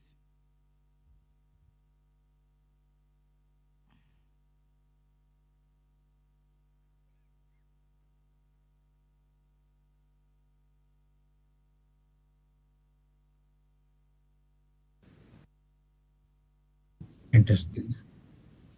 ಅವರೇ ಮಾಡ್ತಾ ಇದ್ದಾರೆ. Yes. You're presenting. Yes. Yeah, I am presenting. Allow me to share. I think I will share.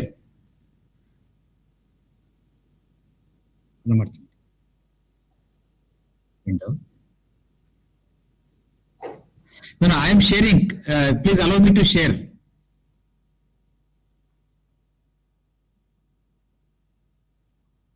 Yeah. So, is it visible? No.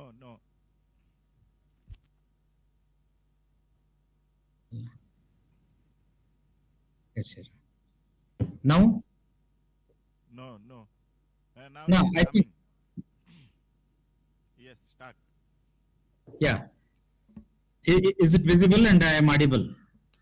Yeah, you are audible and slides are visible. Yeah. Good evening, all the delegates, respected co-chairman, Dr. Dattaji, and all the organizers and the participants of this international symposium on One Health and One World. At the outset, I thank Dr. Shuklaji and also Dr. Madam Mrudula for the invitation to share my views on these micronutrients, integrating with soil and the fodder and the livestock. So as you know that the symposium, the conference will deal on One Health. So I have listed few points. So the mostly discussion in the morning and now will be on soil and livestock. But apart from this, there are other factors also like water, air, vegetation, that is the plant, and food and nutrition, animal nutrition and the health, and the sanitation and hygiene of the both the animals as well as the human beings, and disease prevention and management. And ultimately, this is also very important. That is a social and mental health. So most of the time when you talk of One Health, we restrict to mostly diseases and we don't give much focus on the social and mental health. So this is also very important. So my outline of presentation would be like this. So significance of micronutrients, that is I restricted the minerals, and there's a relation of soil, plant and animal, and the mineral deficiency and how to detect the deficiency in the livestock, and how to supplement and overcome the deficiency, and improving the bioavailability of minerals. So how to improve the utilization in the body, animal body, and lastly the conclusions and the way forward. So just as a basic background of the minerals or the micronutrients for the animals, as you know that they have a very important function of providing structural strength to the body like bones and muscles, and also they are catalyst for various biochemical functions, most of the trace minerals, and also they are very important in the nutrient digestion, that is the fiber, protein and fat digestion, and ultimately they improve the health, production and the fertility of the animals. Most of the trace minerals are important. I think with this illustration we can understand the important role of these micronutrients. So in every pathway or in every cellular function, they are very, very important. So there is a saying by Lowell Lauret, every sickness can be traced to a mineral deficiency. That means in each function, one of the other elements or the minerals are involved. So just to start with my presentation, the soil, as you know that is a very, very important one. One sentence I have written in Kannada. I think those participants who can read and write, understand Kannada, they will be understanding this. So as early as 15th century, there is a poet called Purandara Dasa in Karnataka, and he wrote a poem in Kannada, and it became very popular, and in most of the films also it is there. So Manninda Kaya Manninda, that means soil is everything in life, and it is the foundation of life.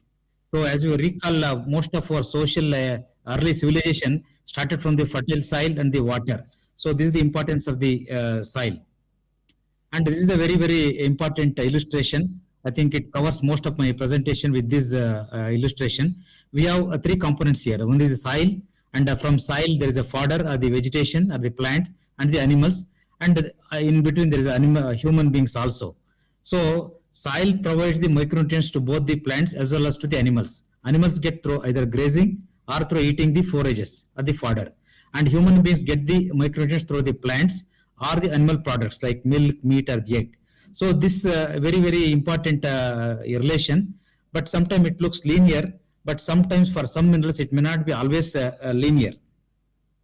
So as you know that these micronutrients, particularly minerals, so they are inorganic. So neither created nor destroyed. Only the thing is effective recycling is required. So they come from the soil, go to plant, go to the animal, again they'll come back to the soil. Is something like a concept of take from soil and give back to the soil. So ultimately our effective recycling is very, very important to manage the this mineral in the soil and the plant and the animal human continuum. So as a morning, I think Dr. Dattaji and other speakers spoke about the soil chemistry and soil properties. So in livestock also, particularly when you talk of green fodder or the legumes, so they have a very intimate relationship with the soil properties for their uptake of minerals from the soil. So there are several factors, I'll not go in detail. So pH is one factor, acidic, alkaline, and different kinds of properties like moisture, temperature, soil geochemistry, variety of the plant, whether it is a cereal or a legume. So, and maturity of the plant, particularly when the plant matures, so the utilization of the mineral and the content of the mineral will go down. So these are the factors which influence the mineral content of the plant. And as I told, all the fodders, all the green fodder may not take up the minerals from the soil in a uniform way. So it differs. So generally the grasses or the green fodder, the multi-cut or the single cut fodders, so they are the moderate uptakers. However, the legumes or the tree leaves, because of the genetic character, so they uptake more minerals from the soil. They are more efficient. So in this figure, you can see a high biomass yielding fodder like super napier. There is a hybrid napier variety, or the gingiva grass. So their biomass is more and their fiber content is more. So they uptake less minerals from the soil. They are less efficient compared to these other legumes like lucerne and head lucerne or the berseem. So these plants, so the biomass is less, but their efficiency of the uptake of minerals from the soil is more. So similarly, the tree leaves, the shrubs are the forages, what we call, and foliages. So they are also very, very efficient in taking the minerals from the soil. So morning also one of the speakers spoke about the like intensive agriculture in comparison to the decline in the mineral content of the plants. So this also has shown, and because of intensive agriculture for more yield of the grains or the biomass, so there is a gradual decrease in the mineral content of the plants because of our intervention, like use of fertilizers and changing the soil microbiota. All those things have contributed to the decline in the mineral content of the plants. So this relation you have to understand before we talk of the human or the animal nutrition. So you see, I have listed few minerals, and some minerals are required by the plant as well as the animals or the human beings. So this is a win-win situation here. And however, some minerals are required by the plant, some minerals are not required by the plant. However, they are required by the humans and the animals. So here, in the situation where plant requires a mineral and animals do not require, so there is another situation. So human beings or the animals require a mineral, however plant doesn't require. So in that case, some occasions you have to supplement in the exogenous way, like the mineral mixtures or the mineral salts. So this is one project undertook under ICR, ASRP, and also NDDB, and some of the state agriculture and veterinary universities also undertook mineral mapping of their region. So throughout the country, it was covered by different institutions, and they could map what are the most deficient minerals in their region, taking into account of the soil, the fodder grown there, feeds used by the farmers for their livestock, and the water content there, and the animal blood, and the clinical symptoms, and the interrogating with the veterinary doctor. So Please you take 1 more minute and conclude. Yeah, I'll take at least 2 minutes, sir, because just I'm halfway. So accordingly, we have classified into zones, and the deficiency of minerals has been characterized here. So we know that most deficient minerals are the calcium, phosphorus, copper, and zinc, and other deficient minerals also like magnesium and selenium and other cobalt. They are secondary limiting elements in the livestock. So now, what are the options before us? How to overcome the deficiency? One is the soil approach, like biofortify the soil with the limiting minerals, and second is the plant breeding, and the supplementation of the minerals to the livestock is the third approach. So you can see the picture here, a healthy cow. But in the field conditions, most of the unorganized farmers, you can see the animals are not fed properly, and there are the deficient conditions like calcium deficient, phosphorus, copper, zinc, so many deficient conditions we see. So we can detect by the clinical symptoms, the feeding practice, whether the farmer is feeding which type of feed, and with these parameters we can detect the deficiency. And just I'll skip because chairman is telling to wind up. And amelioration. One thing is the soil approach, that the biofortification, and the plant breeding, biofortification of the plants, and third is the the natural sources like the feeds and fodders, that particularly legumes and tree leaves, and the fourth approach is the mineral mixtures. So exogenously you have to supplement and top up the feed mixture with the mineral salts. Yeah, this soil micronutrient is biofortification. Fortification is ideal in grazing situation where the animal will graze close to the soil. So some amount of minerals will be taken by the animal, and also the plants grown in that soil fortified region. So the plants will have definitely more of the particular deficient mineral. So that is a positive aspect. And however, in organized farms, so in what happens, the feed and fodder will come from different regions. So this biofortification may not be of much helpful. And also when biofortification crops, like when they come to the crop residue level, straws and stovers, the mineral content will go down, and also the lignification fiber will interfere, and they will not be of much value. So mostly the green fodder, so the soil fortification will be of much helpful. At our institute also under the ASRP and soil, we conducted this study. Zinc deficient soil, we fortified with the zinc, and also this multi-cut jover fodder was grown, wherein we observed that the zinc content was increased by 14 ppm, and also the fodder yield was increased by 4 ton per hectare. You can see the picture, the biomass and the color of the fodder. So we fed to the zinc deficient sheep, and zinc deficiency was overcome by feeding such a biofortified fodder. We published also. Another approach of increasing the micronutrient content is the different changing in the cropping pattern, like the intercropping, and also the growing of the fodder along with the tree leaves, and the bajra and poppy cropping. So yeah, I am coming, sir. Conclude. We have actually 10 presentation and yes, I'm coming to the last. But you come to conclusion. Okay, then I come to the conclusion. So since the time is limiting, I am just almost coming to the conclusion. So micronutrient deficiency is an area problem. It varies from region to region in the country. And in the livestock context, most limiting minerals or deficient minerals are calcium, phosphorus, copper, and zinc, followed by the magnesium, manganese, and cobalt. Accordingly, you have to make a strategy. And the green and legume fodder feeding with soil fortification is the most sustainable and practical approach. And also, you can give the region-specific mineral mixture. And apart from this soil, plant, and animal, human, this concept also should be promoted. Yeah, I think I'm just concluding because chairman is asking me to conclude my presentation. Thank you very much. Thank you. If one or two question, one question or two question, very pointed question. If you have any query, please ask.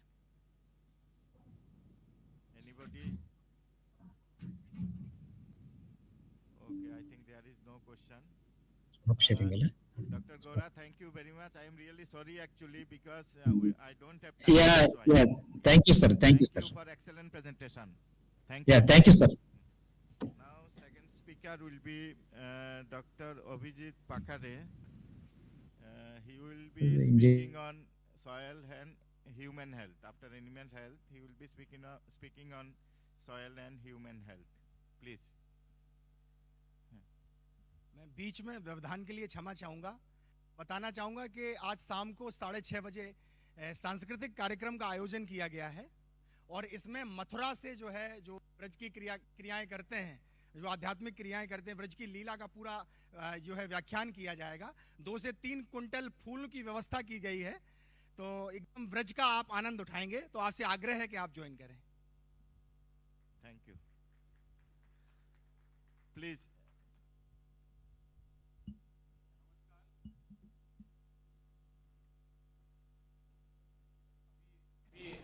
Post lunch mic चल रहा है? देखो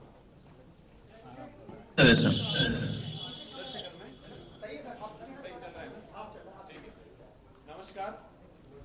आज का सबसे पहले AIIMS Bhopal की तरफ से मैं वीसी सर का धन्यवाद करना चाहूँगा कि उन्होंने इस कॉन्फ्रेंस में एम्स भोपाल को भी कोलैबोरेटर बनाया और आप सब लोगों से मिलने का मौका हमें दिया।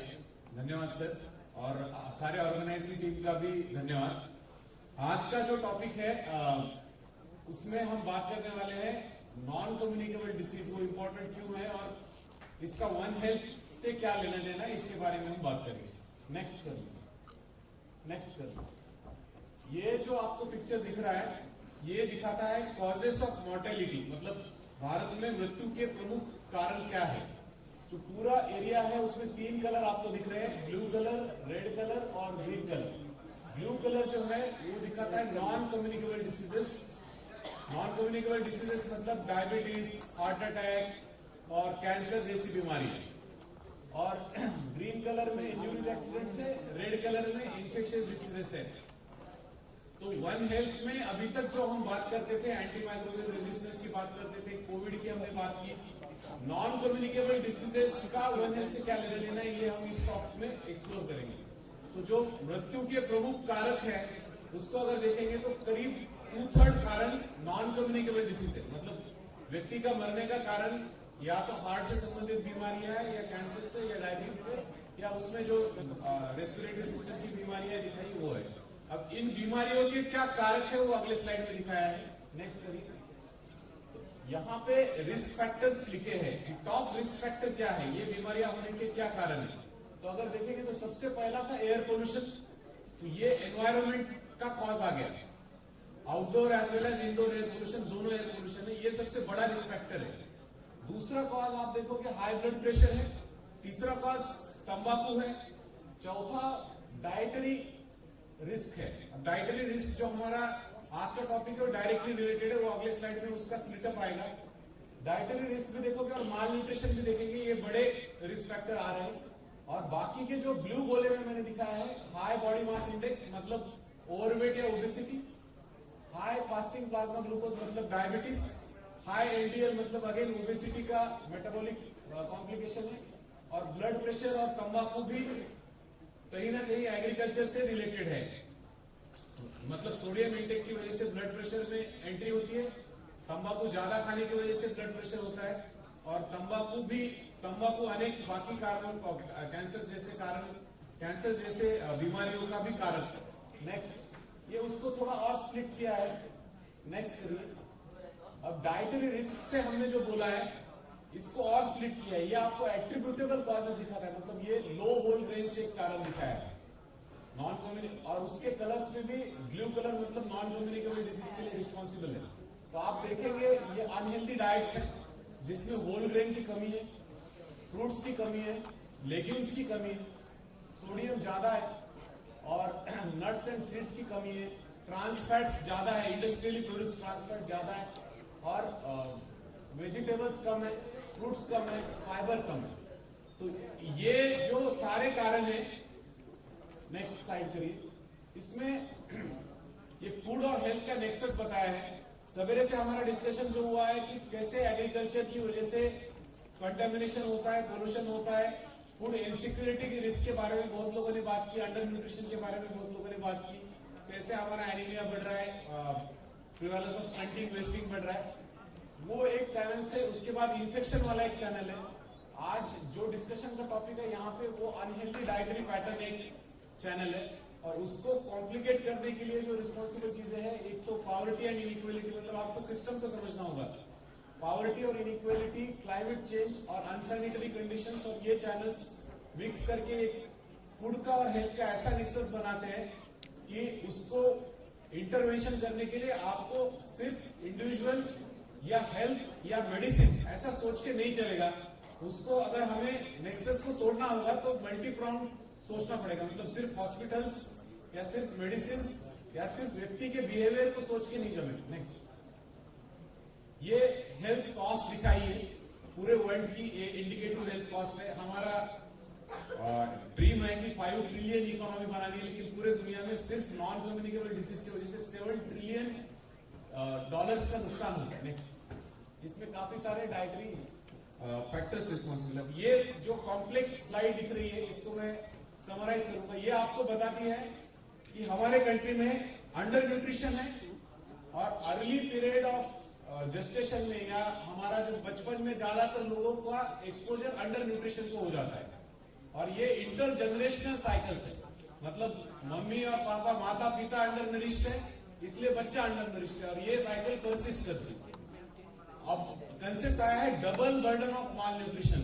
माल न्यूट्रिशन मतलब सही से पोषण ना होना, या कम भी हो सकता है, ज्यादा भी हो सकता है, मोटापा या वजन ज्यादा होना, वो भी माल न्यूट्रिशन है। तो डबल बर्डन मतलब एक ही व्यक्ति के शरीर के अंदर अंडर न्यूट्रिशन भी है और कुछ चीजों का ओवर न्यूट्रिशन भी है, या एक ही व्यक्ति उसके लाइफ टाइम में कभी अंडर न्यूट्रिशन के लिए एक्सपोज हो गया और कभी वो ओवर न्यूट्रिशन के लिए एक्सपोज हो गया। लेकिन इस चक्कर में क्या हो जाता है, केमिकल प्रोसेसेस, बॉडी के मेटाबॉलिज्म के जो साइकिल्स है, इसमें गड़बड़ हो जाती है। अब इसको मैं डिटेल में एक्सप्लेन नहीं करूंगा। तो ये होम्योस्टैसिस डिस्टर्ब हो जाता है और कार्डियो मेटाबॉलिक रिस्क बढ़ते हैं। इसका मतलब क्या है, इन्फ्लेमेटरी फैक्टर्स बढ़ते हैं, सीवीडीज बढ़ जाते हैं, मतलब आपकी कार्डियोवास्कुलर डिसीजेस जैसे heart attack, blood pressure, diabetes, इनकी संभावना बढ़ जाती है। अब जब ये बीमारियां बन जाती है, आपने देखा कि रिस्क फैक्टर में हाई ब्लड प्रेशर भी नंबर 2 पे था, तो ये आपको प्री मैच्योर डेथ कराता है। मृत्यु तो अंतिम सत्य है, हर किसी को मरना है। हम कंसर्न क्यों हैं? एनसीडी के मृत्यु से हम कंसर्न क्यों हैं? क्योंकि एनसीडी हमें 10 से 15 साल पहले मृत्यु के लिए कारक है, मतलब almost 30% of the pre mature death हम किसे बोलेंगे? हमारी लाइफ एक्सपेक्टेंसी अगर 65 साल है, अगर व्यक्ति 55-50 साल में एवरेज एक्सपायर हो रहे हैं, तो जो उसको हम बोलते हैं प्री मैच्योर डेथ्स, और 1/3 of the pre mature deaths NCD की वजह से होते हैं, इसलिए हम कंसर्न है। तो ये एक स्लाइड बताती है इटियोलॉजिकल पाथवेज कि कैसे ओवर न्यूट्रिशन और अंडर न्यूट्रिशन दोनों मिला के कार्डियो मेटाबॉलिक रिस्क बढ़ाते हैं। नेक्स्ट, अब ये अनहेल्दी डाइट्स क्या होते हैं? एक तो जरूरत से ज्यादा खाना, फिर increase consumption of sugar Sutton beverages, इससे रेडीमेड ग्लूकोज मिलता है, ग्लूकोज का मेटाबॉलिज्म बिगड़ता है, इंसुलिन का बैलेंस बिगड़ता है, इसकी वजह से कार्डियो इन्फ्लेमेशन का और मेटाबॉलिज्म इंफ्लेमेटरी मार्कर्स बढ़ जाते, कार्डियो मेटाबॉलिक रिस्क बढ़ते, over consumption of animal products, काफी सारे रेड मीट या पोर्क या और बाकी जो मीट्स है जिसमें हाई मसल ये होता है, उसमें कैंसर्स में उसको इंडिकेट किया गया है, कोलन कैंसर्स में। सैचुरेटेड फैट्स का रोल थोड़ा सा कंट्रोवर्शियल है, लेकिन फिर भी उससे इंडिकेट किया है। ट्रांस फैटी एसिड्स जो कि इंडस्ट्रियल प्रोडक्शन में बन जाते हैं, उसकी वजह से भी होता है। और लो फ्रूट और वेजिटेबल इंटेक, इसकी वजह से भी बहुत सारे कार्डियोमेटाबॉलिक डिसीजेस होते हैं। इन पैटर्न्स को हम अनहेल्दी डाइट बोलते हैं। नेक्स्ट, इसके उल्टा हेल्दी डाइट है, इसे मैं एक्सप्लेन नहीं करूंगा टाइम के लिए। नेक्स्ट, अब सवाल यह है कि अनहेल्दी डाइट खाने के लिए जिम्मेदार कौन है? आप में से मैं पूछता हूं, अगर आप में से कोई मोटा है तो उसके लिए कौन जिम्मेदार है? बच्चे जो पीछे स्टूडेंट्स बैठे हैं, खाने वाला जिम्मेदार है ना? सही है, यही अपनी साइकोलॉजी है, बराबर है? ठीक है, बस अभी ज्यादा नहीं बोलना है। Thank you. तो यहां सोचने की बात यह है कि कंज्यूमर हम चॉइस कैसे करते हैं। हमारी चॉइस कंटेक्स्ट में होती है, हम समाज में क्या चल रहा है देखते हैं, हमारे नियर अराउंड क्या अवेलेबल है वो देखते हैं, हमारी खरीदने की स्थिति क्या है वो देखते हैं, वो मिला के हमारी फूड चॉइस डिसाइड होती है। मतलब हमें लगता है कि हम कर रहे हैं, लेकिन कराने वाला सिस्टम है। हम बोलते हैं सिस्टम, तो सिस्टम है कराने वाला। नेक्स्ट, तो यहाँ पे डाइटरी शिफ्ट हो रहे हैं हमारे ओवरऑल इसमें। अभी आप लोग ग्वालियर में आ गए हो, शायद यहाँ पे जोमेटो स्विगी पहुंच गया होगा, हॉस्टल का खाना पसंद नहीं आया तो आपने ऑर्डर कर लिया, ठीक है। तो ये कल्चर, बाहर खाने का कल्चर, फास्ट फूड खाने का कल्चर बढ़ रहा है। उसके बाद जब भी दिखे चीज, स्नैकिंग का कल्चर बढ़ रहा है, मतलब कुछ समझ में नहीं आया तो खा लिया, ठीक है। यही चीज हमें प्रमोशनल मार्केटिंग की वजह से भी हमें दिखाया जाता है। जैसे वहां दिखते कि उसका दिमाग सटक गया है, उसको हाइपोग्लाइसीमिया हो गया, उसने एक स्नीकर खा लिया तो उसका दिमाग सेट हो गया। तो ये मतलब सब्टल मार्केटिंग की जाती है जिससे हमारे चॉइसेस गवर्न होते हैं। यहाँ पे एक एग्जांपल और दिया है कि consumption of highly processed foods हम खाते हैं, हमें वो अच्छा लगता है। शुगर, सॉल्ट और फैट का ऐसा कॉम्बिनेशन होता है कि ब्रेन में डोपामिन रिलीज होता है, उससे अच्छा लगता है, रिलैक्स लगता है। फिर हम बार बार वही खाने का मन करता है। तो जो खाना बनाने की एबिलिटीज है, क्रिएटिविटी है फूड रिसर्च बनाने की, वो कहीं ना कहीं डिक्लाइन हो जाती है। और अगर हम फूड्स बनाते नहीं है तो उनके इंग्रेडिएंट के बारे में नॉलेज हमें पता नहीं होता, और इसलिए हम फिर हेल्दी फूड चॉइस कर नहीं सकते। तो यहाँ पे जो फोकस की बात है, अगर मोटापा कम करना है, ओवर न्यूट्रिशन कम करना है, तो व्यक्ति को ब्लेम करके नहीं जमेगा, हमें सिस्टम्स को सेट करना होगा। नेक्स्ट, ये क्वेश्चन है कि does the system takes its cues from the consumers and passively produce what she or he wants, or does the consumer passively acquire what the system makes available, or does the system coerce the consumer to acquire what it wants to produce?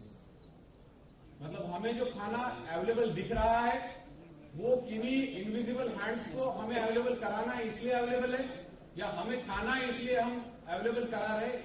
इसके answers अभी हमें पता नहीं। Next, तो ये modern food systems जो बने हैं ये लॉन्ग चेन सिस्टम्स कहलाते हैं। मतलब फूड प्रोडक्शन कहीं एक जगह पे हो रहा है, उसके बाद प्रोसेसिंग, स्टोरेज, ट्रांसपोर्टेशन कहीं पे हो रहा है, और उस सारे प्रक्रिया में जहां से फूड प्रोड्यूस हो रहा है, मतलब जो फार्मर प्रोड्यूस कर रहा है और जो कंज्यूमर कंज्यूम कर रहा है, इसमें काफी गैप हो जाता है और उसकी वैल्यू भी डिक्लाइन हो जाती है। तो यहाँ पे इसके कैरेक्टरिस्टिक्स मैंने बताया कि मॉडर्न फूड सिस्टम्स कैसे बने हैं। मॉडर्न फूड सिस्टम में इंडस्ट्रियल प्रोडक्शन पे फोकस है, basically efficient production in low cost पे फोकस रहा, और वो फोकस इसलिए रहा, जैसे सवेरे भी डिस्कशन हो रहा था कि हंगर थी, कैलोरी की कमी थी। तो कैलोरी की कमी को दूर करने के लिए हमने ऐसे सिलेक्टेड सीरियल्स उठाए जिनकी वजह से एनर्जी सप्लाई हो सके, और हम डाइवर्सिफाइड फूड से लेस डाइवर्सिफिकेट, मतलब होमोजेनस फूड्स प्रोड्यूस करने लगे, मतलब या तो व्हीट, या तो राइस, या तो सोयाबीन, और डाइवर्सिफिकेशन हमने कहीं लूज कर दिया, और उसमें एनर्जी तो हमने सप्लाई कर ली, लेकिन बाकी के जो न्यूट्रिएंट्स जाने चाहिए वो जाने नहीं लगे। उसकी वजह से आपको जो दिख रहे थे, lack of whole grain, lack of vegetables, fruits, ये चीजों का गड़बड़ हो गया। नेक्स्ट। तो ये डिस्कनेक्ट 3 लेवल पे बताया गया है, फिजिकल, इकोनॉमिक एंड कॉग्निटिव। मतलब जहां फूड प्रोड्यूस हो रहा है और जो कंज्यूम हो रहा है। तो फिजिकल मतलब जो शहर में रहने वाले उनको पता नहीं है कि फूड प्रोड्यूस कैसे होता है, ये सीधा सीधा एग्जांपल है। इकोनॉमिक, जिनके पास पैसा है उनके प्रोक्योर करने की एबिलिटी अलग है, और फार्मर से कंज्यूमर तक उसकी में इतना वैल्यू एडिशन होता है कि जो प्रोडक्शन की कॉस्ट है उससे ज्यादा उसके प्रोसेसिंग और मार्केटिंग की कॉस्ट हो जाती है। और कॉग्निटिव मतलब knowledge how food is produced and processed, इसकी भी कमी हो रही है क्योंकि हमें रेडी टू कुक फूड्स मिल रहे हैं। ठीक है, नेक्स्ट। तो हमें जरूरत है सिस्टम थिंकिंग की, जिसके बारे में मेरे पहले स्पीकर्स ने बताया। अगर आप शुरू में देखोगे तो ये नैरो अप्रोच बताया है और आगे आगे उसका ब्रॉडर अप्रोच दिखाया। जैसे इंडिविजुअल रिस्पॉन्सिबिलिटी, ये सोचना नैरो अप्रोच है, इसमें गवर्नमेंट और अल्टीमेटली सोसाइटी भी रिस्पॉन्सिबल है। न्यूट्रिएंट की डिफिशियंसीज के बारे में सोचना और उसके लिए सप्लीमेंटेशन प्रोग्राम्स पे ही फोकस करना। ऐसा नहीं है कि सप्लीमेंटेशन प्रोग्राम कारीगर नहीं है, लेकिन supplementation program will not be sufficient, उसमें there will never be an end to it, you have to keep on supplementing. तो nutrient supplementation, nutrients, isolated nutrient पे देखने की जगह पे फूड्स को देखना चाहिए, और फूड्स को देखने की जगह पे डाइट्स के बारे में सोचना चाहिए। हम diet as a whole package खाते हैं। सिमिलरली आजकल बायो फोर्टिफिकेशन ऑफ एवरीथिंग पे फोकस है, मतलब काफी स्पीकर्स ने इसमें बात की। तो बायो फोर्टिफिकेशन भी एक काइंड ऑफ नैरो अप्रोच है, उसमें न्यूट्रिशन सेंसिटिव एग्रीकल्चर या कंजर्वेटिव एग्रीकल्चर की जो बात की, और access to drivers of nutrient rich foods, इसके बारे में हमें सोचना पड़ेगा। नेक्स्ट। तो ये पोटेंशियल स्ट्रेटेजीज बताई है। अब इसका आंसर नहीं, मतलब फूड एज ए सिस्टम, इसको अभी तक क्लियर कट सोचा नहीं गया। जैसे एनवायरमेंट में क्लाइमेट चेंज के लिए स्टैंडर्ड्स बनाए गए, कार्बन इमिशन के स्टैंडर्ड्स बनाए गए, वैसे सस्टेनेबल फूड सिस्टम्स डेवलप करने के लिए साइंटिफिक स्टैंडर्ड्स अभी भी क्लियर कट एस्टेब्लिश नहीं है, गवर्नमेंट के टोटली प्रायोरिटीज पे नहीं है। और जो modern system of food chain ने कर दिया है उसको रिवर्सल करने का चैलेंज है। मतलब यहाँ पे ये हो सकता है कि incentivising small holder and community food production, तो स्कूल्स में या पब्लिक प्लेसेस में यहाँ पे हमें एग्रीकल्चरल प्रैक्टिसेस को, स्कूल गार्डन्स को प्रमोट करना पड़ेगा, ताकि बच्चों को पता चले कि किस टाइप से फूड्स, हेल्दी फूड्स हो सकते हैं। इंफ्रास्ट्रक्चर उस टाइप से हमें बनाने पड़ेंगे। लोकल मार्केट्स को, मतलब लोकल फार्मर्स का प्रोडक्ट लोकल पॉपुलेशन के लिए अवेलेबल हो, स्मॉल स्केल मार्केट्स में अवेलेबल हो, उसके लिए हमें इंफ्रास्ट्रक्चर बनाना होगा। अभी टेक्नोलॉजी काफी एडवांस हुई है, आगे जाके ब्लॉकचेन टेक्नोलॉजी भी आएगी, तो कंज्यूमर और फार्मर के बीच में स्मार्ट कॉन्ट्रैक्ट्स हो सकते हैं। उसकी वजह से डायरेक्टली, मतलब बेसिकली उसमें ट्रांसपोर्टेशन का भी इवोल्यूशन होना जरूरी है, लेकिन डाउन द लाइन ये होगा। तो ऐसा इंफ्रास्ट्रक्चर बिल्ड करने के लिए हमें सोचना होगा। फिर एग्रो बायोडाइवर्सिटी, जैसे हमने बताया कि 1-2 क्रॉप्स पे, एफिशिएंट क्रॉप्स पे हमने फोकस किया, और किसी ने बोला कि कैश क्रॉप्स पे हम फोकस करते हैं। जैसे हमने बताया कि शुगर स्वीटन बेवरेजेस, उसके लिए रॉ मटेरियल है शुगर, और शुगर एक कैश क्रॉप है, शुगर के। अब उसको अगर हम बोल रहे हैं कि इसको हमें डिसइंसेंटिवाइज करना है और दूसरे फूड को इंसेंटिवाइज करना है, तो हमें अल्टरनेट वेज पहले सोच कर रखने पड़ेंगे। ये बोल्ड पॉलिटिकल डिसीजन होगा कि शुगर केन के लिए अभी इतनी सारी प्रोक्योरमेंट है, सब्सिडी है, अगर हम उसको बोल के दूसरे प्रोडक्ट को बढ़ावा दे रहे हैं, तो उसके लिए हमें सिस्टम लेवल से पॉलिटिकल कमिटमेंट्स भी लेने पड़ेंगे, लोगों को अल्टरनेटिव बताने पड़ेंगे कि आपका, क्योंकि उसमें लेबर कम लगता है, कैश ज्यादा मिलती है, इसलिए लोग उसको प्रेफर करते हैं। तो ये बायोडाइवर्सिटी को बढ़ाने के लिए हमें पॉलिटिकल लैंडस्केप और सोशल इकोनॉमिक लैंडस्केप पे भी सोचना होगा। ट्रेडिशनल वेट मार्केट्स और हाट्स रूरल एरिया में तो अभी चल रहे हैं, अर्बन एरिया में सुपर मार्केट्स का कंसेप्ट आ रहा है। सुपर मार्केट में पेरिशेबल आइटम्स को मेंटेन करना मुश्किल होता है, क्योंकि उनका लॉन्ग इन्वेंटरीज होते हैं, लार्ज इन्वेंटरीज होते हैं, और वहां प्रोसेस फूड ज्यादा होते हैं। तो हमारे जो टिपिकल वेट मार्केट से, मतलब जो हाट लगते हैं, वो हाट के इंफ्रास्ट्रक्चर बनाने पड़ेंगे, और उस कल्चर को टूटने नहीं देना होगा, क्योंकि वहां पे हम हेल्दी फूड्स और फ्रूट्स खरीद सकते हैं। उसके बाद improving diversity and quality of food procured by public sector. हमें एमएसपी में कितने क्रॉप्स अवेलेबल है, क्या लेग्यूम्स और वेजिटेबल्स एंड फ्रूट्स, ये चीजों की गारंटी कोई देता है अभी? तो अगर उसकी गारंटी नहीं है तो प्रोडक्शन नहीं होगा, प्रोडक्शन नहीं होगा तो कंजम्पशन कहाँ होगा। मतलब जो हेल्दी डाइट्स है उसका 30 to 40% डेफिसिट है। अगर सब लोग जागरूक भी हो गए और सोचा कि हमें हेल्दी डाइट लेना है तो भी अभी अवेलेबल नहीं है। उसके बाद रिसर्च में इन्वेस्टिगेट करना पड़ेगा। जैसे ये हेल्दी फूड्स में हमने फ्रूट वेजिटेबल बोला, उनके वो पेरिशेबल आइटम्स है, तो वो लॉन्ग स्टैंडिंग स्टोरेज उनका कैसे हो सकता है, उनकी पैकेजिंग कैसे अच्छे कर सकते हैं कि ताकि वो जल्दी खराब ना हो, इस पे हमें रिसर्च में इन्वेस्ट करना होगा। नेक्स्ट, उसके बाद प्रोसेसिंग में जैसे लो सोडियम सॉल्ट्स निकले हैं, इस टाइप के चीजें ढूंढनी पड़ेगी। ट्रेड एग्रीमेंट्स 1990s में हमने लिबरलाइजेशन कर दिया और फॉरेन डायरेक्ट इन्वेस्टमेंट फूड में भी आने लगी, और उसकी वजह से गवर्नमेंट का फूड सेक्टर का रेगुलेशन का स्पेस कम हो गया। तो अभी जो हम ट्रेड एग्रीमेंट्स बना रहे हैं इसमें हमें ये देखना पड़ेगा कि right to public health intervention या right to one health intervention government maintain करे। उसके बाद जस्ट लास्ट खत्म, और governance of the food system की। Next, done, thank you. Thank you very much. Since this topic is away from our agriculture, I think one or two questions, good questions we can take. Students, please.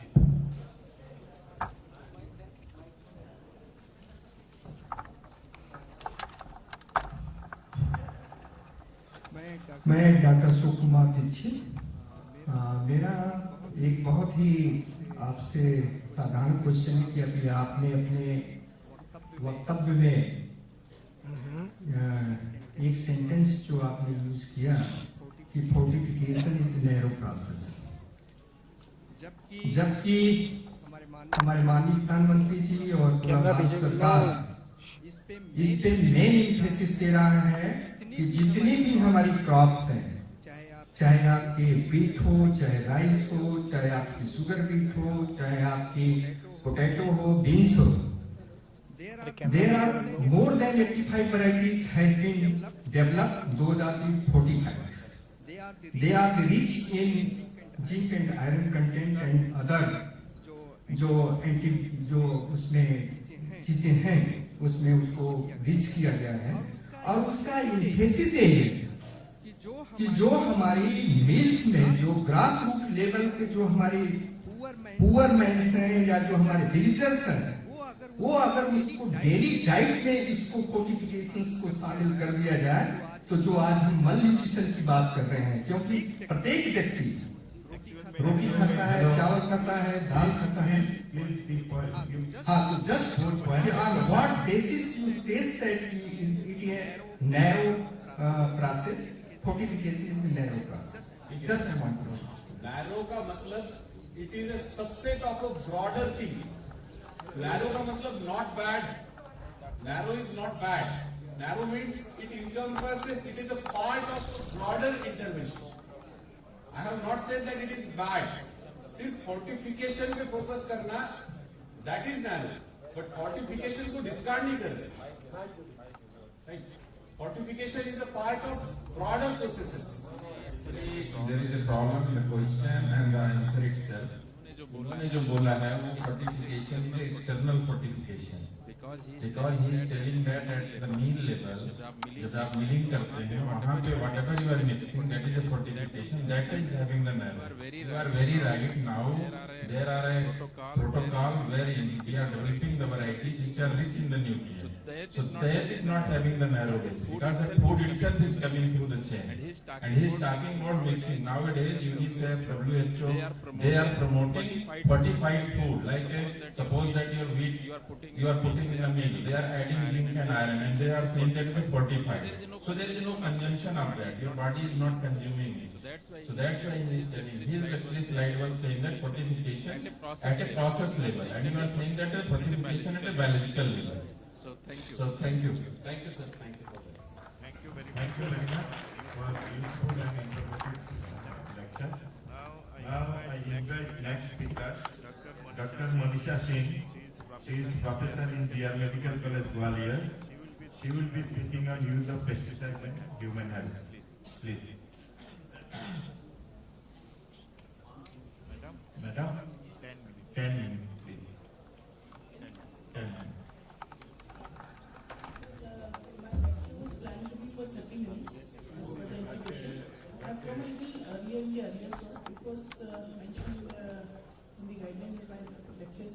I'll try to complete in stipulated time.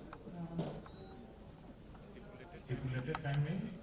Means less than 30 minutes. No. You take, I'm sorry to tell you, you take 10 minutes. There will be cultural program. You be brief in your presentation and put more emphasis on conclusion. So thank you, sir, for the invite. Yes, 10 minutes. And very good evening to the August audience. Sir, Professor Dr. Vice Chancellor, sir, Dr. Shosha, Dr. YP Singh, and members of organizing committee, I thank you profusely for giving me this opportunity and for giving a lecture in this wonderful conference. And right from the door, I could see it is very nicely decorated and the fragrance of love. I congratulate you all for holding such a beautiful conference. I hope the hall would have been fuller. As I have been asked to be short, and I am also a daughter of an agriculture professor, and Dr. YP Singh is also my sister's husband. So I have all my roots in agriculture. And I have lived and got selected in medical college. So I studied from agriculture, Krishi Nagar only, that is in Indore. So I'm proud to be, here today. And so, sir, I'm trying to stick to the time constraints. I just want to tell you a small story where, can you see this? Is it?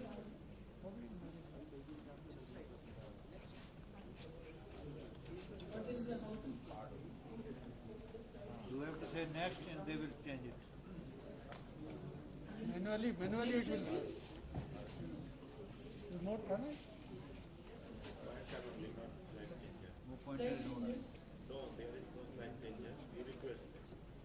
You have to say next and they will do it. So here I am with a small story of a farmer, and for a farmer it is always very very important कि फसल कैसी होगी और कितनी होगी और इस साल पानी बरसेगा कि नहीं, किस तरह से उपज होगी.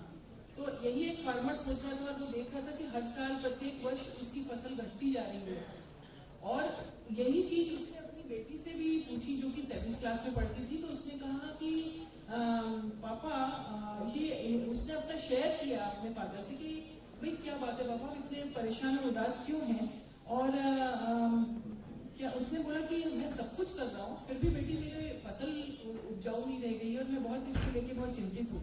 तो वो बच्ची बड़ी होशियार थी और उसने कहा कि पापा हमको और ऐसे पौधे लाने जिनके फूल हो वहाँ पे, जिससे कि और बीज और इंसेक्ट्स आएंगी और उपज बढ़ेगी. तो ये तरकीब काम कर गई और उपज उस साल बहुत अच्छी हुई. तो उस बच्ची की बुद्धिमानी की वजह से उस साल बहुत अच्छी फसल हुई.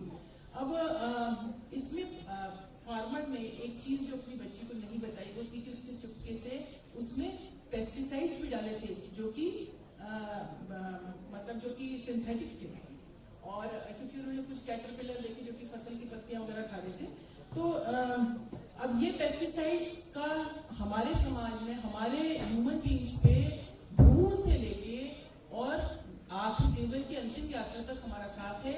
ये एक हमारे आसपास एक क्लाउड बना चुके हैं और पेस्टिसाइड्स का एक्सपोजर इज वेरी रैम्पेंट और बहुत वाइडस्प्रेड यूज इसका होता चला जा रहा है. और ये हमारे शरीर के, हम इसको इनहेलेशन से, फूड पे, पानी में, एक्वाकल्चर में, सभी जगह, सॉइल में, सभी जगह इस पेस्टिसाइड का असर हम तो इस स्लाइड में हम देख रहे हैं कि सॉइल कंटेमिनेशन और इनहेलेशन रूट से रेस्पिरेटरी डिसीजेस ये हमारे शरीर को ज्यादा मात्रा में जाकर निश्चित मात्रा से जो कि उपजाऊ करने की और एक फाइन डिवाइडिंग लाइन होती है कि जो कि फसल को क्रॉप्स को बचाता है, उससे हम इसको सीधे देखते हैं कि ये बचाने के अलावा हमारे शरीर पे भी बहुत सारे एडवर्स इफेक्ट्स करता है, जैसे कि रेस्पिरेटरी पैसेजेस पे और हार्ट पे, पेट पे, क्योंकि हम इसको भोजन में भी लेते हैं. तो एक होती है मैक्सिमम परमिसिबल लिमिट, इससे ज़्यादा इसका अमाउंट एक्सीड करता है तो हमारे शरीर के सभी अंगों पे ये बुरा असर डालता है.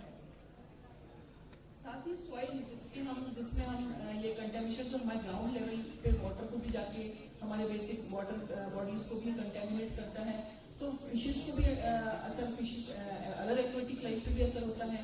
जो पौधे उगते हैं उस सॉइल को भी काफ़ी हद तक प्रभावित करता है, उसमें रहने वाले छोटे माइक्रोब्स, अलगी सब पे असर डालता है, तो इसका असर व्यापक है।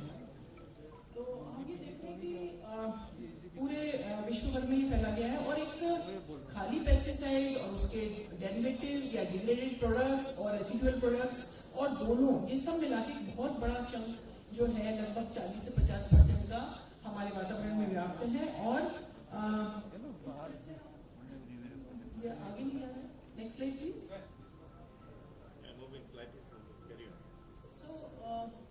कोडेक्स एलिमेंटेरियस कमेटी ने और पेस्टिसाइड डाटा प्रोग्राम ने ये कहा है कि डिपार्टमेंट ऑफ एग्रीकल्चर ने पेस्टिसाइड की मैक्सिमम रेसिडुअल लिमिट्स एस्टेब्लिश करी है। किसी भी फूड में किसी भी जगह इसका प्रयोग हो रहा है तो उसका मैक्सिमम अमाउंट से ज़्यादा उसका एक्सीड नहीं करना चाहिए, तो फिर हमारी हेल्थ को रिस्क नहीं है, क्योंकि बेसिक कीटाणुओं को मारने के लिए, उपज बढ़ाने के लिए, उर्वरकता बढ़ाने के लिए जमीन के लिए पेस्टिसाइड एक नेसेसरी ईवल है जो कि हमारे उसमें आ चुका है, और हमको इसको मैक्सिमम परमिसिबल लिमिट में तक ही इसका इस्तेमाल करना है।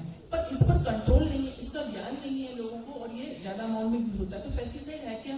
Any substance which is used to prevent, destroy और repel any pest is called the pesticide without from causing damage to them, so to the crops. So pesticide डालने के बाद में हम ये देखते हैं कि हमारे जितने पेस्ट हैं वो यहाँ से दूर चले जाते हैं।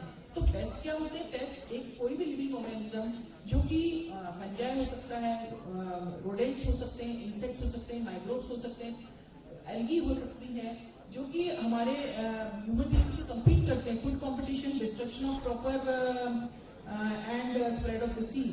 सो प्रॉपर्टी को भी डिस्ट्रॉय करते हैं, डिसीज भी स्प्रेड करते हैं, और इनका मेजर टारगेट एक्शन जिस पर होगा उसी हिसाब से पेस्टिसाइड को कहा जाएगा फंजीसाइड, एल्गीसाइड या मोलस्कीसाइड या उसको इंसेक्टिसाइड, हर्बिसाइड, इस तरह से उनको नाम देते हैं। और इनका पोटेंशियली टॉक्सिसिटी भी कराते हैं ह्यूमन हेल्थ में, मैक्सिमम परमिसिबल लिमिट से जब भी ज्यादा होते हैं एडवर्स हेल्थ इफेक्ट्स करते हैं। तो हमारा डायरेक्ट या इनडायरेक्ट एक्सपोजर पेस्टिसाइड से होता है। डायरेक्ट एक्सपोजर जो होता है, next slide please. Direct exposure जो होता है वो मतलब जैसे कि हम लोगों ने एग्रीकल्चर की प्रैक्टिसेस कर रहे हैं, जैसे कि इंसेक्टिसाइड का छिड़काव कर रहे हैं, पब्लिक हेल्थ या लाइफ स्टॉक के जिनको फीड करा रहे हैं, फ्यूमिगेशन कर रहे हैं, या एग्रीकल्चरिस्ट की फैमिली में रह रहे हैं, फार्म्स के निकट रह रहे हैं, तो उनका डायरेक्ट एक्सपोजर होता है। इनडायरेक्ट एक्सपोजर होता है through food, water, air, contaminants, aerosol droplets of the fumigants, इन सब से हमारा इनडायरेक्टली एक्सपोजर होता है, जो कि हमारे खाने या भोजन या पानी में मिलकर हमको अंदर प्रभावित करते हैं। तो next slide please. So pesticides and environmental pollution हम देख सकते हैं किस तरह से हमारे आसपास एक बादल बना के काम करते हैं, हमारे एनवायरमेंट को पूरा सराउंड करते हैं और हमारे ऊपर असर करते हैं। Next slide please. Yes, this one. So we have a variety of fungicides, antimicrobials, or plant growth regulators, pheromones, etc., which help in the which are the pests which help in the growth of the plant, giving us good yield and help in positive growth in the agriculture and crops, but at the same time may be detrimental to the human, and so we have to we are going through the same thing. So there may be pesticide hazard classification, may be class 1, class 1A, class 2, class 3, class 4 type of various, and the various band, color and signal words they are displayed on that particular pesticide suggesting which class it is. So if it is class 2, it is usually a green signal where it is not likely to be a hazardous, whereas class 1A is red, maximum exposure to the pesticide. So that is mentioned on the bottle of the pesticide. So pesticide formulations, they can be, so the pesticide formulations can be formed by the, so the pesticide formulations may be formed from one, either combining some active ingredient with the inactive ingredient. Active ingredient will be the actual pesticide, and the inert ingredient would be the some product which increases the solubility and stability of the product. So then there will be ultra low volume formulations which are used where you spray with the micro quantities or the aerosols, and dry formulation where the active ingredient is on the surface of a solid career, and you have various flowable water soluble bags, WSB soluble powders, wettable powders, granules, which are used as dry formulation pesticide, which can be dissolved in something and spread on the crops better than me. And most liquid formulations, they are most effective, and they are when diluted with water, and on the label you will have direction on with which to dissolve, how much to add, so you have to follow the directions. So you have the emulsions in water, flowable, microencapsulated, and don't forget what is solution, mixture, emulsions, you know it already. So next slide, please. Next. Yeah.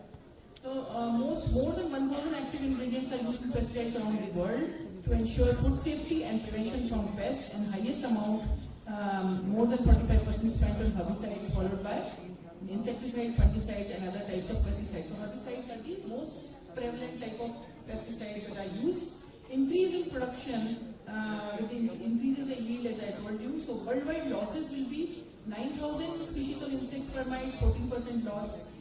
Fruits, vegetables, cereals, 78%, 54% and 32% losses. So these losses or the damage to the crop, they occur because of the use of the pesticides. And pesticides are dispensed. So pesticides are indispensable part of agriculture. They are also helpful. Pesticides are also helpful in vector control, such as Zika virus, Lyme disease, and rabies, household pests like cockroaches, mosquitoes, bedbugs, and other mites, etc. Next slide, please. So pesticides are ubiquitous in the body, as I said, and they are excreted in urine, saliva, sweat, skin, and feces, and exhaled into the air. And so how to detect them? Then you can also detect them in these secretions, and to understand the level of toxicity is impermissible limit, when the maximum permissible limit is crossed, so they can be tested in these. So pesticides are recognized as persistent organic pollutants, and they are fat soluble, easily accumulated within the human fat tissue, and even they cross the maternal blood placenta. It's very, very important. Even secreted in milk. You must have heard about DDT being secreted in the milk, and child being integrated. Sorry, sir. Just give me 2 minutes. I'm just going to switch over. So you can have various occupation, non-occupational exposure, dermal exposure, oral exposure, respiratory exposure. Next slide, please. So there are several lethal doses when we talk about toxicity. Next slide. So LD50 for skin contact exposure, and toxicity means the harmful effect. That's how it is used. And next slide, please. So acute adverse effects. Next slide. So you can see the acute exposure occurring leading to blisters, skin irritations, blindness, nausea, dizziness, tinging or burning in the eyes, diarrhea. Even it may be very, very fatal, lead to death. To the agriculture workers, they may have skin peeling, cramps, so many airway congestion, airway disease, asthma, and burning in the throat, chest pain, cough. So all these are the side effects which our poor farmers and the agricultures and the farm workers are exposed to. They risk their life. When they return back home, they carry the equipment, and those contaminated clothing, which they affect their children, or the mother who is pregnant is also affected by contact with these farm workers. So it's a huge risk they are entailing, and they are more prone to certain diseases. Next slide, please. So chronic effects may occur and may give rise to birth defects, reproductive harm, neurological and developmental toxicity, damage to the immune system, disruption of the endocrine system, affecting the sperm counts, anti-fertility in the females, and also affects the neuronal cells. It's highly toxic to the nervous system, and it affects them. So next slide, please. It can even cross the blood-brain barrier, and chronic toxicity and transcytosis may occur. So another thing is neuronal cells are more susceptible. So oxidative stress, that is increasing inflammatory markers, reactive oxygen species will increase, and this will lead to damage to the mitochondria, and this will lead to the formation of several cancers and other immune-related, system-related diseases, including diabetes. So there's a huge list and a long list of pesticides that is giving me limited time. So next slide, we will Parkinsonism, organophosphorus compounds, carbamates, etc. Anxiety, depression, neuropsychiatric disorders, Alzheimer's disease, early onset Parkinsonism may be seen. Next slide, please.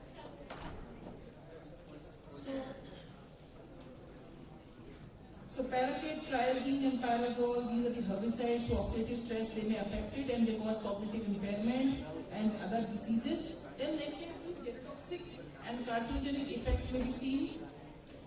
and mutagenic damage, gene mutation may occur, chromosomal aberrations may occur when female is being infected. Right. So carcinogenic effects including brain tumors, Hodgkin lymphoma, leukemia, breast cancer, prostate cancer, endocrine disruptions, and management strategies. This is the last slide, sir. We have to think definitely about how to control these diseases and how to reduce the effect of pesticide exposure, because they are the essential evils, as I told you. So bioremediation and reducing the toxicity, several green solutions are available. Next slide, please. Please move the slides. Come to the second last slide. Bioremediation, microbial degradation methods are there. Bioremediation strategies like phytoremediation, microalgae, bioremediation, microbial degradation, all these are available, and need of genetically engineered microbes and biotechnology for screening of the microbial strains and enzymes to reduce the risk for the environment and human health. So last slide, please. Yeah. So you have to go green with the organic pesticide farming, and already Sikkim, Northeast states, they are adopting organic farming. And thank you so much for patient sharing, sir. Thank you for the extra time allotted. Thank you. Wait. If any question, one question. If anybody has, I think there is no question. Thank you. Just wait, madam. Please. My name is Abhishek Mandia. I want to ask you a question. My question is that pesticide तो वो होते हैं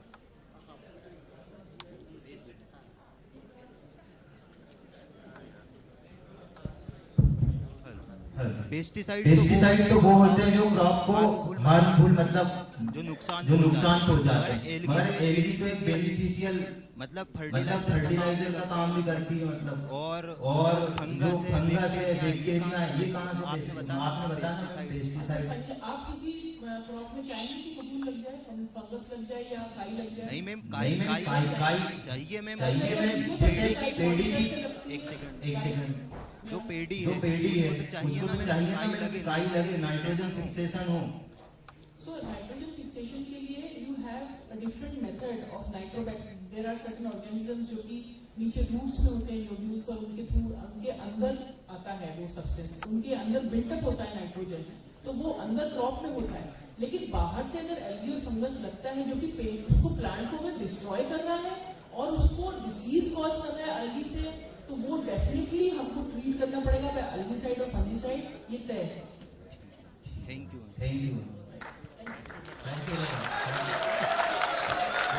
Thank you very much for very nice presentation, also informative presentation. I wish that I would have more time, but I am sorry I am not allowing the speaker to take much than 20 minutes or whatever is mentioned here. So next speaker, as usual, I request please restrict to 10 minutes. Next speaker will be Dr. Devendra Gupta, NDVSU, Mao. He will be speaking on rabies and approach to One Health. Please, sir, take 10 minutes. Thank you, sir.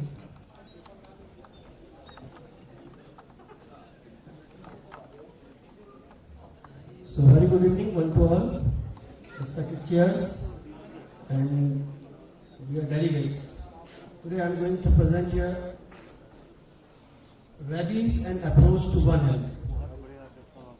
इसको अभी तक हम जितनी बात कर रहे थे soil से बात कर रहे थे और सॉइल से ह्यूमन हेल्थ की बात कर रहे थे, यहाँ थोड़ा सा हम एनिमल से ह्यूमन हेल्थ की बात करेंगे क्योंकि इंटरनेशनल है इसका। तो वन हेल्थ की हम सुबह से बात कर रहे हैं। One health means animal, human and environment. Environment means soil, plant, vegetation, सब कुछ। तो उसका एक इंटीग्रेटेड अप्रोच है और उस अप्रोच को अगर हम ठीक रखते हैं तो हम हेल्दी रहेंगे, हमारा एनिमल हेल्दी रहेगा, हमारा एनवायरमेंट हेल्दी रहेगा। इसको थोड़ा सा कोरिलेट करने की कोशिश की हमने रेबीज के साथ। रेबीज एक ऐसी बीमारी है जो एक बार हो जाए तो बचना नामुमकिन ही होता है, पर इससे बचा जा सकता है। और कोरोना के बाद तो इस बीमारी मीन्स जो पेट्स को पालना लोगों ने बहुत चालू किया है, तो उसके लिए कुछ हम ऐसे कुछ बातें करेंगे, थोड़ा सा इंटरेस्टिंग होंगी, जो आपको भी फायदा देंगी, सोसाइटी के लिए फायदा देंगे। So change please. जब हम रेबीज की बात करते हैं सबसे पहले आता है कि शब्द की उत्पत्ति कहाँ से हुई। रेबीज एटिमोलॉजी का मतलब ही होता है कि शब्द कैसे आया। तो ये शब्द अगर आप देखेंगे तो रेबीज अगर आप लैटिन में कहें या ग्रीक में कहें, कहीं इसका रेबलास से या लाइटा से, इसका मतलब ही होता है टू डू वायलेंस। हम कहीं ना कहीं जहां पर कि कोई डिस्ट्रक्शन कर रहे हैं, तो आपने देखा वो लोग कहते हैं कुत्ता पागल हो गया। पागल हो गया मतलब वो वायलेंस कर रहा है, काट रहा है, किसी भी ऑब्जेक्ट को पकड़ रहा है, तो इसको हम बोलते हैं क्या, रेबीज। या कहते हैं हर शब्द की उत्पत्ति हमारी संस्कृत भाषा से हुई है। तो संस्कृत में इसका मतलब होता है, अगर आप देखेंगे रावास, रावास का मतलब भी होता है वायलेंस करना। तो हमारे यहाँ ऐसा कहा जाता है, हमारे जितने भी लिटरेचर है उसमें बताया गया है कि रेबीज बहुत पहले से एग्जिस्ट करता है, पर इसका साइंटिफिक डॉक्यूमेंटेशन जो हुआ कुछ अलग बुक्स में हुआ है। बहुत सारे नाम है इसके, जिन्हें कहते हैं सबसे ज्यादा हाइड्रोफोबिया। हाइड्रोफोबिया मींस पानी से भी डरने लगता है। ये ह्यूमन बीइंग में होता है। एनिमल्स में ऐसा कम देखने को मिलता है कि जब वो पानी को भी देखे या पानी को पिए और डर जाए। या एरोफोबिया, हवा से भी डरने लगता है या ऊंचाई से भी डरने लगता है। तो कुछ ऐसी चीजें रहती हैं, ये रेबीज में आती हैं। और एक हमारी जो टंग है, जीभ के नीचे एक स्ट्रक्चर होती है, इसको हम बोलते हैं लाइसा के नाम से। तो उसके कारण इसका नाम लाइसा भी होता है। और इसको हम जलांतक भी कहते हैं, मतलब जल के पास या पानी के पास नहीं जाता, नहीं तो कहते वो खत्म हो जाता है। इस तरह से रेबीज के बहुत सारे नाम है और कई जगह पर इसका स्ट्रक्चर मिलता है हमको। बहुत पुराना है और हमारे आयुर्वेदा में तो बहुत पहले इसको डिस्क्राइब कर दिया गया। Change please. अगर हम इस वायरस की बात करें, ये जो रेबीज वायरस होता है ये बुलेट शेप होता है और एक आरएनए वायरस है, उसमें इतना ही बताऊंगा। आगे प्लीज, चेंज प्लीज। अब जो मैं आ रहा हूं पॉइंट पर, क्या बर्डन है इसका। अगर हम देखते हैं वर्ल्ड मीन्स इंडिया में ही, तो इंडिया में लगभग वर्ल्ड की जितनी डेथ उसका 1/3 इंडिया करता है। पूरे वर्ल्ड की एशिया और अफ्रीका लेवल पर 90% डेथ होती है और per year around 55 to 60,000 human death होती है, तो केवल रेबीज से होती है। तो आप देखिए कितना बड़ा बर्डन है हमारे लिए और हमारी ह्यूमन पॉपुलेशन के लिए। और अगर आप देखेंगे जो लगभग 40% पीपल्स हैं, जो 15 साल से कम छोटे बच्चे हैं, उनको जो कुत्ते काटते हैं या जो रैबिट डॉग काटते हैं, वो 15 साल से छोटे बच्चे होते हैं। बच्चे देख के डरते हैं और जैसे वो दौड़ते हैं उसको देखकर, तो डॉग भी क्या करता है, मूविंग ऑब्जेक्ट को पकड़ता है। अगर कोई डॉग आपके पीछे आ रहा है, अगर आप खड़े हो जाएंगे तो वो रुक जाएगा, और अगर आप दौड़ेंगे, भागेंगे, तो डेफिनेटली वो आपको चेस करेगा। तो कई बार कहा जाता है कि अगर आपके पीछे कोई डॉग आ रहा है, आप खड़े हो जाएंगे। अगर आप खड़े हो जाएंगे तो वो अपने आप लौट के चला जाएगा और कुछ भी ऑब्जेक्ट उठाने का प्रयास कर सकते हैं। जैसे उसको मारना चाहते हैं तो वो चला जाएगा। पर अगर आपने बचने के लिए अपनी जैसे आप टू व्हीलर पे तेज चलाने की कोशिश की या भागने की कोशिश की, उस दौरान डेफिनेटली वो आप पे अटैक कर ही देगा और आपको पकड़ लेगा। और बहुत सारे डोमेस्टिक डॉग्स या जो हमारे स्ट्रीट डॉग्स हैं, उनका हम वैक्सीनेशन नहीं कराते टाइम पर। इस कारण से बीमारी फैलने के डर ज्यादा हो जाता है। Change please. आप देखेंगे हर 9 मिनट में एक रेबीज से डेथ है। हर 9 मिनट में वर्ल्ड में एक डेथ रेबीज से होती है और ये डाटा वर्ल्ड हेल्थ ऑर्गेनाइजेशन का है। मतलब कितनी भयानक बीमारी है। और कहते हैं कि एक बार हो जाए तो बचना लगभग नामुमकिन है। 99.99% तो डेथ होती है। केवल कुछ रेयर केसेस है वर्ल्ड में जिनको ट्रीट किया गया, पर उन ट्रीटमेंट को बाद में और पेशेंट पर दिया गया तो उनको नहीं बचाया जा सकता। इसलिए कहना बड़ा मुश्किल है। इसका ट्रीटमेंट कर सकते हैं, इसको केवल प्रिवेंट कर सकते हैं और ये डिसीज 100% प्रिवेंटेबल है। अगर आप वैक्सीनेशन कराते हैं प्रॉपर तो बीमारी से बच सकते हैं। अगर आप देखेंगे इसकी एपिडेमियोलॉजी, तो वर्ल्ड में कुछ कंट्रीज ऐसी हैं जो कि रेबीज फ्री कर दी गई। उनके बहुत सारे नाम लिखे जैसे यूके, ऑस्ट्रेलिया, न्यूजीलैंड। इसके अलावा अगर हम यूएस में बात करें तो उन्होंने बहुत कम कर दिया इससे ग्राफ। लगभग 3 केसेस अब बचे हुए हैं पर ईयर। पहले 47 के आसपास उनके पास होते थे लगभग 40 केसेस। उन्होंने भी काफी रिड्यूस किया। पर इंडिया एशिया और अफ्रीका दोनों ही एंडेमिक है और उसमें इंडिया में भी बहुत ज्यादा केसेस होते हैं। ठीक चीज। अगर हम इंडिया में देखें, जैसे हमने बताया कि एंडेमिक है, इंडोनेशिया है, India, Philippines, Thailand, Bangladesh, Pakistan, यहाँ पर डिसीज बहुत ज्यादा है क्योंकि यहाँ अवेयरनेस नहीं है, लोग वैक्सीनेशन नहीं कराते, पूरे प्रोटोकॉल फॉलो नहीं करते। और केवल पूरे एशिया में एक कंट्री ऐसी है जिसने रेबीज फ्री कर लिया अपने आप को, और वो है जापान। कहते हैं जापानीज बहुत सिविलाइज्ड होते हैं, बहुत ही डिसिप्लिन होते हैं। इस कारण से उन्होंने इस डिसीज को कंट्रोल कर लिया। उसमें एक कारण और भी बताते हैं कि उन्होंने इस डिसीज को नोटिफाइबल डिक्लेयर कर दिया। नोटिफाइबल का मतलब होता है कि अगर एक भी केस हमको मिल जाए तो हमको इमीडिएटली हायर अथॉरिटीज को इन्फॉर्म करना होता है, जिससे कोई एक्शन लिया जा सके। जैसे कोरोना के केस में हुआ था, नोटिफाइड क्लियर कर दिया, पर यहाँ पर इस डिसीज को अभी तक नोटिफाइड नहीं किया गया है। तो अगर इस डिसीज को अपनी कंट्री में भी नोटिफाइड किया जाए तो शायद कुछ एक्शंस बढ़ेंगे। और इंडिया में एक अंडमान निकोबार ऐसा है आइलैंड जहां पर रेबीज नहीं है, लेकिन वो उसकी अपनी ज्योग्राफी के कारण है, उसमें हमारा सरकार का पब्लिक का कोई कंट्रीब्यूशन नहीं है। और केवल इंडिया में गोवा एक ऐसा स्टेट है जिसने अपने आप को रेबीज फ्री डिक्लेयर किया है। इसी साल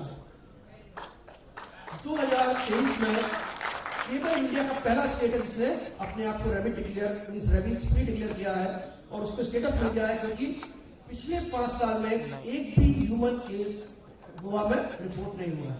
इस कारण से ये रेबीज फ्री स्टेट मिला है। अब इसके बाद गवर्नमेंट ऑफ इंडिया ने भी एक प्रोग्राम चलाया है, नेशनल रेबीज कंट्रोल प्रोग्राम, वो अपन बाद में बात करेंगे। हम इंसिडेंस अगर देखते हैं तो आप देखिए कि इंडिया में लगभग डेथ का जो आंकड़ा दिख रहा है 25 से 30 हजार डेथ पर ईयर होती है। वर्ल्ड में अगर लगभग 55 से 60 हजार डेथ हो रही है तो हमारे यहाँ भी लगभग 25 से 30 हजार डेथ हो रही है। लगभग उसका आधी पॉपुलेशन हम केवल इंडिया में ही कवर कर लेते हैं। और जनरली किसको होता है? जो कि लो सोशियो इकोनॉमिक स्टेटस के लोग हैं। कुत्ते ने काट दिया कोई फर्क नहीं है, क्या है, मेहंदी को क्या करते हैं, झाड़ फूक करा लेंगे, मिर्ची लगा देंगे, ऊपर से झड़वा देंगे उसको, पर वैक्सीन नहीं लगवाएंगे, डॉक्टर से कंसल्ट नहीं करेंगे, और यहीं पर वो कई बार अनायास रूप से ही इस बीमारी से पकड़ जाते हैं। कई मैंने देखा पेट लवर्स ऐसे होते हैं, अपने डॉग को साथ में सुलाते हैं, उनको लिक करते हैं, किस करते हैं, वहां से भी आने के चांसेस बढ़ जाते हैं। तो आप अगर जो भी पेट लवर्स है वो कम से कम खुद को भी वैक्सीन कराएं। बढ़ रहा है पेट लवर का मीन्स सोसाइटी में, उनको आप पालते हैं उसका भी वैक्सीनेशन कराएं और खुद का भी रेबीज के लिए वैक्सीनेशन कराएं। तो इस बीमारी को मैंने कहा 100% प्रिवेंटेबल मीन्स हम बचा सकते हैं। अब कहते हैं अफेक्टेड कौन हो सकता है? ऑल वार्म ब्लडेड एनिमल, सभी इससे अफेक्टेड हो सकते हैं, कोई बचा हुआ नहीं। केवल बर्ड से जैसे मीन्स एनिमल वो कहना चाहिए आपको, बर्ड एक ऐसी चीज है जो कि बची हुई है, वो रेजिस्टेंट है रेबीज की, उसको रेबीज नहीं होता है। उनका बॉडी टेम्परेचर भी ज्यादा होता है, शायद ये भी एक कारण है। पर अदरवाइज जितने भी वार्म ब्लडेड एनिमल है, चाहे वो डोमेस्टिक हो वाइल्ड हो, सभी को रेबीज हो सकता है। Change please. तो जितने भी एनिमल है वो सभी रिस्क पर है, और खास करके डॉग, कैट या जितने भी वाइल्ड एनिमल्स हैं वो सभी रिस्क पर। ट्रांसमिशन कई तरीके से होता है, पर 95% ट्रांसमिशन हम कहें काटने से होता है, वो किसके, या तो डॉग या वाइल्ड एनिमल्स के काटने से होता है। अच्छा, इससे सबसे ज्यादा रेबीज के चांसेस है। बाकी तो बहुत सारे कारण हैं। कई लोग क्वेश्चन करते हैं, कई बार क्वेश्चन आता है, साहब मेरे एक गाय को एक कुत्ते ने काट के पाला था, क्या हम उसका दूध पी सकते हैं? डेफिनेटली, अगर आप उबाल रहे हैं तो दूध पी सकते हैं, क्योंकि ये वायरस जितना डेंजरस है, जितना इसके कारण फर्टिलिटी होती है, उतना ही ये वायरस फ्रेजाइल भी है। कहते हैं अगर टैप वाटर के नीचे भी अगर आप अपने जहां बाइट किया उसको कर देंगे तो ये वायरस डिस्ट्रॉय हो जाता है, इतना फ्रेजाइल है। मतलब अगर आप उसको केवल एक साबुन से साफ कर लेते हैं, खासकर से डिटर्जेंट जो है उनसे साफ करते हैं, तो इमीडिएटली वायरस नीचे चढ़ जाता है। तो आप मिर्च लगाने के या हल्दी लगाने के जगह आप निर्मा साबुन हो या सर्फ एक्सेल हो उसको लगा लें, कुछ नहीं है तो आप लाइफबॉय साबुन भी लगा लें, तो ये वायरस को काफी हद तक डिनेचर कर देता है। तो यहाँ पर हमको थोड़ा सा ध्यान रखना है, और एक और याद रखना है, बाकी कंजम्पशन हो सकता है, कोई एनिमल मर गया और कोई दूसरा वाइल्ड एनिमल आता है और उस एनिमल को खाता है, उसका ब्रेन खा लेता है, तो बीमारी फैल सकती है। पर कहते हैं केवल कई लोग आते हैं कि हमको अपने ऑर्गन ट्रांसप्लांट करने, तो वहां पर कहते हैं कि बस सॉलिड ऑर्गन्स और कॉर्निया, दो ही ऐसे ऑर्गन है जिनसे रेबीज फैल सकता है। तो जब कभी कोई कहता है मुझे अपने ऑर्गन ट्रांसप्लांट करना है या खास करके आई डोनेशन करना है, उस समय से यही कहा जाता है कि पहले आप अपने रेबीज फ्री होने का सर्टिफिकेट लें। If you are rabies free तब आपकी आई का डोनेशन किया जा सकता है। आई डोनेशन में आई नहीं होती, केवल कॉर्निया का डोनेशन होता है। पैथोजेनेसिस आप जानते हैं, कहीं भी काटे ये वायरस सीधा सबसे पहले नर्व्स के थ्रू ब्रेन में पहुंच जाता है। और सामान्यतः कोई कहता है कि साहब मेरे को ब्लड किसी का टच हो गया जो पागल था उससे नहीं होगा, या तो सलाइवा मींस लार से या फिर नर्व के कांटेक्ट में आने से बीमारी का डर ज्यादा है। अदरवाइज ब्लड में ये वायरस नहीं रहता है। Next please. अगर आप देखेंगे इसको किसी पार्ट में काटा हो, इमीडिएटली ये सेंट्रीपिटली कहा जाता है, ब्रेन में जाता है, और ब्रेन में जाने के बाद सेंट्रीफ्यूगली बाहर आ जाता है। Change please sir, 1 minute. You have vaccine that consume more time. Yes sir, yes sir, please change. और आगे जाइए, बहुत सारी stages, change please, change change. Diagnosis के लिए कुछ टेस्ट रहते हैं, इसके करें प्लीज, चेंज। हाँ, एक ध्यान रखिए, जो प्रोफाइलैक्सिस जब वैक्सीन लगाना तो कौन सा वैक्सीन और कैसे लगाना है, उसके लिए आपको ध्यान रखिए। अगर आप जिसको काटा हुआ नहीं है और वो वैक्सीन लगाना चाहता है तो 3 डोज लगाने होते हैं, इसको प्रोफाइलैक्सिस बोलते हैं। आप 0 डेज, 7 डे और 21 और 28 डेज, या आप दूसरा फॉलो कर सकते हैं, 0 डे, 30 और 7 डे। Next please. अगर किसी को काट लिया है, नेक्स्ट प्लीज, तो उसको 5 इंजेक्शन लगवाने होते हैं, और 5 इंजेक्शन का प्रोटोकॉल है, 0 डे, 7 डे, 14 डेज, 28 डेज है। आपको ये फॉलो करने होते हैं। 5 डोज रेजिन प्लीज।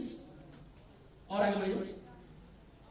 आप देखिए, अगर इसको रेबीज फ्री को करना है तो वर्ल्ड में 2 ही एजेंसी है, एक वर्ल्ड हेल्थ ऑर्गेनाइजेशन और दूसरा है OIE। अगर ये लोग एक्टिवली इसको टेकअप करेंगे तो डेफिनेटली हम इसको रेडिकेट कर सकते हैं। ठीक प्लीज। हम वर्ल्ड रेबीज देखिए, अगर थीम देखते हैं, इस थीम का देखिए 21, 22, 23 में हर बार उनका अटेंशन किस पे आ रहा है, वन हेल्थ पर। तो मीन्स वन हेल्थ को बहुत फोकस किया गया इन रिलेशन टू रेबीज। तो यहाँ पर जो टॉपिक लिया गया था उसका पर्पज ये था कि वन हेल्थ में रेबीज को सबसे ऊपर रखा गया डिसीजेस में, इसीलिए इस टॉपिक को इस इंटरनेशनल कॉन्फ्रेंस के लिए चुना गया। प्लीज। कुछ की फैक्ट्स है रेबीज के, तो बताना चाहेंगे। रेबीज इज 100% प्रिवेंटेबल अगर वैक्सीनेशन प्रॉपर किया जा रहा है, और अगर नहीं करते हैं तो फर्टिलिटी रेट भी ऑलमोस्ट 100% है। इसीलिए सभी वैक्सीन प्रॉपर कराएं और रेबीज से फ्री हो। Next please. So national rabies control programme government of India चला रही है, और जिसके तहत 2030 में हम देश को रेबीज फ्री करने की ओर आगे चलने का प्रयास कर रहे हैं, और देखते हैं कैसे क्या होगा। Thank you very much. Thank you. So, if any one or two questions, it's a very interesting topic and useful as well. Any? So I have one query. Live है. After taking the vaccine, the 5 vaccine, how long will be immune? Sir, जो हम vaccine लेते हैं वो vaccine normally ये कहते हैं कि जो लॉन्ग इम्यूनिटी प्रोवाइड करते हैं वो मैक्सिमम 3 इयर्स तक प्रोवाइड कर सकते हैं। But as our country we are in endemic situation here, तो यहाँ पर हमको एनुअल वैक्सीनेशन लेना होता है। Why I am asking? I have 8 dogs. Yes sir. This is sir, मैं खुद ही प्रैक्टिस कर रहा हूँ। Every year I am getting vaccinated. Every year. Every year sir. Otherwise ना we may be at high risk sir. So that's why ना we need to continue every year sir, because ये हमारा endemic situation है sir. यहाँ पर हमारे हर dog को rabies भी है, और दूसरा एक और होता है जो आपने बहुत वैलिड क्वेश्चन रखा, अगर आपकी बॉडी में जो वैक्सीन लगता है उसके बाद जो टाइटर आना चाहिए एंटीबॉडी का, वो होना चाहिए 0.5 इंटरनेशनल यूनिट। तो अगर आप वो चेक कराते हैं और जब तक आपका टाइटर 0.5 यूनिट है तब तक आपको सेकंड डोज लेने की कोई भी जरूरत नहीं है। तो अगर वो हमारे पास नहीं है तो next way is you have to have every year vaccination. Thank you very much. Thank you for very useful talk. दोनों कुत्ता तो every year लेना है, वो तो देता ही नहीं। अगर आपको बाइट नहीं हो सकता तो आप 3 इयर्स में भी ले सकते हैं, अगर आपको बाइट नहीं होता है। One more thing, if it is so important, the vaccination, why is it like part of the children vaccination program? Pardon sir? I mean, every child has a vaccination program, so why didn't we include this rabies vaccination as part of it, so that it No sir, this disease only comes when the dog will bite. No, I understand, but as a prophylactic measure, can we have it as a... No sir, we don't have such protocol. Even the government of India is not sincere about it. अब जो national rabies control programme हुआ है one health को लेके, might be from 2025 onward ये SS में आ सकता है बच्चों को वैक्सीनेशन, अभी तो नहीं है। Thank you. Thank you. Thank you very much.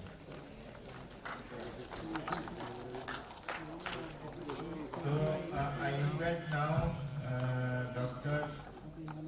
Neeraj Srivastava. He is also from NDBSU, and he will be speaking on One Health and antimicrobial resistance in pathogens. Please, sir. try to restrict within 10 minutes.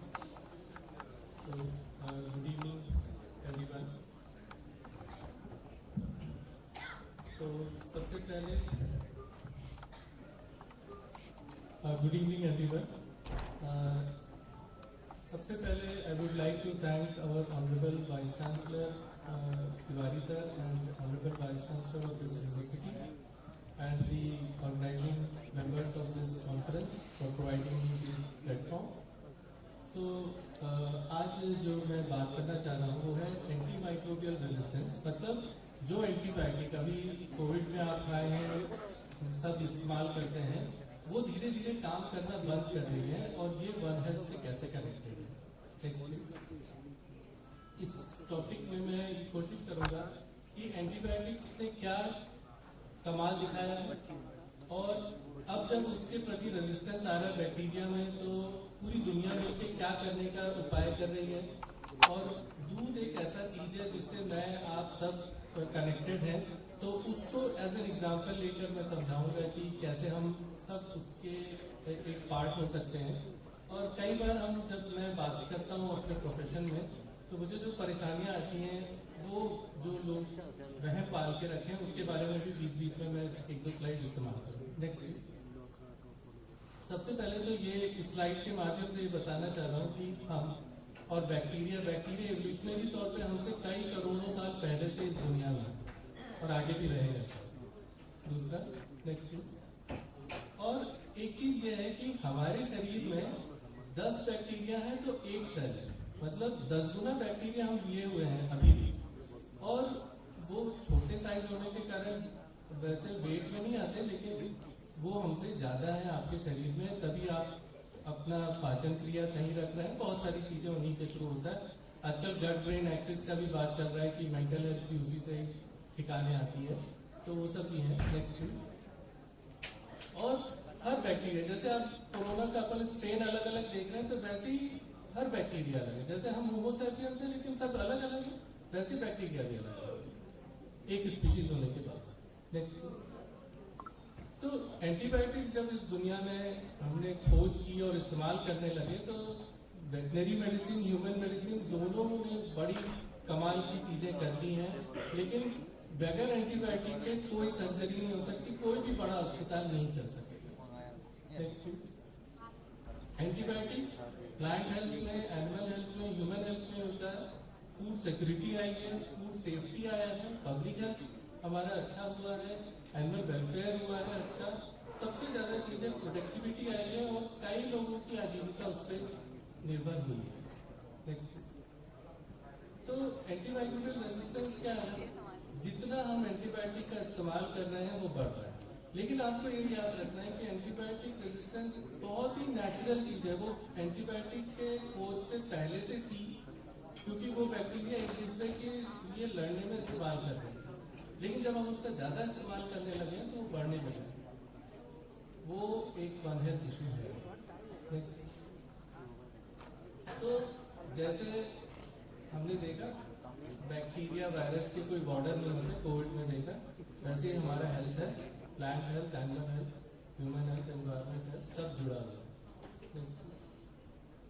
तो है क्या antimicrobial resistance?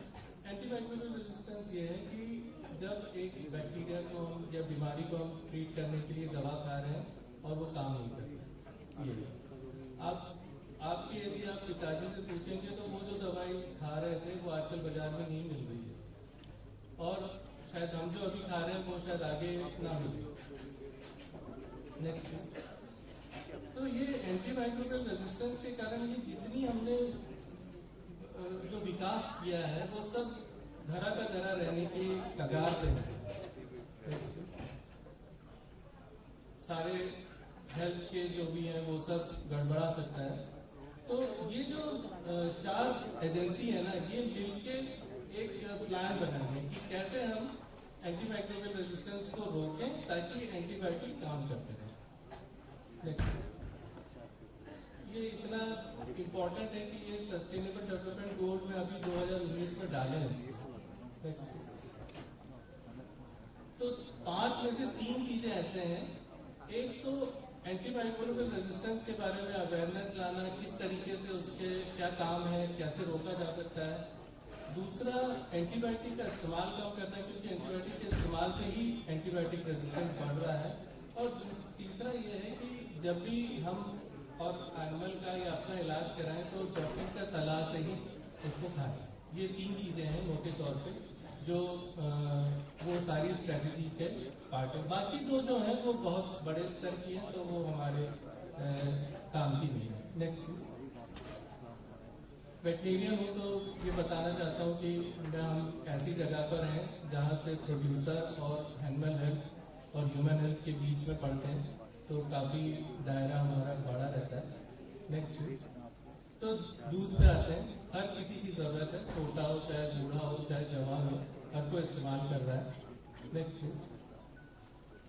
कुछ बातें हैं ना, जैसे पाचन क्रिया है, वैसे दूध का उत्पादन जो थन में होता है वो भी एक नॉर्मल क्रिया है, फिजियोलॉजिक प्रोसेस है।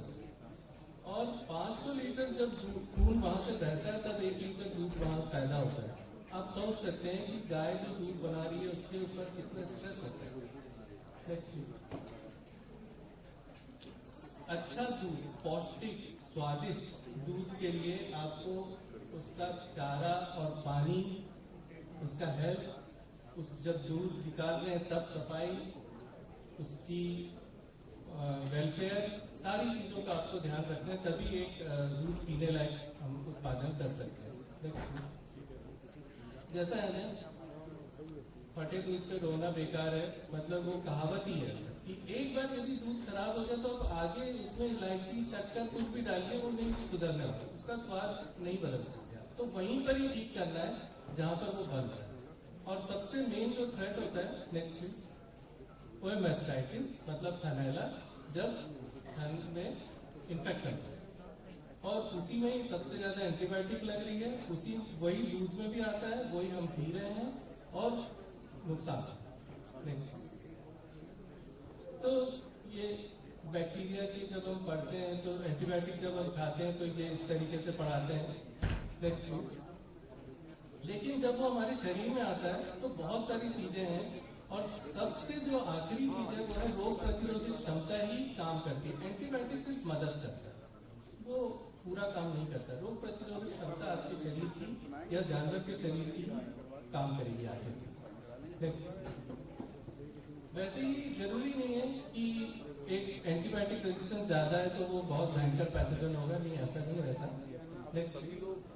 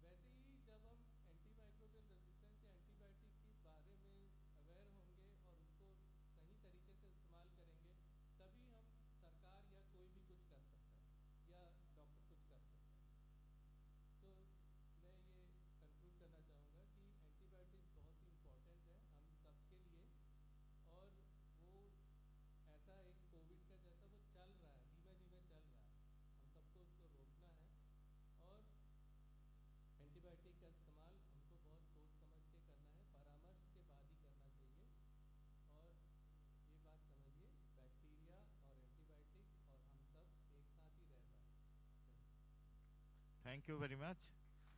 And quickly, I think one question, query. So there is no, yeah, ask. Mic go.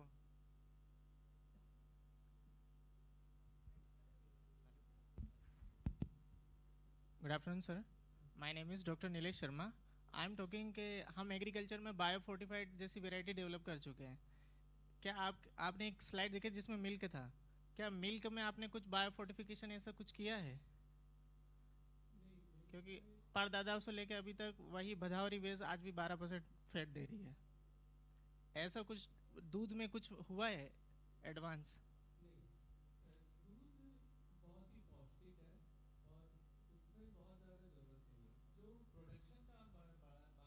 Production नहीं, I am talking about quality sir. हाँ,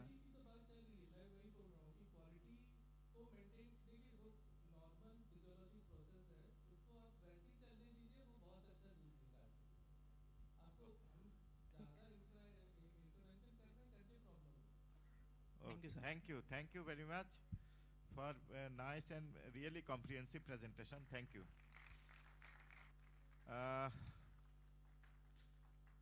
Now I invite Dr. Ashok Patil. He is also from NDVSU. He will be speaking on nutritional intervention for One Health. He is not there? Okay. Okay, so now I will invite again from NDVSU Dr. Nirmala Mawal, and she will be speaking on tree mineral and immunity function in livestock, implication in human health. Please, madam, 10 minutes. You take 10 minutes.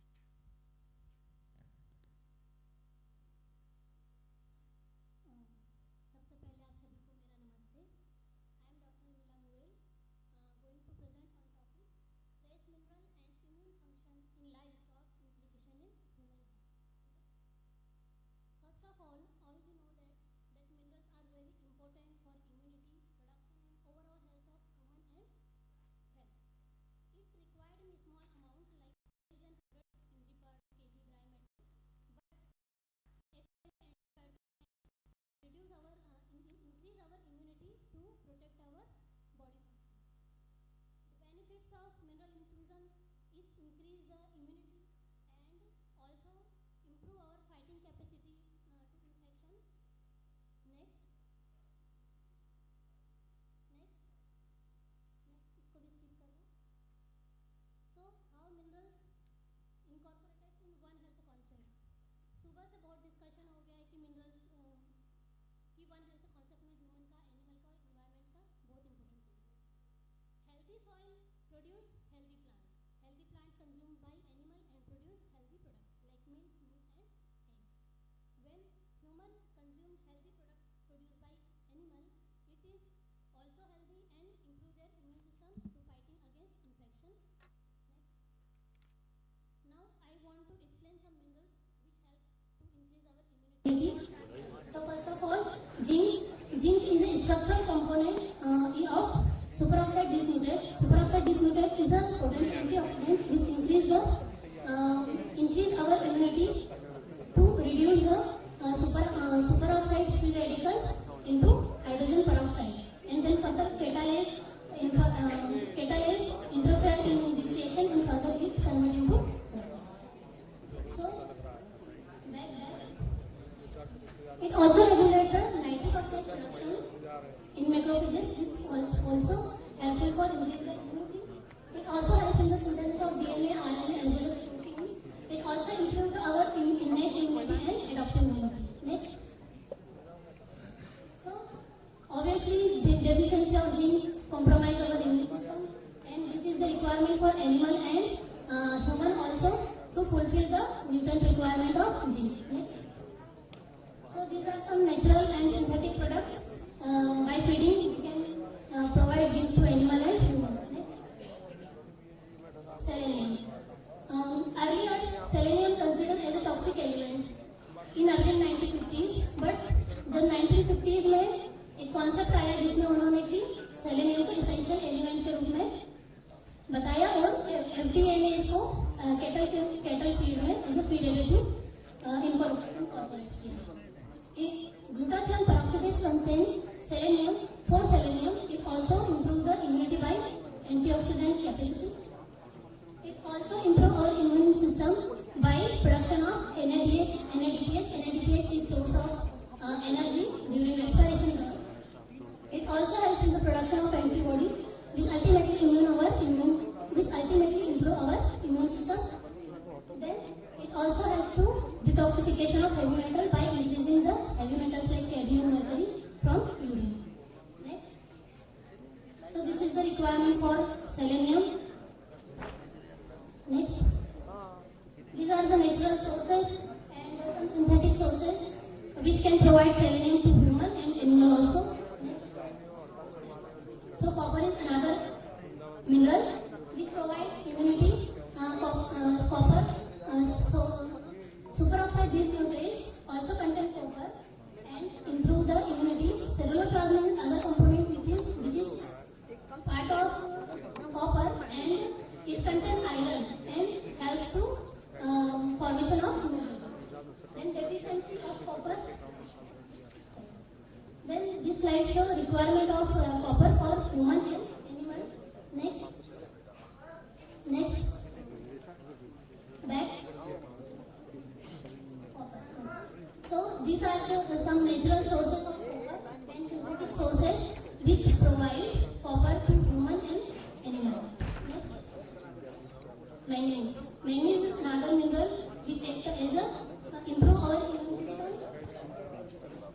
And this is the requirement of manganese for animal and human. Next. These are the sources of manganese. Next. So chromium. Chromium is also improve our immune system and it decrease the cortisol level. Cortisol increase during stress level, and it also helps to synthesis of pro-inflammatory cytokines and reduce the infection in body. Next. These are the sources of chromium. Next. In veterinary field, various research is conducted on effect of fresh minerals to improve the immunity. I want to share one research. This is my PhD work. Next. So during my research, this is for 9 weeks. We select 30 goats in which we divided into 6 groups. In my research, we used 2 higher level of selenium. Normal requirement of selenium 0.1 to 0.3, but we use 2 higher level. Next, with endotoxin and without endotoxin.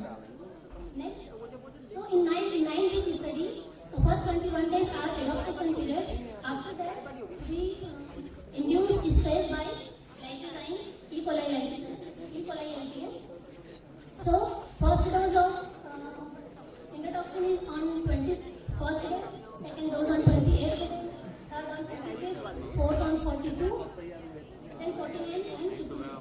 After that, we conducted metabolic trial in which we collect feces and urine. Next. That for selenium, we use the sodium selenite as a source of selenium and endotoxin. We use endotoxin to create stress at the dose rate 0.2 microgram per kg weekly. Next. So this is the result in which I want to show that oxidative indices like glutathione peroxidase, catalase, superoxide dismutase are improved after selenium feeding in higher level of selenium. Generally, glutathione peroxidase and catalase and sodium SOD are indicators of stress. So if we feed selenium, it increases this oxidative indices and reduce the stress level and increase the immunity. Next. So some cytokines like TNF-alpha and interleukin-6. These are also TNF-alpha is decreased in higher dietary selenium level and interleukin-6 is also increased in higher dietary selenium level. Next. If we see the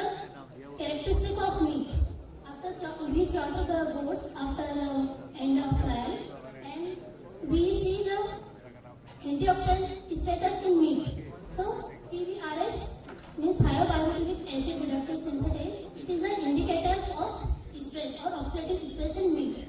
So it is reduced in high dietary selenium level. So it indicates that selenium also improve the meat quality. Please conclude. Okay, next. So, suggest this slide. So, on molecular level, GPX is oxidative indices which affect the antioxidant condition. So, during study, we see the upregulation of beta-2 peroxidase. Next. Next.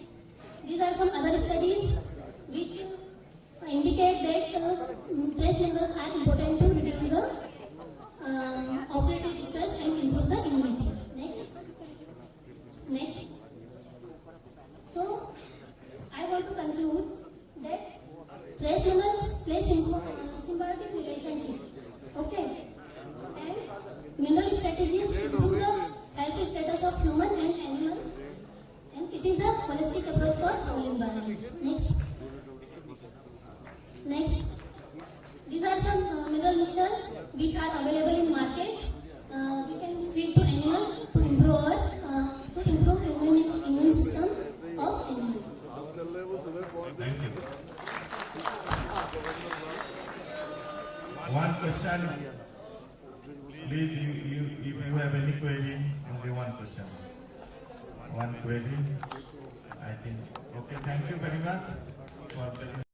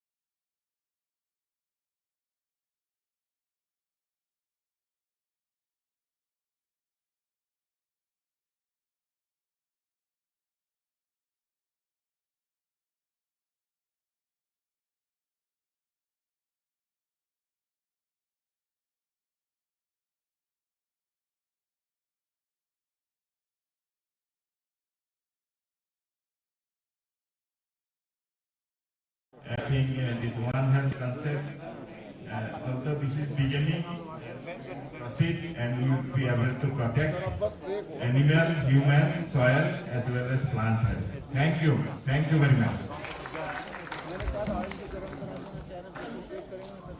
Now I request our co-chair judges to please honor our speakers with a mementos as a token of remembrance. First, I would like to call on stage Dr. Abhijit Thakur sir from Inaugural.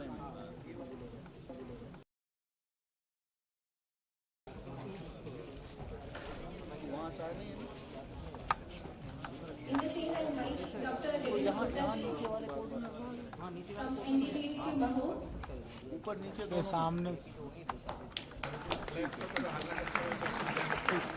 से हट जाओ।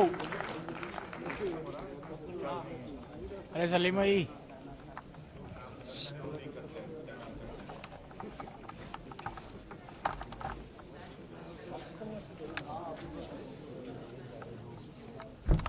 सामने से तो हट जाओ। अरे सलीम भैया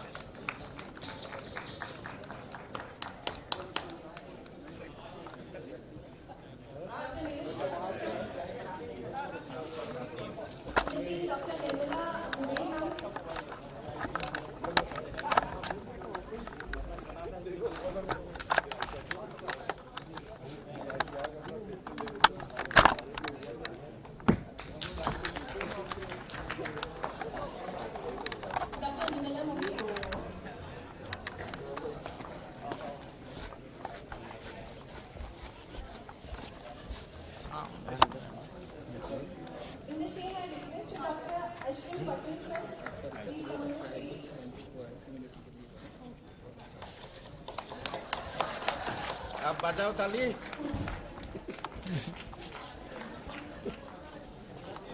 sir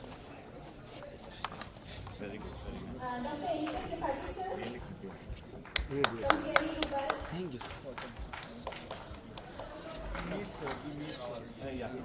I am there now.